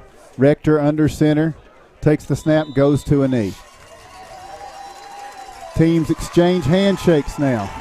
Well, they got to snap it one more time. Yeah, but it was a little chippy somewhat. I just mean they're talking with each other. They're even hugs right now. So good sportsmanship to close this one out. And that's not easy to do, guys, when you are as big a favorite as these Rebels were here tonight. I mean, there's some. They are extremely disappointed. Them and their fans. Yeah, when you get to this point in the season, you got some just disappointed seniors on both sides, or one side that's going to go home. 30 seconds to play. One more snap out for the Indians, and there it is. The Oneida Indians are headed home for the quarterfinals. What a game plan on both sides of the football, guys. Yep. I think I'm going to give my early grade. Offense gets an A. Defense gets an A. Special teams, C. Aiden Love pulls them up to a B+. Aiden Love gets an A. Kick cover team gets a C. I'll tell you what, Coach Jimmy May, Coach Mark Martin, and his crew, the line of scrimmage, offense and defense, A+. The coaches for Oneida. We haven't even run the list down much this year, but I feel like it's appropriate right now. Oneida's head coach, of course, Jimmy May. He's now 2-0 in the playoffs. Keep he has it rolling, led baby. his team to a 9-3 season, and it's keeping going. Mark Martin is his defensive coordinator. Sean West, Sam Montgomery, Chad McDowell, Mike Keaton, Jeff Buttram, and Ben Lambert. Those are the guys that prepared these guys for a big win here on the road against South Greene. Hey, don't leave us. We've got scoring. We've got statistics. We've got Coach Jimmy May, the 2-0 undefeated playoff coach, coming up here in just a few minutes. And we can tell you the TNT Car Wash post-game show is on the way. We want to, one more time, let me tell you that tonight's live video stream was made possible by First National Bank of Oneida. Visit the iPhone App Store or the Google Play Store to download First National's mobile app and see how easy it is to bank from anywhere at any time. Forget to pay a bill, lose your debit card, need to transfer funds? The ability to bank on the go is peace of mind. At First National Bank, we offer big bank services with small bank service. First National Bank, your family, your future, your bank, member FDIC, and big thanks out to Ben Garrett and to Greg Bond. This has been a great enterprise we've been able to be a part of here tonight, and we're going to wrap it up with the TNT post-game report, TNT Car Wash post-game report, coming up next after we tell you once again your final. From South Greene, it's the Oneida Indians 35 and the South Greene Rebels 21. South Fork Physical Therapy is proud to support the Scott High Highlanders and the Oneida Indians. With offices in both Huntsville and Oneida, one of our 6 doctors of physical therapy are always close by. We regularly treat back and neck pain, general sprains and strains, vertigo or dizziness, TMJ disorders, as well as post-operative patients. We accept all insurances and flexible payment plans are available. At South Fork Physical Therapy, we strive to make your experience accessible, affordable, and enjoyable. Scenic Foods is about freshness, with meat cut in-store daily and special cut upon request. A deli that offers fresh meats and cheeses sliced to your choosing. A produce department offering fresh fruits and vegetables, and of course a full line of competitively priced groceries to meet your weekly shopping needs. Scenic Foods is about value and convenience. Don't have time to cook supper? Try our cheese sticks, pizza, and wings, as well as our fresh-made desserts and side dishes. Need to fill an empty pantry? We have all you need at Scenic Foods, located at 7352 Baker Highway in Huntsville. Life is about choices. When it comes to your internet service provider, you've got a choice. Telepage. Telepage is internet service provided by local people you know and trust. Different service plans are available, tailored to provide speeds that fit your everyday needs. Telepage now offers fiber internet in select areas, with plans starting as low as $45.41 per month. Speeds up to 1 gig are available. Call 423-569-8595 for more information. That's Telepage, located at 258 South Main Street in Oneida. Visit telepage.net. Lumber King in Oneida, Tennessee is the region's one-stop shop for everything a DIYer might need. Carhartt apparel, rugged clothing that works as hard as you do. Lumber King Rental Center, a home for not only tools that a construction site might need, but heavy equipment that can get the hardest jobs done in no time. Here at Lumber King, we carry all of the essentials. Let us be your #1 source for everything construction. You can visit us at 20359 Alberta Street in Oneida, Tennessee. Because at Lumber King, we deliver. Welcome back to South Greene High School, where tonight the Oneida Indians come on the road. Heavy underdog here, and we'll see the stats here in a few minutes. But, I mean, it was offense and defense, the complete game. Well, we talked about Oneida. They played their most complete game against Monterey. Boy, they really doubled that effort here tonight. Absolutely. It had to. Yeah, they did. They probably was the best team that they faced, I think. Before we get into that, though, you know where we're at. You know what this is. This is the TNT postgame show. TNT Car Wash. Car Wash. Yeah, they're sponsored. They sponsored the pregame show. They sponsored halftime, and TNT Car Wash sponsors the postgame show. And we've talked about how useful they are, and how we are going to be so much more loved by our wives because of TNT Car Wash. Yeah. And we talked about the Christmas present. You could get a roll of quarters for Christmas for that, so they don't have to wash the car on their own. Yeah. You could get a roller coaster for Valentine's Day because you got all that stuff on the road. It's going to be a bad winter when Ben Garrett says. Ben Garrett says there's going to be a lot of snow and ice. 21 feet of snow. Yeah, you're going to have to you're going to have to clean those cars off. But let me tell you something. My favorite time of the year is summertime. And summertime, you know how that pollen gets on your car? If you got a dark colored car, it's just nasty. That yellow. And I was just thinking of the TNT Car Wash, which is at 108 East 3rd Avenue there in Oneida. You know, they have the twin palms up there. And that reminds me of summertime because you've got those palm leaves. And what I like to do at home is sit in a lawn chair and have my wife, Vanessa, she'll take a big palm leaf and she'll kind of, with one hand, she'll kind of fan me with it to keep me from getting too hot because it gets hot in the summertime. Sure. And then with the other hand, she's got maybe an iced tea or something. Sure. So that, I can sit from that while she. Yeah, and that makes you think of it as the palm. What it makes me think of is, yes, the palm trees at TNT Car Wash make me think of that. And also, what I will say is that she would have so much more time to do that because I know she loves to do that. Yeah. She loves me, and she'd have to. Loves you a little less now, probably. And so she has more time to do that. Right. You don't have to be washing that pollen off the car. You can be fanning me with the palm. Wouldn't you rather fan me with a palm leaf? Me personally, wash a car? I would. Yeah, that's just me. And I'm sure she would too. And I was just going to mention this too about TNT Car Wash. I take a Porta-John truck down there. You do? I do. I take it down there pretty regular, and if it can get a Porta-John truck clean, man, it can do the job on any vehicle in the county. That's true. Washes it clean. Yeah. Washes it clean. There's no place else for you to go. Let me tell you something. Hey, you know what I forgot? I was going to mention this at halftime, and I sure hope he's still listening. And this has to do with the TNT Car Wash in a way because Jimmy Barna texted me earlier. Yes. Jimmy Barna, former Oneida kicker, famous athlete for Oneida. He's coming back home.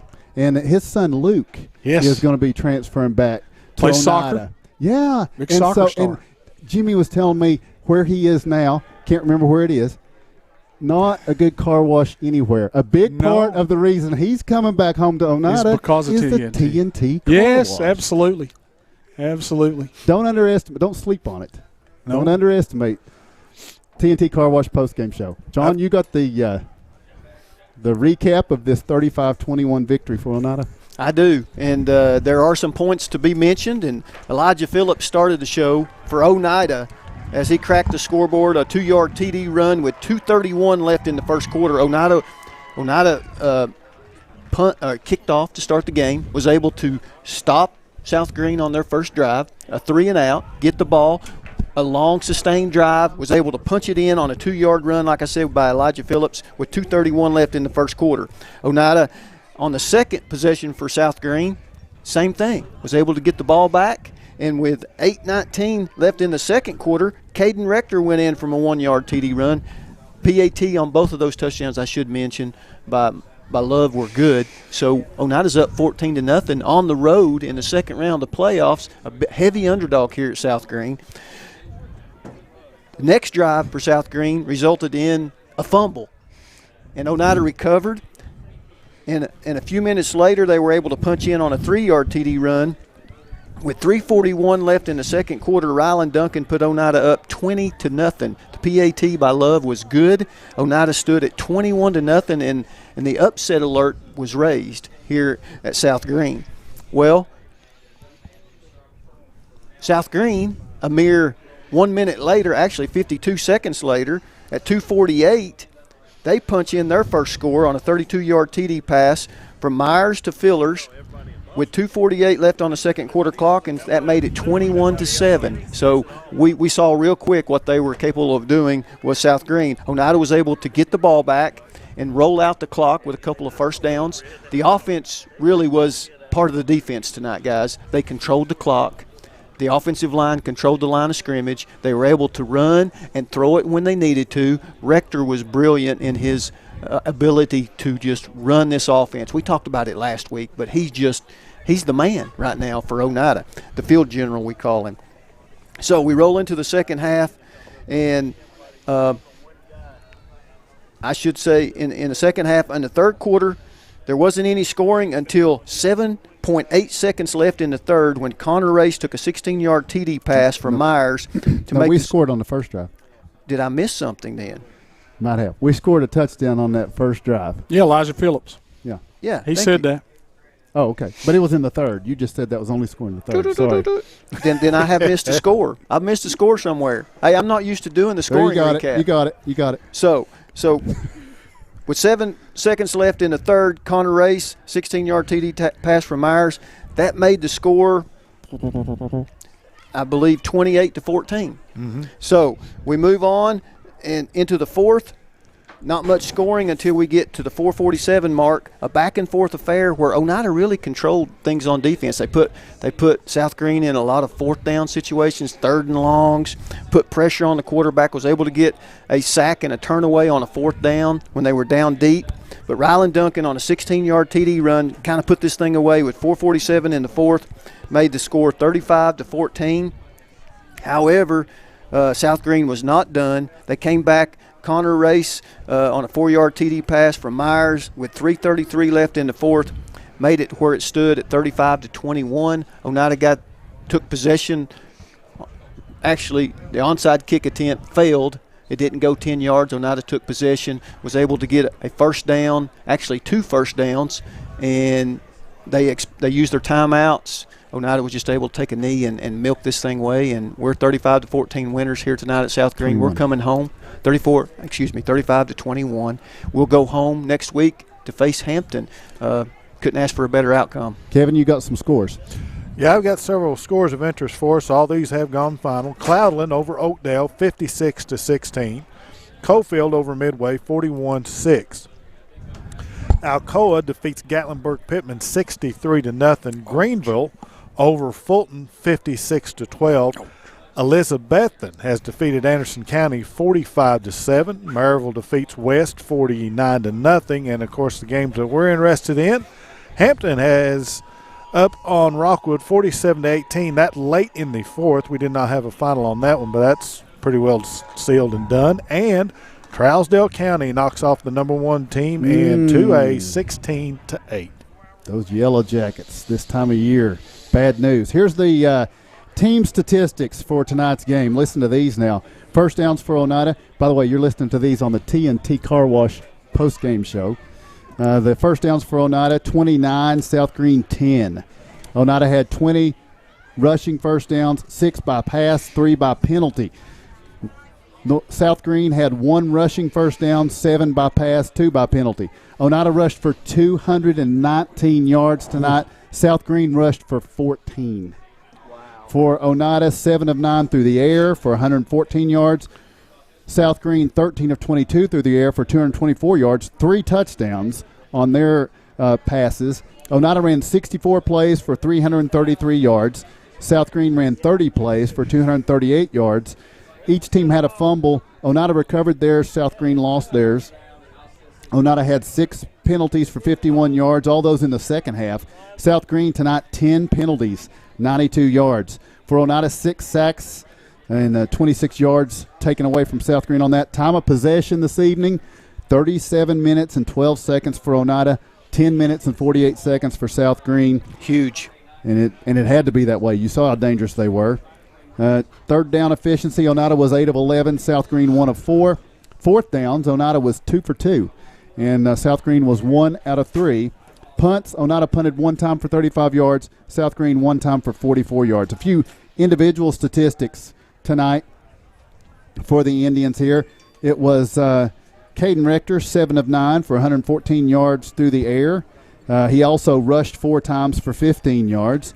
Jaden Anderson, 3 rushes for 12 yards. Ryland Duncan goes over the century mark tonight, 27 carries for 104 yards. And T.J. Meredith not far behind, 20 carries for 91 yards. Receiving for Oneida, Todd Derrick Ryan with a catch for 15. Colton Darty, 2 big third down conversions, 30 yards on his 2 catches, but all those in the first half. McLaurin Love, 2 catches for 37 yards. Jarek Hewling, a catch for 7. Hunter Shoemaker had a big third down conversion on a catch for 25 yards.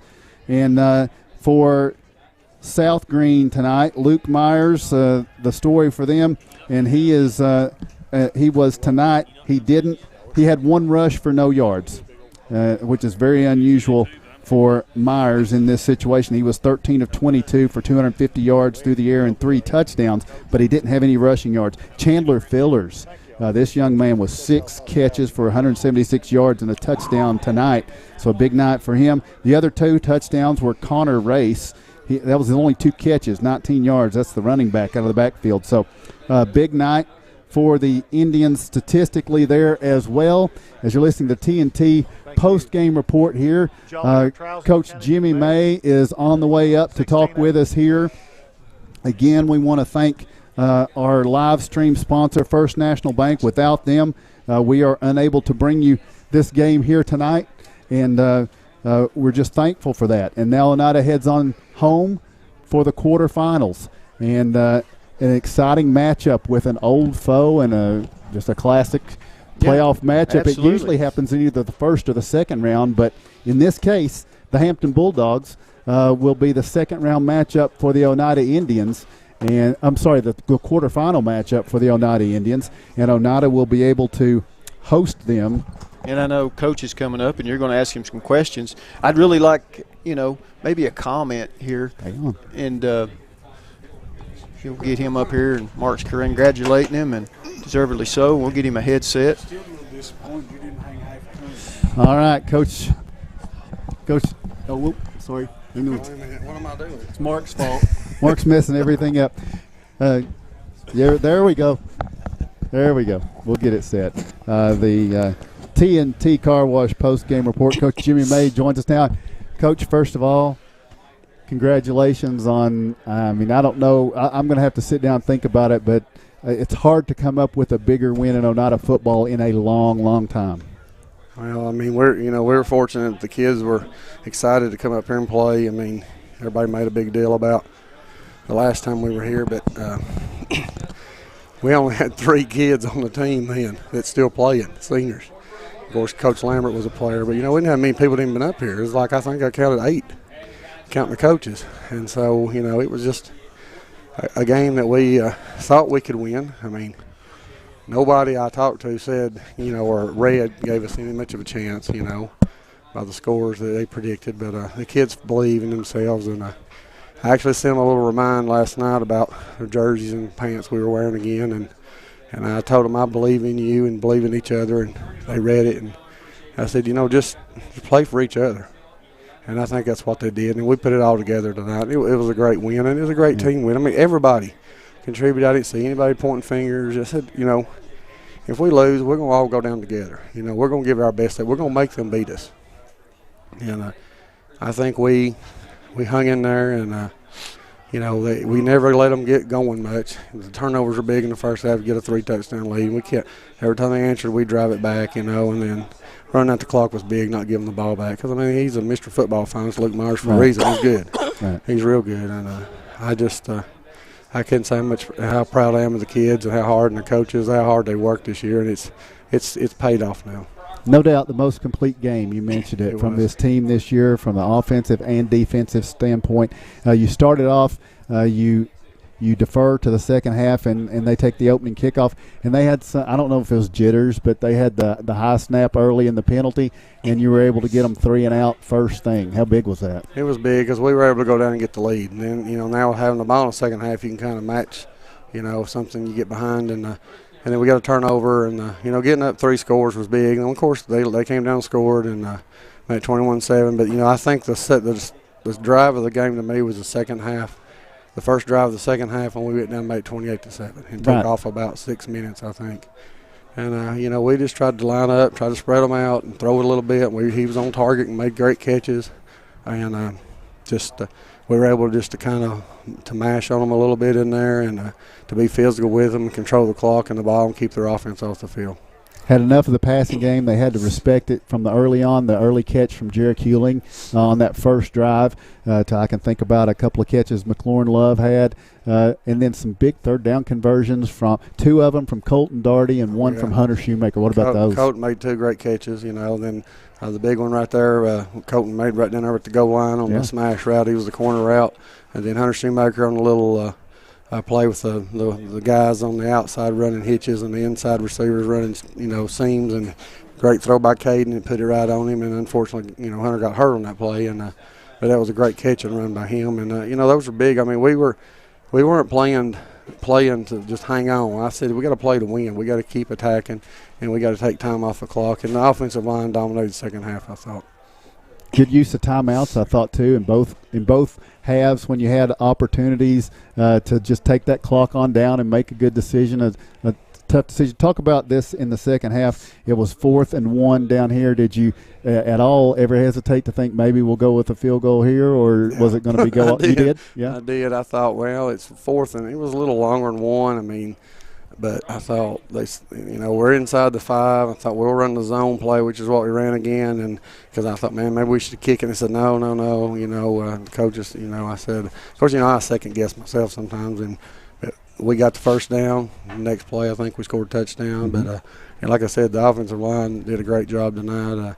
I couldn't ask anything better of them. Coach Montgomery's done a great job with them. We don't have a lot of linemen. We're probably thin on linemen as anybody, and that was big, like I said, getting up 28-7. It made it 3 scores. So you mentioned Hunter. We saw TJ dinged up a little bit at times, and seemed like Ryland's shoulder at one point. What do you think about everybody? Well, they got to suck it up and play now. They're not going to sit out. I can promise you that. TJ's 147 pounds. He took some shots. I said, just hang on the ball.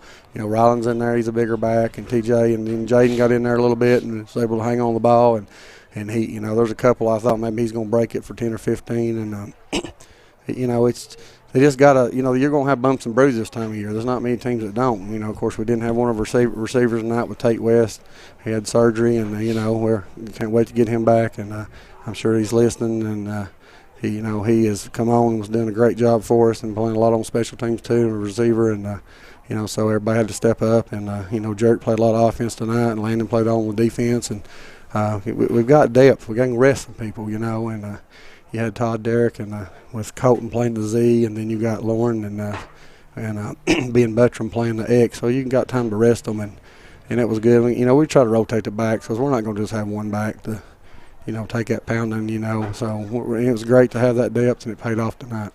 So you weren't ranked this year or anything like that, but you're one of the final 8 teams standing now. That's 8 teams left, and you're one of them. And there's only 4 games taking place in 2A next week, and you're going to host one. It's a tough.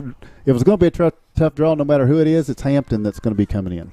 Yeah, I told the kids, you get this far, and you're starting to get in the second round, third round. Everybody's good. It doesn't matter. You just got to go play. Who wants it the most? And we'll be glad to play at home, and that's going to be great. And hopefully we'll have a big crowd there, and it'll be a great atmosphere. The kids deserve it. They've worked their tails off all year. I don't know. I mean, we don't overwhelm anybody with our stats and just how we win games. It's just they just win them. I mean, they're in close games, and we've won most of them. We lost that one to Cofield, and but they've kind of been tested. And I told them out there at the half of the Williamsburg game when we were down 44-14. I don't think I've ever been behind that far. Things didn't go well.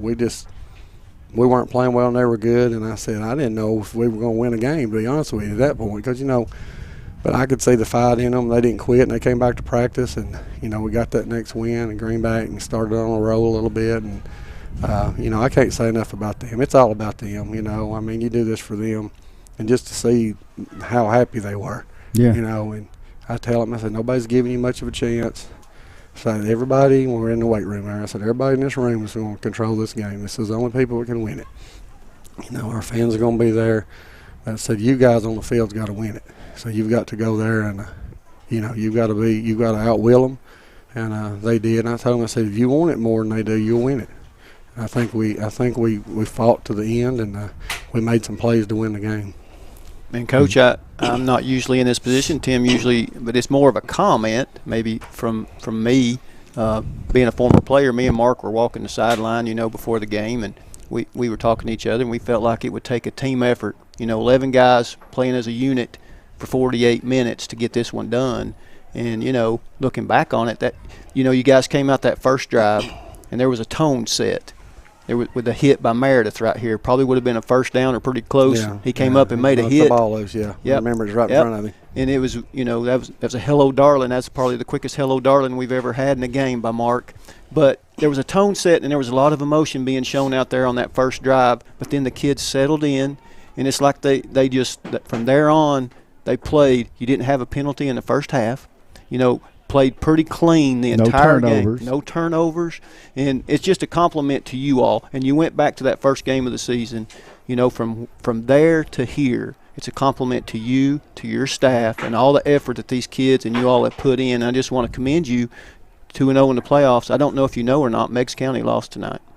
Somebody told me that during the game, and I said, "We're not playing Mexican. We're playing South Greene." I made some. and I know. They hear stuff, and I know. The only thing going, tomorrow you're going to start getting ready for Hampton. But congratulations to you and your staff. What you guys have accomplished, and then these seniors. These seniors, they from a man out there, as I watched them, and we mentioned them. They were all playing like they didn't want it to end. And that's hard to get sometimes with a season the way it stretches out. So congratulations to you. I appreciate it. The coaches, they've done a great job. We brought Coach Sam Montgomery on this year to do the defensive line. And Coach Mark Martin took over and did the defense, be a defensive coordinator. That's a big shoes to fill for Coach Lambert. But he's learned from him, and he's bringing me things all the time. I want to try this, and I have to say, okay, this one no, this other one no. We're not doing that, But he studies it. He works on it constantly, and Coach we're hoping he can get a little bit of sleep tonight. He probably hadn't slept much this week. Well, better, because they're gonna be in there in the morning at 8 o'clock watching film with me if I can get home. But Coach Sean West on the special teams, he's always trying to make sure he's got the right guys, because when Hunter went down, we had to replace him. That's not, people don't think about that, but he's on a lot of special teams too. Benji Lambert and Jeff Buttram coaching the DBs. You got a guy, it's Mr. Football finalist, and you're going up against him. They had worked him tremendous this week. Did a great job.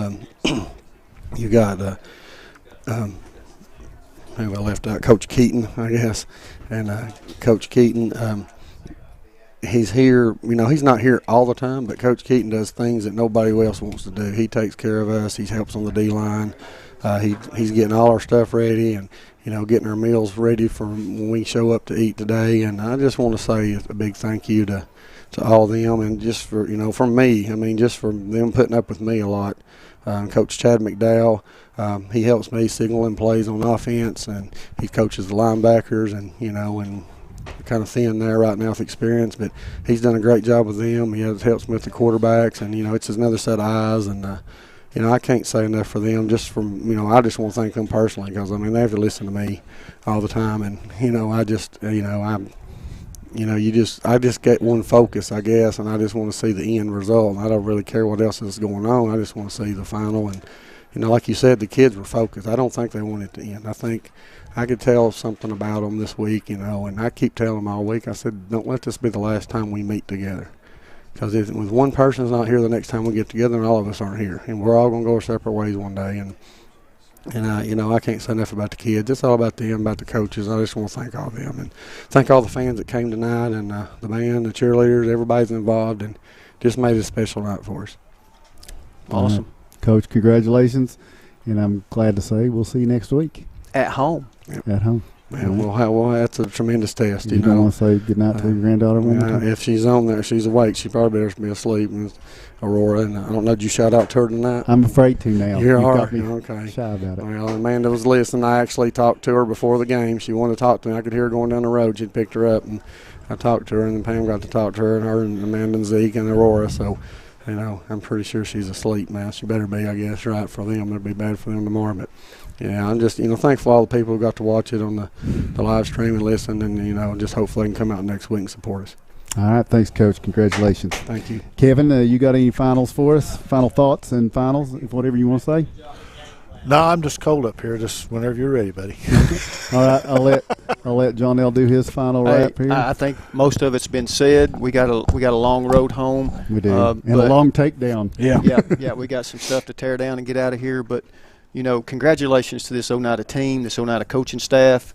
They came in with a little bit of a chip on their shoulder, and that hasn't went well for them sometimes this year. They've had some issues with keeping those emotions in check. Tonight they played within themselves. They played as a team. They were very well prepared, and they executed. It's something to have a game plan, but to go out and execute it for 48 minutes, that's different. And they did it, and they did it in front of a hostile environment. They did it against a very, very good opponent. The big underdog, and sometimes that comes to your advantage when you can play like that. So hats off to Oneida tonight, and looking forward to next week. Yep, number 8 team ranked in the state of Tennessee in 2A, and they come in here to their place and beat them 35 to 21. Mr. Football. And he and the reason and he had some big plays too. But the biggest thing is that we was able to keep him off the field with our offense, and when he was on the field, our defense kind of held him in check. We got after him in the backfield, and we did some things, and just great job by these guys. First National Bank players of the game. On offense, Ryland Duncan had over 100 yards rushing on 27 carries, 2 touchdowns. A big night by Ryland Duncan. Really proud of him. He played lights out on offense. Finished runs, guys. He finished runs when it didn't look like he was going to pick up a first down. He just kept those legs driving, man, and would pick them up 2 or 3 times. They're big first downs he picked up. Defensively, First National Bank player of the game defensively was Colton Darty. He had 3 stops. He had 4 passes defense, man. Big plays by Colton Darty on defense. And not only that, but he had 2 catches, 2 pivotal catches, 2 first down catches that we needed to keep those chains moving. And so my hat's off to those guys, Ryland Duncan on the offense and Colton Darty on the defense, those First National Bank players of the game tonight. All right, and speaking of First National Bank, of course, tonight's live video stream was made possible by First National Bank of Oneida. Locally owned since 1904, First National Bank is local people just like you. Want to open a new account? Our account representatives are just as much a part of Scott County as you are. Need a loan? Decisions are made in-house by local people you know and trust. Call 569-8586 or visit fnboneida.com to get started. First National Bank, your family, your future, your bank. Member FDIC, an equal housing lender and sponsor of tonight's live video stream. The Oneida Indians are headed to the quarterfinals, and they will host it next week against the Hampton Bulldogs. Should be an outstanding contest, and we at the IH Sports Network look forward to bringing it to you. We want to thank all of those involved in the broadcast. Brian Staten, the voice of the Tusculum Pioneers, who joined us in the pregame. We appreciate him. Kevin Akers braving the cold and the roof tonight on the camera, along with his commentary. Much thanks to him. Greg Bond and Ben Garrett taking care of things back remotely. We appreciate all that you've done to contribute to this broadcast. And John Strunk, Mark Matthews, guys, just glad to have another week to share with you all as the Indians get the win here tonight. Oneida is quarterfinal bound. Oh, thank you, Mark. Don't forget, we're gonna be back before next Friday night, though. Tuesday night, we're going to Byrdstown for our initial broadcast of basketball for this season on the IH Sports Network. Got a live stream going from Pickett County. That's awesome. A lot of people can't go to Byrdstown on a Tuesday night, so we're going to bring you that basketball game with the Pickett County Bobcats and the Oneida Indians, and the ladies will be playing as well. Coach Marv West and Jacob King. All that's coming up Tuesday night here on the IH Sports Network, so join us for that. And thank you for joining us for this live stream provided by First National Bank of Oneida tonight. And a big thanks again to our pregame, halftime, and postgame sponsor, the TNT Car Wash. Postgame comes to a close. Your final once again, the Oneida Indians, who are quarterfinal bound 35, and the South Greene Rebels 21. For all those involved, Tim Smith saying thanks for joining us on the IH Sports Network.